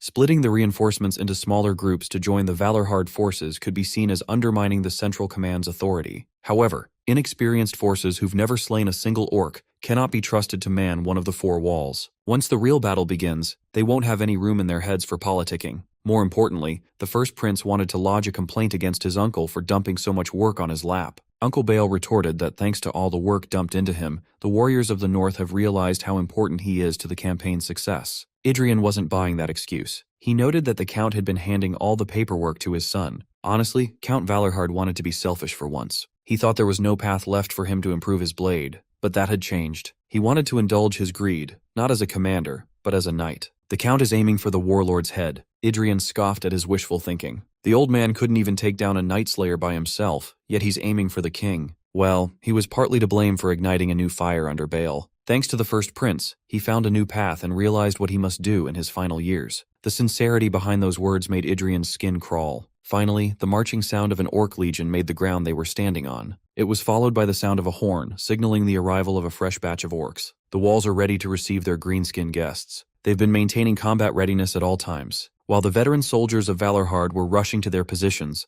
the first prince snapped his overwhelmed little brother back to reality. Maximilian's eyes were drawn to the crimson orc banner getting increasingly closer. As per routine, the wall defenders hurled massive rocks at the orcs who dared to scale the castle. Prince Adrien was hands-on with his approach to commanding, micromanaging every aspect of siege defense. He kept the morale high, encouraging his men to pour their hearts out to keep the enemies reeling. The archers have also upgraded their arrows, using fire to spread damage more effectively. Second Prince Maximilian was in awe of his brother's brilliance. It shows that they've been fighting fierce battles non-stop. He was so enamored by the brilliant siege defense that he nearly got clipped by a loose battle axe. Dazing off on the castle wall is a rookie mistake. Big Bro warned him that anyone in fancy clothes and armor becomes an automatic primary target. If he dies, the orcs' morale will go up, reversing the momentum of the war as a whole. Maximilian was thankful for the save and embarrassed by his inattention. To redeem himself, the young prince drew his sword and asked Sir Erhim to provide support. Annoyed, Adrien yelled at him to retreat. If too many people come up the narrow wall, they'll just get in each other's way. Accepting the orders without a fuss, Maximilian directed his foot soldiers to stand by and let the elite knights enter. Among the knights who stepped up to the plate, a few recognizable faces were mixed in. The Iron Lion Knights, the first prince once trashed in sparring, have come to bolster the wall's defense. Sir Dunham, the idiot with a fancy sword, paid respects to Lady Arwen, a former comrade. This is no place to reminisce about the past. Sir Dunham might be a bit dumb, but he's an adequately talented knight. Adrien knew that there were a few knights disguised as mercenaries in Maximilian's party. Still, there were more of them than he initially thought. At this point, he can leave the wall under Arwen's command. The Silver Fox mercenaries got their time in the spotlight, slaughtering orcs with their crude techniques. The Iron Lion Knights showed why they were hailed as a premier knight order. Despite the kills quickly stacking up, there seemed to be no end to the orc invasion. With all hands on deck, there were still about 1,000 angry beasts to repel. Prince Maximilian paused to catch his breath and noticed that the orcs had stopped scaling the wall. Even stranger, the knights of Winter Castle were nowhere to be seen. The young prince looked down and saw where the northern knights had gone. They have gathered in front of the gate with Big Bro leading the formation. It looked like they were planning to open the gates and charge through the horde directly. As soon as that hastily repaired entrance swung open, dozens of slobbering beasts poured in. In response to their simple-minded invasion, the first prince started singing the song that binds everyone under his command. It was the same song the patrolling platoon was singing when Maximilian and his party first arrived at the castle. Just like before, everyone joined in on the chorus, synchronizing their rings with the commander's mana heart. The second prince, mercenaries and knights manning the walls were also affected by the mana resonance. They were instructed to circulate their energy and let the song work its wonders. While the newcomers were trying to acclimate themselves to this new sensation, Prince Adrien was tearing up the war zone with cold-blooded efficiency. The nobles of the royal capital were convinced that the devious first prince must have stolen valor from his uncle. They said he wouldn't be able to catch a single goblin, let alone slay an orc. Those fake news-peddling pigs branded him as a useless, violent scoundrel, a complete good-for-nothing brat. Prince Maximilian doesn't know the whole truth, but one thing is certain. That man out there, his big brother, is doing shit he had never seen even the finest knights of the realm do. Inspired by Big Bro's killing spree, Maximilian wanted to join the real fight, but that would be an irresponsible thing to do. It would be a reckless mistake to send a bunch of exhausted soldiers to the front lines. When Maximilian looked at his hurt and exhausted soldiers, he couldn't help but wonder why the gap between him and Adrien was so big. What exactly makes the first prince so different that he could go out there with an attack force and slaughter his way to the Orc Legion's banner? Adrien grabbed his spoil of war and roared with an announcement of victory. Antoine, the captain of the Silver Fox mercenaries, a mana heart practitioner, had never seen a fellow knight with a mana heart dominate a war zone with such overwhelming power. From a fearsome warrior to an annoying brat, the first prince bragged to his cousin that he now had 19 orc banners to his name. Vincent insisted that he had 26, beating the prince by a decent margin. Moving the goalpost, the prince asserted that his legion flag should count as at least 10, bringing up his total to 28. But by that metric, Vincent would have 35. The Rangers laughed at their antics, urging the first prince to stop being so brazen when the Ranger commander spent years collecting banners. Trying to surpass him in just a few months is just shameless behavior. Mildly annoyed, Adrien just wanted to get some rest. But the Rangers spurred him to stay out a little longer and hunt some loose orcs with them. Lil Bro watched how his brother interacted with the Winter Castle soldiers from afar. Taunted by his own men, Adrien dared the orcs to bring an army 10 times bigger than the last one, and it would still be a piece of cake for him. Maximilian had never seen a royalty exchange trivial banter with low-ranking soldiers before, yet his brother does it so naturally. He treats these men without formality, yet the eyes of the soldiers and knights were filled with respect. They might complain playfully, but none of them would ever disobey his orders. These people looked to the first prince with pure awe and camaraderie. On the contrary, Prince Maximilian's men were just glad that he survived his first real battle. They praised him for fighting so bravely despite his youth. Truly, they were proud of him. But they were proud of him the same way the people in the royal capital were proud of him. Noblemen from all over the kingdom showed him goodwill and admiration, as if they were merely praising a child for a clever trick. Comparing himself to his brother just felt embarrassing. Prince Adrien is already recognized as a dignified man, a competent leader. To add salt to his wounded pride, the Iron Lion Knights asked him for permission to pay proper respects to the first prince. Naturally, he allowed them to go ahead. Sir Dunham and his gang ran up to Prince Adrien, showering him with enthusiastic praise. Adrien didn't even recognize them at first. He was confused about why Maximilian's men were being so friendly. Prince Maximilian heard that these Iron Lion Knights volunteered to come to the north. They willingly disguised themselves and hid the honorable name of the Iron Lions, endured the treacherous journey, just to be reunited with the first prince. Captain Antoine was there to tell Prince Maximilian not to be so hasty. He's a smart young man. He knows not to be jealous of his older brother. He was just culture shocked. Right this moment, the royal capital is enjoying peace, no different from any other day. None of the citizens worry about the massive war raging in the north. The orcs, once dismissed as mere mindless monsters, have built a kingdom of their own and established a military force ready to be unleashed at any moment. In the snowy grounds of Winter Castle, the Leonberger bloodline is taking root and growing into a stalwart pillar of hope. If Maximilian didn't come here himself, no one in the royal capital would have ever known. One night, Prince Adrien camped out in the mountains and called Antoine, leader of a humble mercenary group, to his tent. He wanted to know if the mercenary company had signed a contract with the royal family yet. They have indeed agreed to a long-term employment agreement, but they have no plans beyond the contract's expiration. After all, mercenaries can't afford to look ahead for the future when they could die on the job at any moment. Since that's the case, Prince Adrien offered to take them in with a new contract. Antoine politely declined, even though his group is comprised of a bunch of lowlifes. They don't exactly come cheap. To convince the captain to jump ship, he criticized their mana accumulation method for being crude. If they sign under Adrien's camp, the first prince himself will refine that method properly. They'll never be looked down upon for using low-level techniques. He could see the crude and wispy mana heart beating in the man's chest. At best, it was formed using an intermediate refinement method. The foundation one can forge with such mediocrity is nothing but a sandcastle built on impure mana. Even though Antoine and Adrien are technically on the same realm, the difference between their status is worlds apart. Even after showing the captain his own mana heart, Antoine refused. If he could achieve everything with words, he would have become a swordmaster long ago. He doesn't trust the first prince enough. However, he proposed a counteroffer. Instead of employment, perhaps a peerage would be more fitting. Adrien was amused. Unlike those stubborn knights, this Antoine guy might actually be useful. He's certainly more savvy than sheltered nobles playing with swords. So the prince set the term limits for the peerage. They will enter into a contract and work together until he becomes king. To get started, he asked Antoine if he truly knew how to use a mana heart. The captain drew his twin blades and flexed his painstakingly cultivated averageness. His technique was so-so, but his choice of blades that sever swords was ingenious. After just a few seconds of revving his mana heart,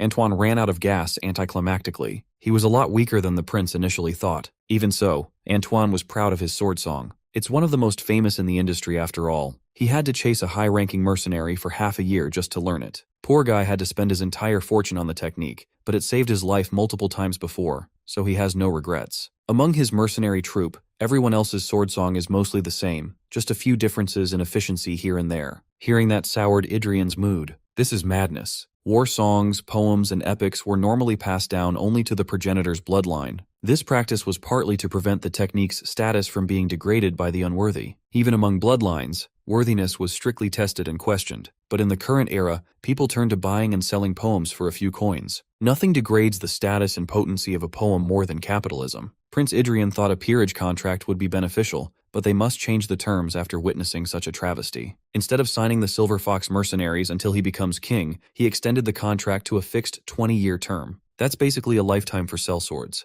No mercenary group in the world would agree to such a restrictive agreement. The prince was already being generous. Even a subservience contract would barely be enough for taking on the burden of training a shitty group. To convince Antoine that he's the one doing the Silver Foxes a favor, Adrien sang the war poem. By the time he reached the final verse, he unleashed a controlled slash that demonstrated the humongous difference between him and Antoine. The captain dedicated half a year of his life just to learn a crude snippet of an inferior song. Compared to that shitty technique, what is the value of the prince's poem? How much is 20 years of Antoine's life worth? Adrien will give the captain some time to think, but he won't wait long. It's up to Antoine whether he wants to stay mid or become a true lion of a man. Growing antsy in the castle, Adrien paid his cousin a visit to borrow some men. He needs 3 rangers who know the mountain terrain inside and out, and 3 tracking specialists. He has a bunch of regular soldiers who usually accompany him on patrol, but he's not going out on a simple patrol this time around. Instead of holing up in the castle, waiting for the next invasion, he wanted to go out hunting instead. After all, the mountains are not solely owned by the orcs. The king of orcs has mysteriously stopped sending legions for nearly 2 months now. Even Adrien was perplexed by this lull, but as long as the king holds the warlord title, he will inevitably march again. The first prince has had enough of the waiting game. Naturally, Ranger Commander Vincent opposed his idea for being far too dangerous. If something happens to him at a time like this, Winter Castle won't stand a chance. This worrywart cousin of his said the exact same thing when Adrien handled his first orc scout unit. Look how that turned out. Recalling how he tried to subtly diss Adrien for attempting to fight the orcs of Blade Mountains made Vincent cringe. Knowing that there was no stopping the first prince, Vincent relented as long as Adrien took more men.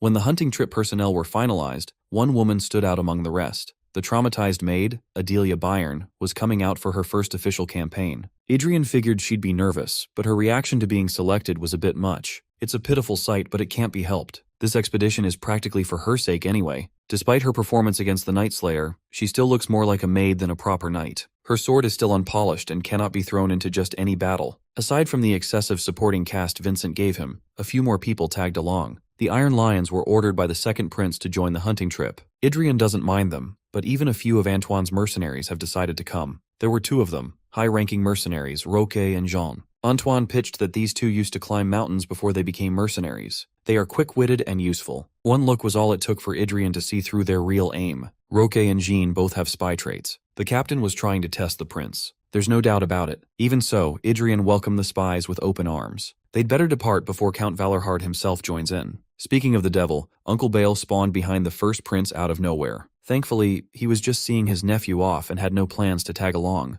Ian joked that they'd better keep the castle safe while he's gone. Bale asserted that he's been defending this land since before the little shit was born, so he better check himself. The prince bade his uncle and cousin farewell and turned to his hunting buddies, officially kicking off the campaign. Midway up the Blade Mountains, the party encountered a curious scene. They hid behind the frozen foliage, maintained their distance, and watched a battle between monsters. The scouts turned to the prince, signing to ask what their next move should be. Up ahead was a gluttonous ogre fighting off a horde of orcs. The hunting party stayed put, ready to hop into action as soon as the prince gave the signal. The giant ogre had a brutal fighting method. Using its superior size and strength, it easily squished an orc with its bare hand. Even so, the leader of the horde pushed his warriors to not be afraid of a mere beast as if they weren't beasts themselves. Having had enough of his yapping, the ogre targeted the leader of the horde, choke-slamming that son of a bitch to the ground. When the leader died on the spot, the rest of the orcs stopped in their tracks, confused and directionless. The next highest-ranking orc took over the command, seething in anger. With no regard for safety, he charged at the ogre's knees. Prince Adrien was impressed. That orc was quite skilled in battle, even among other noble orcs. It also helped that these noble orcs would do anything for the honor of their king.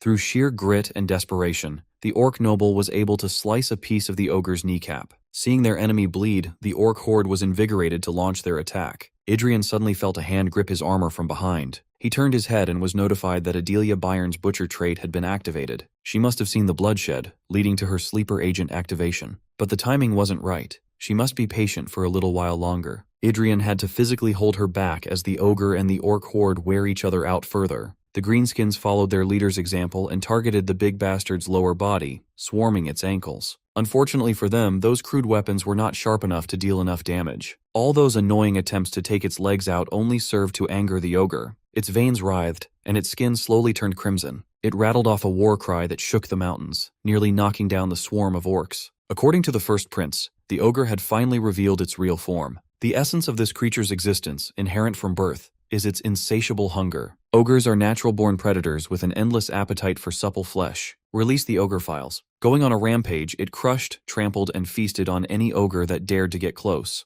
To take down a natural-born predator requires a natural-born butcher. Adelia was growing more uncontrollable by the minute. Just a little more, and she'll no longer allow herself to be held back. By Adrien's estimate, a true form of an ogre that had unleashed its true nature as a butcher should be roughly equal to a swordmaster. For a mere sword expert like himself, beating one on his own is an absurd idea. Fortunately, his secret weapon is locked and loaded, ready to wreak havoc. This would be the perfect grinding stone for his little butchering warmonger. A knight's rank can only grow when they make the impossible possible after all. Unable to hold her back any longer, Adelia Byrne was let loose on the battlefield. She exuded an entirely different light when in combat mode. Closing in on the Crimson Ogre, she instinctively recited a poem of her own. The sword technique Adrien imparted to her culminates in a slash that has felled countless giants throughout the ages. Ogres are nothing more than a mere remnant of the olden times. They carry the blood of those giants eradicated by the same technique. A watered-down, cheap copy couldn't possibly survive the onslaught of the genuine article. Adelia knocked the ogre down to its ass by severing its Achilles tendon. Blood flows to become a river, flesh enriches the earth. With the blood and flesh of giants, the land shall be made anew. The poem of Genesis showed its spark as the first prince joined the assault. His current abilities cannot handle the poem's rank. Multiple portions of verses were omitted. Despite singing only a single verse, a mere half of a poem, Adrien didn't mind at all. Erhem Kieringer, the vice-captain of the Iron Lion Knights, was befuddled by the prince's decision to bring such a timid and fragile woman on the mountain trek. Now he is seeing why she was included in the lineup with his own eyes. Adelia was a beast. She moved like one, and she was as strong as one. She laughed maniacally with every bit of damage she dealt. The ogre tried to counterattack, but it was too big, too bulky, and too slow to respond in time. Her momentum was absolutely overwhelming. But what's even more impressive was the first prince's masterful support. He was always in the perfect spot, giving Adelia the perfect angles to attack. Her reckless, blind onslaught pairs perfectly with his controlled, measured attacks. Together, their flashy performance was simply overwhelming for the ogre. They butchered that big red bald bitch, slicing off its hand and foot. After her last attack, Adelia blacked out in midair. Fortunately, the prince was there to nab her out of danger. As much as Erhem and the Iron Lions wanted to jump in, they knew there was no room for them to interfere. While they had given up without even trying, Lady Arwen showed why she was recruited by the first prince. Commanding the archers, she ordered them to make the remaining orcs eat their tips. While the prince handles the ogre, she proactively goes after the greenskins. Vice-Captain Erhem is truly a bum. He didn't even think of targeting the orc horde in disarray. All this man can do is glaze other fighters for their excellent judgment. It's only been a few months since Lady Arwen left the Iron Lions, and she already lapped her seniors. The royal guards and rangers were no slouches either. They chunked through a decent bit of the horde. Upon inflicting serious damage on their numbers, the last orc noble remaining confronted Arwen. He snarled and roared as if that would bring back his dead comrades. It was weird. The orc sounded like he was trying to say something. According to the prince, the only person fluent in orc tongue, the noble is asking to settle the beef through an honorable duel. He wasn't one to cower before a challenge, so he instructed everyone to step back. As for the ogre, they shouldn't worry about that giant. Adelia is currently dismembering its body, one limb and organ at a time. With every stab and slice, the insane grin grew, and her crazy eyes shone. Erhem was kicking himself for even thinking that the lady would be a liability. Prince Adrien formally accepted the orc noble's proposal. The greenskin was surprised to encounter a human who spoke his language. Without wasting his breath against a soon-to-be-dead orc, Adrien aggressively attacked. He crowded the orc noble's space, giving it zero space to counter. The prince brandished his blade, nearly beheading the beast in his opening attack. Seeing how freely the orc wields that red energy called battle spirit, Erhem compared the beast to at least a tripe chain knight. And yet, against such an imposing opponent, the first prince, a boy who had only learned how to properly hold a sword less than a year ago, was dictating the pace. Finally, he found an opening to shatter the monster's weapon. With nothing stopping his momentum, Prince Adrien freely hacked and slashed away at the orc noble's flesh, leaving it bleeding to death with nasty wounds. Before he ended the greenskin's suffering, he generously complimented the orc noble for giving him a good fight. One clean slice and the head was separated from the body. The soldiers cheered, and the Iron Lion Knights were stunned in silence. Their first hunt was a massive success. Adrien could finally breathe. When he turned around, he was jump-scared by Adelia. She had turned back to her normal, docile self. Her armor was covered in ogre blood and bile, her adorable face stained by gore, as she asked the prince if the battle was over. Adrien warned her not to come any closer, afraid to be smeared by the nastiness. That son of a gun made poor Adelia cry. After wrapping up the first battle, the hunting party continued their trek deeper into the mountain. The scouts kept their eyes wide open for any anomalies on the way. They had to be bolder and more aggressive in picking their paths, since the stench of the ogre was driving most monsters away from the party. Finally, promising signs of monster activity emerged. If there's a creature out there that doesn't run away even after smelling the guts of an ogre, that means that creature is on par with or stronger than an ogre. Instead of looking for their next target found them instead. A trio of muscular beasts with sickly blue skin. A pack of trolls. They packed up the pack quickly off-screen. Afterward, they spent the next few days going around the mountain range, fighting several more battles. And then it happened. The poem of Dominion binds Adelia to her master and reacts to the changes in the subservient individual. Her traits evolved, weaving in a new epic poem. The one who swore subservience shall offer a portion of her karma as tribute to her master. Prince Adrien gained access to a portion of her new epic, the poem of the Raven.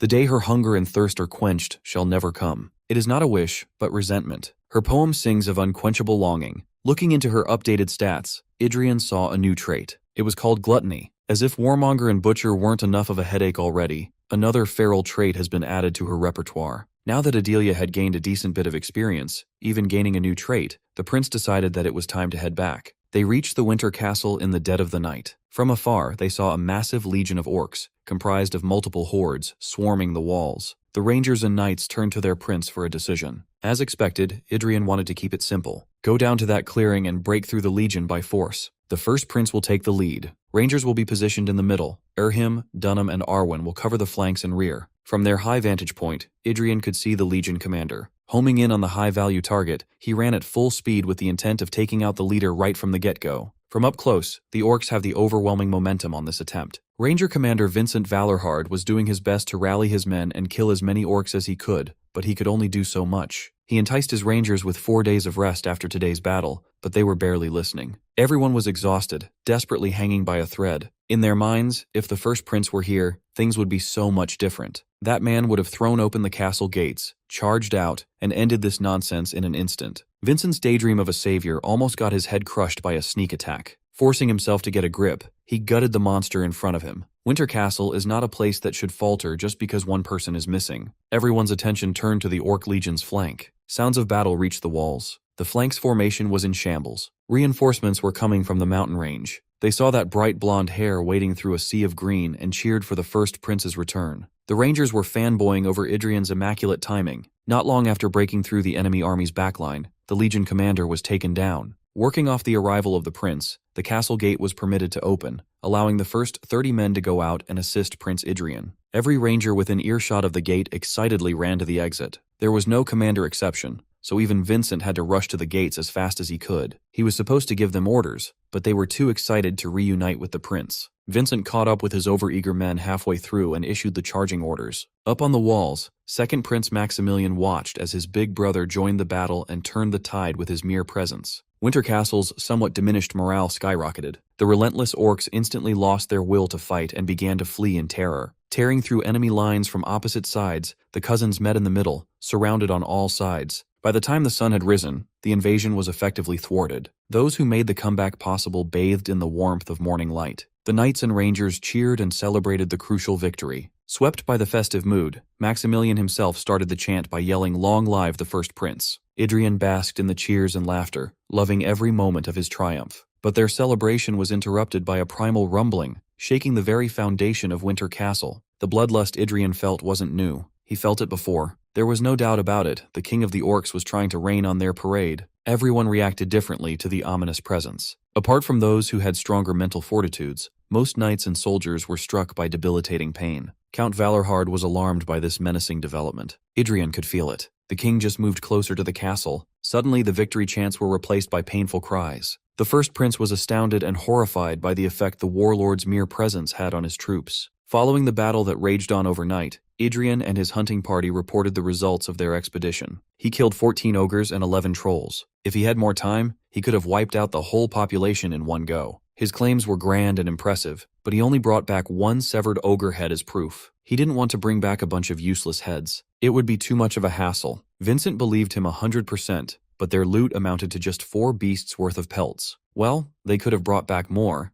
but Adelia loved to mangle corpses beyond recognition. She didn't leave many pelts intact. More importantly, Adrien gained a couple more orc banners. He wiped out an elite orc combat unit and snatched their flag. Adding the Shaman Legion banner from last night that counts for 10, his score jumps up to a total of 39 compared to Vincent's 36. It finally happened. The record Vincent Valorhard had earned over years of effort was overtaken by Adrien in just a few months. Instead of consoling their boss, the Rangers cheered for their commander's defeat and the prince's victory. Vincent tried to argue that he did all the work last night, and Adrien just got lucky and picked up the banner for free with that flank attack. Despite his protest, his own men urged him to just admit defeat like a man. The Ranger commander threw a childish tantrum, reprimanding his boys for not supporting their boss. Talks about hailing the first prince as the greatest warrior of Winter Castle spread around. Count Valorhard had to ruin the fun by casually inserting himself into the conversation with his 59 flags. The old man had the nerve to upstage his own nephew and son. Adrien called the geezer shameless for crashing a young man's game. He's already half retired from the front lines, but Bale Valorhard believes that records never disappear. Try as he might to disqualify his petty uncle from the race, Count Valorhard wasn't lying. Records are forever.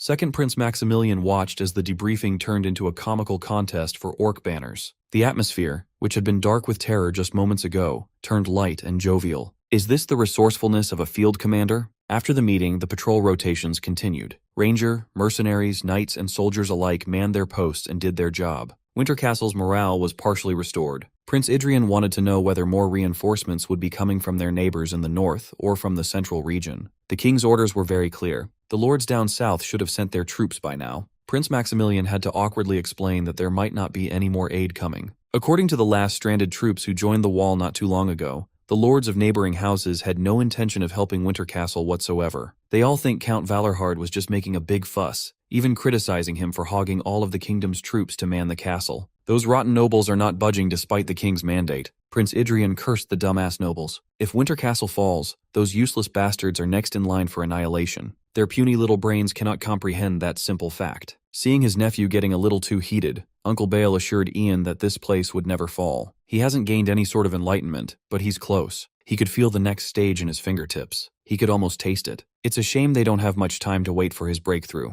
Even so, as a knight and lord of Winter Castle, the Silver Lion assured the youngsters that he had never lost a battle against orcs, and he never will. Despite knowing that it was a fool's errand, they still sent letters calling the nearby armies in the north and central plains to action. To increase the chances of at least reaching a few, Second Prince Maximilian Leonberger personally rewrote the requests under his honorable name. Big Bro Adrien wanted to keep the hope alive. Ian believed that the nobles might ignore the notorious good-for-nothing prince and the count who took him in as guardian, but they could not possibly do the same to the promising second prince. Whether they arrive in time to make a difference is another problem. If things go wrong, Ian expects his little brother to hold the fort and establish a new defensive line below the castle. There are simply not enough troops to tip the scales in their favor. No matter what, the men of Winter Castle will never abandon their home. Maximilian reminded his big brother that he doesn't have to do the same. He's not a man of Winter Castle either, and even if worst comes to worst, Maximilian believed that the soldiers would need his big bro more than some inexperienced kid to lead them. Ian tried to hide it, but he cracked a smile upon hearing Lil Bro's concern for his well-being. He was just glad that in the midst of the utterly contaminated Leonberger bloodline, there was at least one good seedling left. Looking from the outside, you wouldn't think Winter Castle was about to enter its most turbulent period. Everything was business as usual. It was like the calm before the storm. The relentless orc attacks completely stopped 4 days ago. In that precariously peaceful surface, tension steadily rose. The Northerners won't let it show, but everyone in the Winter Castle was on edge. They are mentally preparing themselves for the upcoming great battle. Count Bale Valorhard used that little window of tranquility to consolidate his progress thus far, sharpening himself to defend everything he cherished. Still, there was no news of reinforcements from both central and nearby northern regions. The only shining light in this bleak waiting game was the timely return of Valorhard's pride, the Black Spear Cavalry. Their captain, a scruffy man roughly the same age as the Count, apologized for taking too long on their return trip. One look was all it took for Ian to know that these guys were the real deal. Their captain, Quain Lichtheim, was quite a force to be reckoned with. That man had aura. The first thing Sir Quain did when he got the chance to chat with Ian was expose Vincent's boasting about how magnificent it was to charge alongside the first prince. Then he formally introduced his unit, boasting that his men were the best of the best in Valorhard when it came to charging. In any case, he'll be looking forward to running alongside Prince Adrien soon. A few days later, the Winter Castle shed any semblance of peace they enjoyed for a brief period of time. Knights, soldiers, rangers, princes, and counts, everybody lined up and got ready for what was to come. Right outside the icy gates, savage sounds of beating drums can be heard. Ear-piercing growls and groans from the advancing greenskins made the ground tremble. Vincent looked around in frustration. Days have passed, and there is still no sign of reinforcements on their side. On the contrary, the orcs have come to the battlefield with everything they've got. The monster who terrorized them from afar, the hero of the orcs, who transcended the limits of his species, finally came out to play. Wearing a metal mask that obscured his face, he had a frightening crimson glint in his eyes, focused and thirsty for a good clobbering. The warlord has arrived, and his subjects bent their knees. Each and every step warped the air around him. His mere presence augmented orc morale while suffocating the opposition. Some of the weaker-willed soldiers couldn't stand being in his vicinity.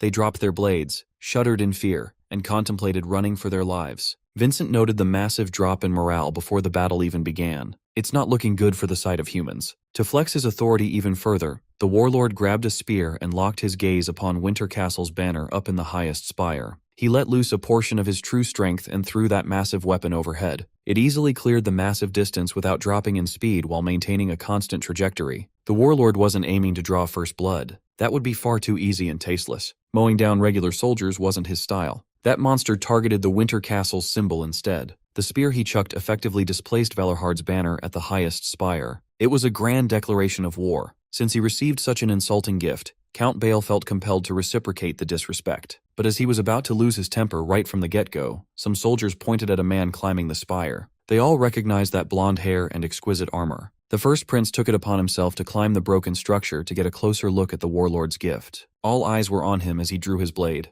With one clean slash, he cut the spear in half. Ian smiled and grabbed the falling bottom half from mid-air. He waved the orc banner attached, declaring it his property. That stupid orc gifted him a commander's flag before the battle even began. He'll yoink that shit any day of the week. Suddenly, the tension the Northerners were feeling subsided. Vincent laughed at his cousin's childish obsession with orc flags. Some of his men chimed in that a king's banner should count as 50 points, putting the Prince Adrien above even the count in the leaderboard. While everyone's attention was still on him, Ian sounded the horn, its primal call reaching his men's ears. A single strong note, held for a moment, made all their fears and anxieties melt away. Instinctively, the Northerners recited the poem the prince wrote. Snow-capped peaks, frozen valleys, soaked in red, the silent walls stand tall. Piggybacking off the crucial momentum shift, Vincent drew his blade and roused his rangers to prepare for battle. The chanting continued, their voices merging into one. They became connected through every verse sung, fueling the first prince to new heights. Uncle Bale sighed. He can't let his nephew take all the glory on the first day of war. He wouldn't be able to save face as commander.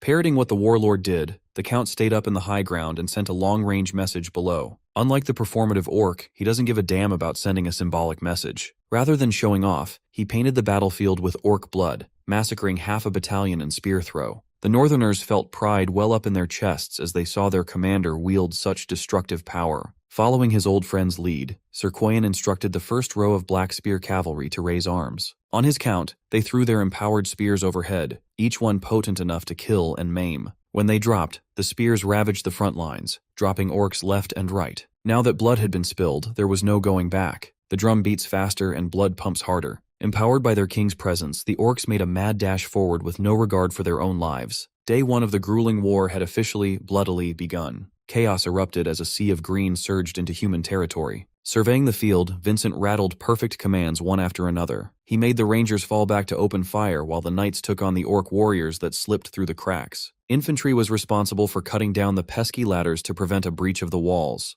Orcs are a simple-minded lot. Their strategy was straightforward and honest. Using their superior physical gifts, they don't need any cheap tricks at all. With their numbers, they could just mindlessly throw tens of thousands of bodies until the defenses crumble. On paper, it was a stupidly boneheaded tactic. Still, given how they're built, the raw force they could generate could topple empires. It's a bit too early on the first day, but Count Bale elected to use fire. If they try to hoard resources and take a heavy loss on day one, morale will nosedive. Following his directive, the rangers posted up along the spire and scurried to grab the oil jars. Watching from the high ground, Prince Adrien grimaced. The situation had quickly become worse than expected. There were far too many casualties on the walls. Now that they're bringing out oil jars by the cartload, they are literally burning through supplies way too fast. Thankfully, the combination of oil and fire arrows effectively halted the climbing orcs from taking over an integral point of defense. But if this war of attrition continues, they'd be fighting those orcs barehanded in less than a week. At the current rate of consumption, Winter Castle is doomed to fall in just a matter of days. While the big shots were worrying about the big picture of the war, the foot soldiers were struggling with their own demons. A man who lived recklessly, but never committed any crimes, regretted the chain of events that led up to him in this icy hellhole surrounded by hulking orcs. They say if you lie down with dogs, you get up with fleas. Eli Bernardo tried to fit in with the aristocratic crowd and ended up affiliated with some trashy nobles. Then a boy younger than him came in and threw everything into chaos. After Prince Adrien mowed down the trashy nobles, Eli Bernardo was dragged into court to testify as a witness to the bloodshed. He simply told the authorities the truth, but he ended up earning the wrath of multiple petty noble families. After the first trial, he found himself standing in the dock as one of the suspects, not a witness. In the end, corruption and collusion forced him to atone for crimes he didn't commit. He was shipped to the north, where he was ordered to serve in the war in plain clothes. The soldiers of Winter Castle gave him and the rest of the misfits a sword and shield. Their task was simple: survive. Given the circumstances, the Northerners didn't have the luxury of looking after, let alone training, every single soldier. The other criminal nobles Eli was grouped with were feeling cocky. They committed all sorts of crimes, yet all they had to do to clear their record was kill some orcs. Most of them trained with swords since they were kids. They were confident in their skills. The same cannot be said for Eli Bernardo. On their first deployment, he came to understand that Winter Castle didn't get its notorious reputation for nothing. Shit ain't sweet in the north. Not even a month had passed, yet all the other good-for-nothing nobles in his batch had died gruesome deaths.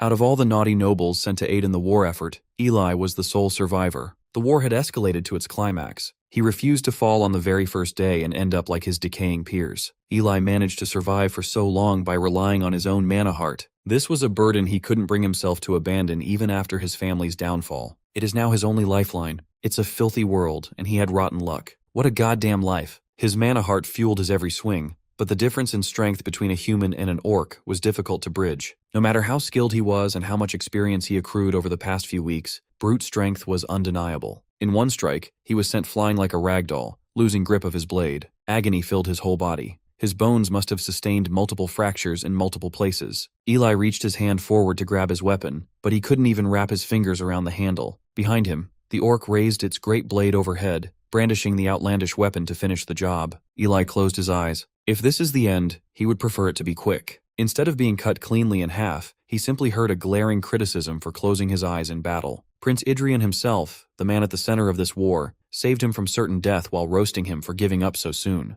The power he could muster was truly unbelievable. He could overpower and outspeed orcs without breaking a sweat. Eli was stunned into silence. He saw a pissed-off prince looking down on him for calling it quits. Ian grabbed him by the collar and asked for his squad number. He won't tolerate soldiers who don't even know the most basic rule in battle. He scoffed and gave the soldier a piece of advice. If you're not going to fight, then get down and stay out of the way. Eli had a moment of weakness, but the prince's words lit a fire under his ass. That man dared to speak to him about the rules of war when he was the reason Eli was exiled to this death trap in the first place. What irked him the most was the fact that the prince didn't even remember who he was. Eli Bernardo's pride could not let that shit slide. By sheer force of will and ego, Eli disregarded his injuries, picked up his blade, and charged back into the front lines. For the next few days of non-stop battling, he tried his best to stay close to the first prince. This led him to fight in the most brutal parts of the battlefield every single time. At some point, he forgot his reasoning in the first place. He was just following the prince and fighting like crazy because it felt like the right thing to do. He gritted his teeth and fought with every fiber of his being just to narrowly survive every encounter. Suddenly, a question crossed his mind. Why was the prince fighting so desperately day after day? He would be their vanguard, and he would call the shots while holding back multiple orcs at once. He had a strange effect on the northern warriors. In the midst of such a hopeless battle, why would they willingly throw themselves into danger like their lives meant nothing at all? While Eli was pondering those questions, the prince grabbed him by the collar and pulled him out of incoming danger. Like the last time he was caught slipping, the prince chewed him out for spacing out like an idiot. This time, Eli acknowledged that he fucked up. This is not the time to let his mind wander. The prince doesn't even know his name yet. Or so he thought. Before hopping back onto the front lines, Prince Adrien called Eli by name and advised him to fight and do it right. Taking note of his shock, Captain Arwen Kurgayan assured him that the prince had recognized him days ago. Mimicking her master's way of giving pointers, she told Eli to step forward and fight or retreat and get down. No matter who it comes from, the comments irked him. Just to prove that he's not some useless lout, he swore to follow the prince to the end. Even if it kills him, he'll work hard to show that he's worthy. Another day of non-stop killing and parrying death had passed. The sun is on its way down, and the northerners are making sure that the orcs on their floor are dead. Eli struggled to catch his breath, wishing that no more surprises would pop up today. The first prince found him kneeling on the ground and repeated the cringy line he screamed just a while ago. If he really meant to follow Ian even if it kills him, he is free to go ahead and try. Arwen interjected and invited Eli to come closer. As of today, he's no longer a foot soldier with the Central Army. The prince has personally transferred Eli to his direct command. If he's against this change, he'd better speak up now. He was being offered the role of a lifetime, but he couldn't reply. He was too stunned by Lady Arwen's beauty, accentuated by the setting sun. Their elite force would never force anyone to join their ranks, but Eli was more than happy to be a part of the team. Eli only knew Lady Arwen as the female knight all his bum-ass friends lusted after. They all wondered what she looked like underneath. Given the chance of a do-over, Eli would like to kill those pricks himself to give them what they deserve. In the midst of the battle against the calamitous warlord, Eli Bernardo found the master to whom he would entrust his future, as well as the object of his unrequited love. Old man Niccolo Marchiadel authored an extensive written record of everything he witnessed firsthand in the Battle of Winter Castle. On day 1, the king of orcs, known as the warlord, arrived at the castle gates leading an army of 20,000 strong. The rangers and soldiers of Winter Castle fought valiantly and repelled the first attempt. 89 died, 113 were wounded. By day 4, the tragedy struck when the eastern wall fell. At the cost of heavy casualties, the rangers were barely able to reclaim the overrun area. The death toll was at 371, and 114 were wounded. On the 6th day, supplies hit a critical low. Day 13, running on 2 weeks of war, forces were exhausted, and personnel numbers had dwindled significantly. On the contrary, the orcs were still as vigorous and aggressive as ever. Over 300 were killed. The exact death count cannot be made. Too many have perished. At present, 15 days have passed since the war erupted. Half a month of bloodshed. Those in Winter Castle finally accepted the fact that the reinforcements would never come. In the strategy room, everyone was racking their brains for an answer on how to stem their bleeding. Some suggested pulling back the front line and regrouping in the rear. Still, Count Valorhard was firm on his stance to never abandon the castle. He was a stubborn old fool. Holding out blindly cannot be the answer. What would they even gain from holding the line?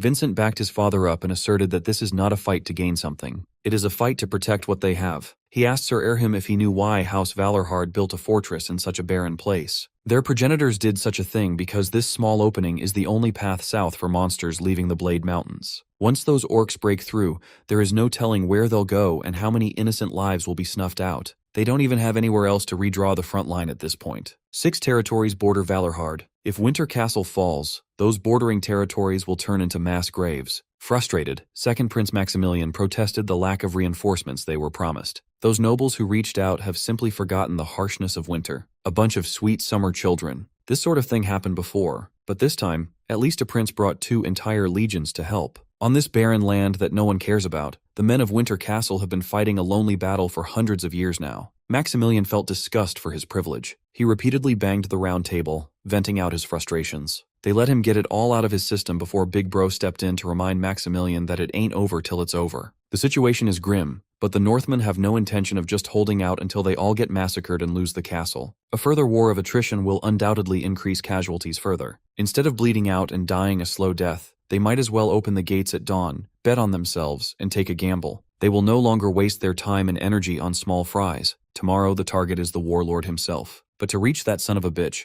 they must break through at least 3 legions. To make the impossible possible, Count Bale Valorhard himself will open the path. The Black Cavalry will support from behind, and the heavy infantry will propel the charge forward. With this gamble, only half of the already depleted infantry will remain to defend the walls. Hearing the grown-ups casually plan something akin to a suicide mission, Maximilian wanted to volunteer himself, but Ian shut down that idea before he could even speak up. There was no need for 2 Leonberger bloodlines to join this insane charge after all. This will be the hardest push thus far. Of course, the first prince wanted a piece of that action. After the meeting ended, the dawn was long. Ian had a lot of people to talk to, and a mountain of preparations to make before they set off. Most of his meetings centered on what certain people should do if the Winter Castle fell. Their reactions to his instructions varied, to say the least. Oddly enough, all their parting words were the same. They all wished him good fortune, promising that his will would not be in vain. Uncle Bale pulled him aside and made him promise to prioritize his survival no matter what happens out there. Defending the Winter Castle is the destiny of Valorhard's, not his. Uncharacteristically, Vincent willingly conceded to count the warlord's banner as 200 points. Little Max might have been the most emotional out of everyone he talked to. Ian can no longer count how many times he heard wishes for his safe return. Of course, he had to discuss some matters in detail with his current right-hand woman, including her crucial role. He ordered her to stay behind while he marched into the jaws of what felt like certain death. It was a cruel decision, admittedly, but there was no other way. But only with her in the castle can he leave with peace of mind. He'll be counting on Arwen to understand and execute. With a heavy heart, she accepted her role and vowed to do as her master commanded. Eli was hiding behind a nearby wall and failing, so Ian addressed him as well. Although he accepted Eli's will to follow him even in death, he won't be allowed to tail the prince this time. He'd better put those valiantly useless thoughts out of his head now. Finally, the first prince made his exit and retreated to his own room. He thought he was done for the night, but it looks like there was one last visitor to entertain. Ian could tell that someone was in the room, so she should just show herself and stop being so sneaky. In her bird form, the mysterious visitor insisted that she was simply waiting for the right moment to make her presence known. He called on her a while ago, but she sure took her sweet time to show up. She might look like an owl with evil intentions, but inside that bird was none other than the dancing magic swordswoman, Elder High Elf Sigrun. By the time the sun rose, our boy was perfectly kitted out like his whole drip wasn't covered in orc blood the day before. On his way out of the castle, Adelia meekly handed him his sword and wished her master to stay safe. Unfortunately, the blade he so painstakingly forged could not be used this time. Adelia hasn't reached the state to rationally carry out orders in the heat of battle just yet. Sure, bringing her out to mow down 3 legions of orcs would be cinema. Still, her running wild without the concept of self-preservation would be a recipe for disaster. If only they had reinforcements, Ian could have found some way to put her to use. If worst comes to worst, he already talked to an unpredictable ally. He could always borrow her power when shit hits the fan. Walking out the door, he promised to see Adelia when he returns. Waiting for him right out of the gate was the entire Black Spear cavalry, menacingly lined up. One of the boys approached him with an absolute unit of a horse in tow. Apparently, that big beast is a pure-blooded northern steed, a breed that doesn't flinch even at the sight of monsters. As long as he brings it back alive, a scratch or two would be considered a badge of honor. The cavalryman who lent him the horse spoke eerily similar to Vincent. All these northern men have the same personality. At the forefront of the attack force, Captain Kwan paid respects to the prince and gladly yielded his spot in the charge. Prince Adrien will be taking his rightful place in the best seat in the house, side by side with Count Valorhard himself. Ian calmly walked in place, leading his stallion to the vanguard. Now that everyone has arrived, it's time to kick things off. The first prince hopped on his ride and enthusiastically gave the order to open the gates. For the first time in more than 2 weeks, Winter Castle lowered the drawbridge. Up on the walls, the ballistae were loaded up to account for any rogue attacks. The orcs that tried to take advantage of the lowered drawbridge were instantly deleted by the high-powered shots from above. Finally, Uncle Bale can finally show why he's the one running the show. With the advance directive in place, they sped up out of the castle with one target in sight. Vincent played his role immaculately, commanding his rangers to provide cover fire for the suicide squad. His archers were given free rein to go all out today. They need every bit of strength to clear a path for the attack force. The sky was briefly obscured by a rain of arrows finding their way into the sea of green. Bale and his black stallion never faltered despite being surrounded by orcs on all sides. He cut, stabbed, and decapitated his way through. He was racking up kills like a pro in a Smurf account. Captain Quayan saw his old buddy getting into the rhythm and felt antsy. Ian stayed a few paces back, observing how the cavalry moved. This was his first time seeing how a true knightly order attacks. 100 moving as one, and one moving as 100. They left a spectacle of blood and carnage wherever they passed. Every moment and every unit were organically connected. The synergy was top tier. Ian was just nerding out in the back. He could practically see a new path being carved before his eyes.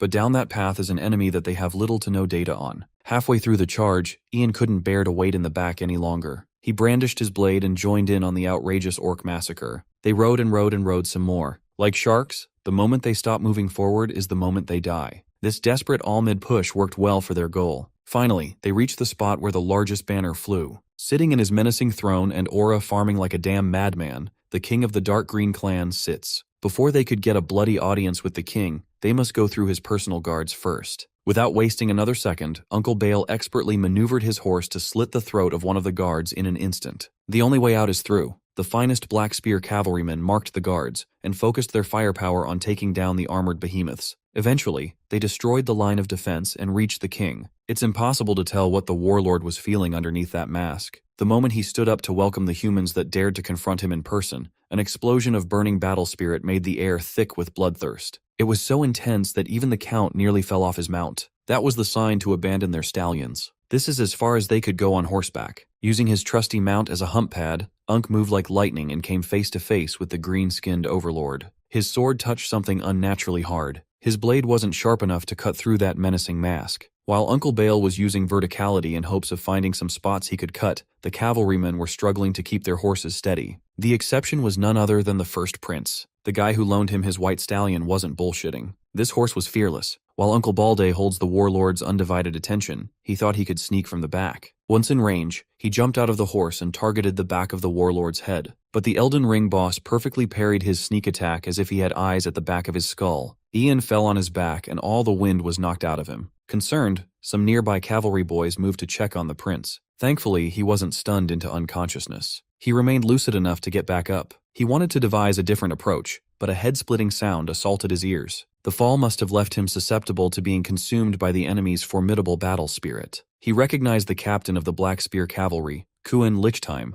running up to him to make sure that he was all right. Ian thought the old man was simply squinting, but when he got a closer look, he saw that one of the captain's eyes was gouged out of its socket. Quan doesn't seem too bothered by all the blood coming out of his eye hole, though. He was more concerned about the first prince. It's a good thing the captain snapped him out of his daze. Ian felt clearer-headed thanks to that eyeball jump scare. Calm and ready to jump back into the fray, Prince Adrien joined his uncle on the big stage. Even in a life-or-death situation, Unc still ribbed him for being late. It was a bit delayed, but the game plan is still alive. They all agreed that a 2-on-1 would give them the greatest chance at taking the king's head. It felt like they were isolated from the outside world. In that bizarre state, the prince and the Unc fought like absolute sickos. Despite the power of family, friendship, and anime being on their side, they were bound to lose miserably. The prince and the count tag-teamed that giant orc warlord like there's no tomorrow. Unc took the front, and nephew gave some nasty backshots. The synergy was off the charts. The count may be old, but he was moving like he was in his physical prime. Unfortunately, he couldn't hold the warlord's attention for the whole fight. Eventually, the big bastard switched targets to Ian. He clumsily dodged an incoming crush grip, barely evading a fatal attack. Uncle Bale covered for him while he recovered. The battle had raged on for far too long. He thought they had drained quite a bit of the monster's strength, but this behemoth might have been toying with them all along. Ian's mana supply had dwindled. He has been running on fumes for some time now. Count Valorhard can hardly say he's in any better shape. Just holding his blade steady had become a struggle. Finally, he made the boss call to ask Ian to lower his sword. The plan they bet everything on had failed. Naturally, the young prince refused to stand down. For him, it's not over till it's over. Although risky, he could force a soul release. Maybe going past his limit would turn the battle around. He was partially correct in believing that the fight is not over yet, but it would no longer be a 2 versus 1. The count gathered a decent bit of aura in his fist and sucker punched his nephew, knocking him out cold. From here on out, he intends to fight alone. Ian tried to fight the pain and stay conscious to no avail. After all is said and done, someone needs to stay behind and clean up this mess. Count Valorhard will be counting on him to be that person. Holding the unconscious prince, he called Sir Quayan to take over babysitting duty. Two old friends exchanged a few words, but the respect was palpable. For Sir Quayan, it had been an honor to serve Commander Bale all these years. With heavy hearts, they wished each other good luck. Knowing the likely outcome, the captain and his men paid their final respects to Commander Bale Valorhard. Tossing the prince on his shoulder, the captain and the survivors of Black Spear Cavalry made a hurried tactical retreat. Their priority was to keep the prince alive. A few moments later, Ian woke up but couldn't move any of his limbs. With all his remaining strength, he looked up and saw his uncle face the warlord all by himself. The view was quickly obscured by a legion of orcs swarming the escape crew from behind. Sir Quayan grabbed hold of the prince's nearby stallion and apologized for what he was about to do next. Carrying Ian like a princess, the grizzled captain mounted the horse in one masterful leap. Transport was secured. All that's left to do is run like they're running out of ground. The retreat was a grueling trial in itself. Out of the 200 knights that joined this final gambit, fewer than 50 remain. Their numbers continue to dwindle as they literally throw their exhausted bodies in front of blades to keep the first prince out of harm's way. Even though he doesn't have the strength to lift his own sword, Ian hated feeling useless. So, he grabbed the horn from the saddle and put it against his mouth. Even if it was just to raise morale, he wanted to help. Using the war horn as an amplifier, he recited the war song the Northerners have etched onto their hearts. The prince went from their main attacker to the group's support bard. Blocking their only way out of the battlefield was an entire orc battalion, complete with their very own banner. This battalion had some savage-looking wolf riders that could match their speed. With their reduced manpower, breaking through such a brutal blockade seemed impossible, at least until some helpers with pointed ears showed up to clear the way. Who would have thought that the only reinforcement Winter Castle would receive in this war would come from elves? Still, it would have been better if they had arrived a lot earlier. Everyone had cleared out of the main court, leaving only Count Valorhard and his nemesis in the spotlight. The old man appreciated the warlord's patience for letting him send his men on their way. It wasn't out of respect but out of hubris. The king simply didn't give a fuck. Holding his spear, his sharp battle spirit surged, but Unc wasn't fazed. On the contrary, without anyone else to think about, he felt so free. It's been a long time since his heart felt so light. He's been effectively relieved of his duties as commander. He was liberated from the responsibilities and headaches that came with being the head of the family. His eyes were clear, and his body had never felt so nimble. Even the tip of his sword was alive, ready to thrust into anything. Most notably, his aura shone brighter than ever before. Freed from the shackles of day-to-day life, His much-desired breakthrough was finally consolidated. All his senses were enhanced, turning him into a sword-wielding machine made for destruction. He stepped into the supreme realm that all knights of the chain could only dream of. The legendary pentachain. Uncle Bale's mana boiled over. He'd never felt so powerful in his life. It was a new and intoxicating sensation, but a part of him felt regret. If he had broken the barrier just a little earlier, things could have gone down much differently. He's been fighting the strongest enemy he's ever faced for hours now. His body sustained a lot of injuries. A broken body cannot possibly withstand this level of power. He could swing his sword once at most. In the end, it all comes down to one final clash. Knowing what would happen after wielding such power, Bale wanted to go out with a bang. His first and final strike as the Knight of Penta will be legendary. This sword swing, a culmination of an entire lifetime, is dedicated to his nephew, Prince Adrien Leonberger. Damn, Unc didn't even dedicate that shit to his own kid. It was the best swing he had ever unleashed. While the war in the north was reaching its crescendo, the sunny central plain was turning a blind eye. The nobles who could have prevented all the losses have gathered for their occasional meeting to discuss buying up more land instead of worrying about the impending orc invasion.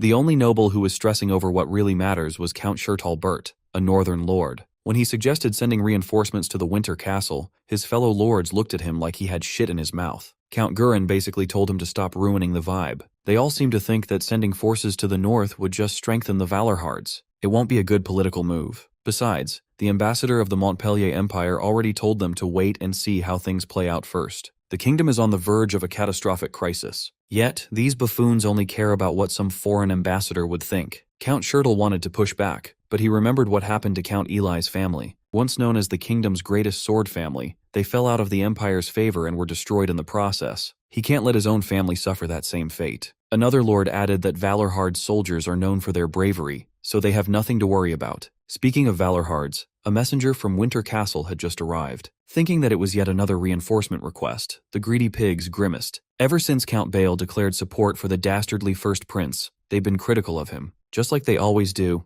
they'll just make up an excuse and send the messenger back empty-handed. But Count Shirtle wanted to hear what the envoy had to say. The messenger came running to the central plain to relay a simple message. Winter Castle has fallen. The commander, Count Bale Valorhard, is missing in action. To elaborate, the messenger barges into the room to report directly to these filthy politicians. Count Gurin cursed out the grubby messenger to leave this gathering of noblemen unfit for foot soldiers. Ignoring his threats, the messenger rattled off the numbers bouncing in his head since he left the north. On the 3rd Legion alone, 343 rangers, 215 infantry warriors, 492 light infantry, 79 Black Spear cavalrymen, and 88 Winter Knights have fallen. Among the temporarily organized support legion, 198 heavy infantry, 323 light infantry, 172 archers, and 64 knights would never see the light of day again. As for the commander and lord of Winter Castle, head of the Valorhard family, Count Bale Valorhard died in action. The messenger fell on his knees. The remaining survivors are currently retreating.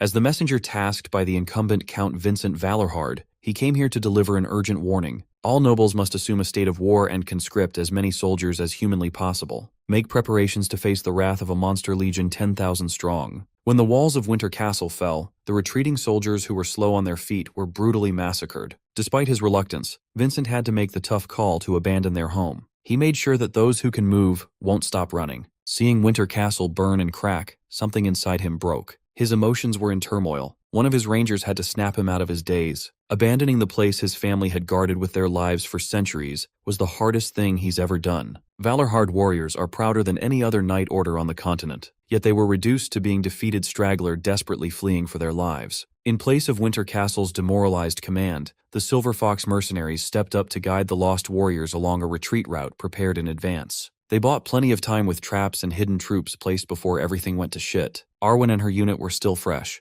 They had the energy to slaughter every pursuer that broke through. The escape was so smooth that it felt like it had always been the plan from the very start. From thousands just a few weeks ago, the head count had shrunk exponentially. Once they were out of the danger zone, Vincent asked Commander Antoine when the traps were prepared. Antoine answered that the first prince gave him instructions to prepare the escape route before the final battle. Speaking of the first prince, he's still out of it at the moment. The days of nonstop killing and avoiding getting killed must have finally taken their toll on him. He has been unconscious for an entire week straight now. Adrien is in dire need of proper treatment from a professional sooner rather than later. If the trek goes smoothly, they are expected to reach the second defensive line prepared by the rear by the end of the day. There, they can reorganize their ranks, join forces with other northern troops, and plan a counterattack to slaughter the last one of those damned orcs ever. Until then, rest stops will be kept to a minimum. When they arrived at the supposed second defensive line, Vincent quickly realized that his plan to turn the tables was wishful thinking. In that camp, a pathetic display of the combined forces from the 5 families was gathered.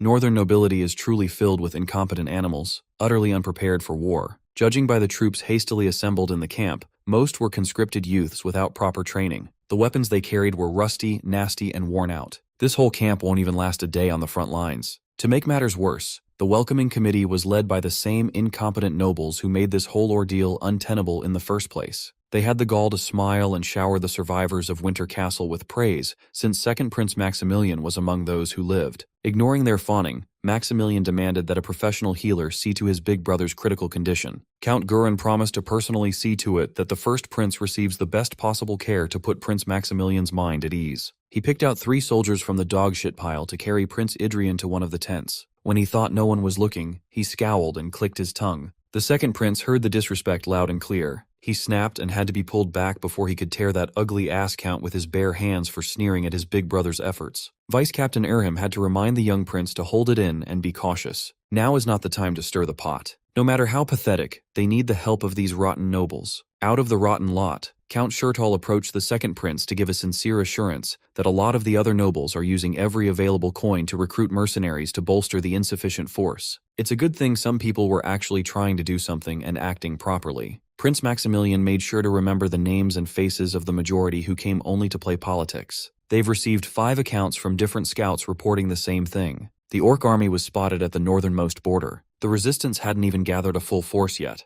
They are running out of time. Count Gurin didn't miss the chance to try to scam some soldiers directly from the prince's entourage. He noted that those who had experience fighting in Winter Castle would be a great asset in the upcoming battle. Before the young prince could respond, Sir Erhim stepped in and denied the request. They have many wounded in their ranks. Regrouping and recovering are priorities. Vincent said the same thing about his remaining soldiers and left the meeting, using fatigue as an excuse. Later, Maximilian asked his vice-captain why'd they refuse to call for support. Erhim had to explain to the young prince that those filthy nobles were trying to use them. Why should their men, who barely made it back alive from the jaws of death, die for the likes of Gurin? The northern lords still do not understand the crisis level in the slightest. They need to see the reality of the situation as soon as possible. There will be innocent casualties for sure, but this bloody path will prevent even greater sacrifices in the long run. It was hard to swallow, but Sir Erhim was right. The royal family dragged their feet, and the northern nobles are rotten to the core. Far too many talented and strong fighters, who would have been invaluable to the kingdom,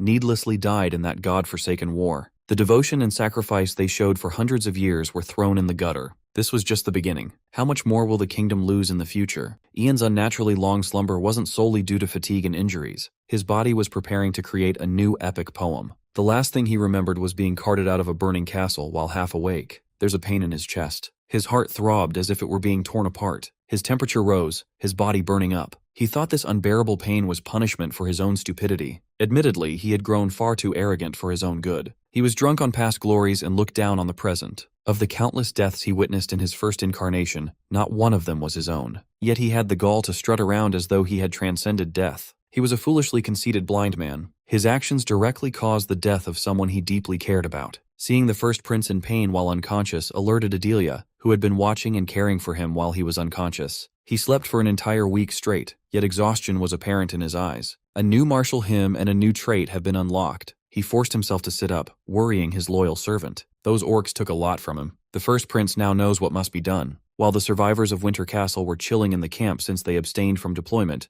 the nearby territories were experiencing the full orc invasion experience. The forces of Count Gurin were easily annihilated. The orc horde continued its advance near Count Shurtal's territory. 5 counties have already been reduced to rubble. Central Command decided to establish another line of defense along the Raint River. The king even sent word that his favorite, the second Prince Maximilian, must retreat along with the young Count Valorhard. It was one way to say that the capital won't be sending reinforcements to the north. The dumbass nobles were finally getting a taste of their own incompetent medicine. Sir Erhim simplified the plan. The capital will shorten the front and concentrate its forces, but they won't step in while territories north of the river are being laid to waste. Count Shurtal regretted not acting with more conviction from the moment he received the first message from Winter Castle. If they had just sent troops back then, none of this would have happened. With his county on the cusp of decimation, Count Hestin lost his signature smugness. You know what rhymes with Hestin? He held on and begged Vincent to please lend them troops to salvage what they could in their doomed territories. Bro slapped the shit out of that filthy hand. When his family asked for help, they turned a blind eye. None of them reached out a hand. The bad blood runs too deep. Count Hestine looked around the room and shifted his beggar act on the magnanimous and naive second prince. He dropped to his knees and admitted his ignorance, which had led to a grave mistake. If given a chance, he vowed to devote his body and soul to contributing to the stability of the North. Prince Maximilian's blood boiled at hearing those promises. The kind and understanding young prince spewed poisonous words, calling the nobles disgusting bastards. Big Bro arrived just in time to see his little brother stand up to some trashy nobility. He had Adelia assist him to the command center. His steps are still wobbly and unstable. It's a good thing all the stupid bitches he wanted to meet were gathered in one tent for his convenience. He walked up to the spokesman of the wretched pack, Count Hestine. That man feigned relief upon seeing the first prince had woken up, but no one was buying that shtick. The first thing Prince Adrien did upon regaining consciousness was feign a slap and steal Hestine's sword right out of the sheath. The force behind the pull knocked the clumsy old noble down his ass. He demanded an explanation, but instead of words, he had half of his face cut off. Count Hestine was mercilessly decapitated from the neck up. He wasn't using his brain anyway. Not too much was lost. Hestine didn't kill himself. Vincent, Sir Quan, and everyone else in the room were stunned in place. Prince Maximilian was mortified. No matter how egregious the crime,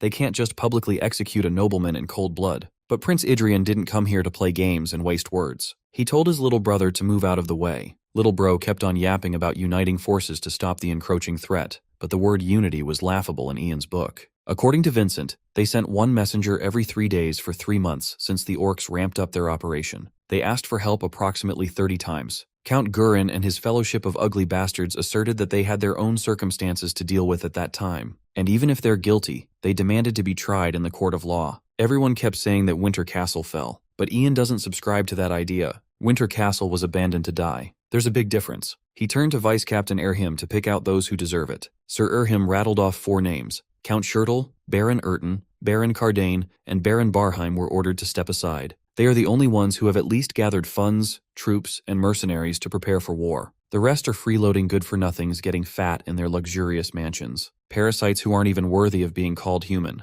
Gurin dropped the pretense of virtue and tried to command the royal guards to seize and subdue Count Hestine's murderer. He demanded protection, but none listened to his broke ass. His own guards posted outside the tent were quietly dealt with by the elven girls. If he's done opening his stinking pie hole, moaning for help that will never come, the first prince will now proceed with sentencing. Out of fear for their lives, some of the useless nobles tried to beg and bargain, only to get their throats slit open. Even if they tried to kiss his feet and plead, it was too late. Count Gurin was the last one alive. If you ask him to prostrate before the lousy first prince just a few days ago, he would have spat on your face. Yet here he was, pissing his pants in fear of the inevitable. With one clean swipe, Ian sliced off the count's face, giving him the bloodiest facial known to man. After killing 4 high-ranking nobles of the north, weariness instantly caught up to him. Thankfully, Adelia was there to give him a chair to sit on and rest. Ian relaxed and took a seat surrounded by the gore and corpses of his victim. Next, he tasked Antoine with having the mercenaries spread a rumor that the nobles had fled under cover of night to save only themselves. As for Erhim Killinger, he was assigned to select troops and seize the castles of the dead lords. For justification, they could just say that out of compassion for the lords who died dishonorably while fleeing their duty,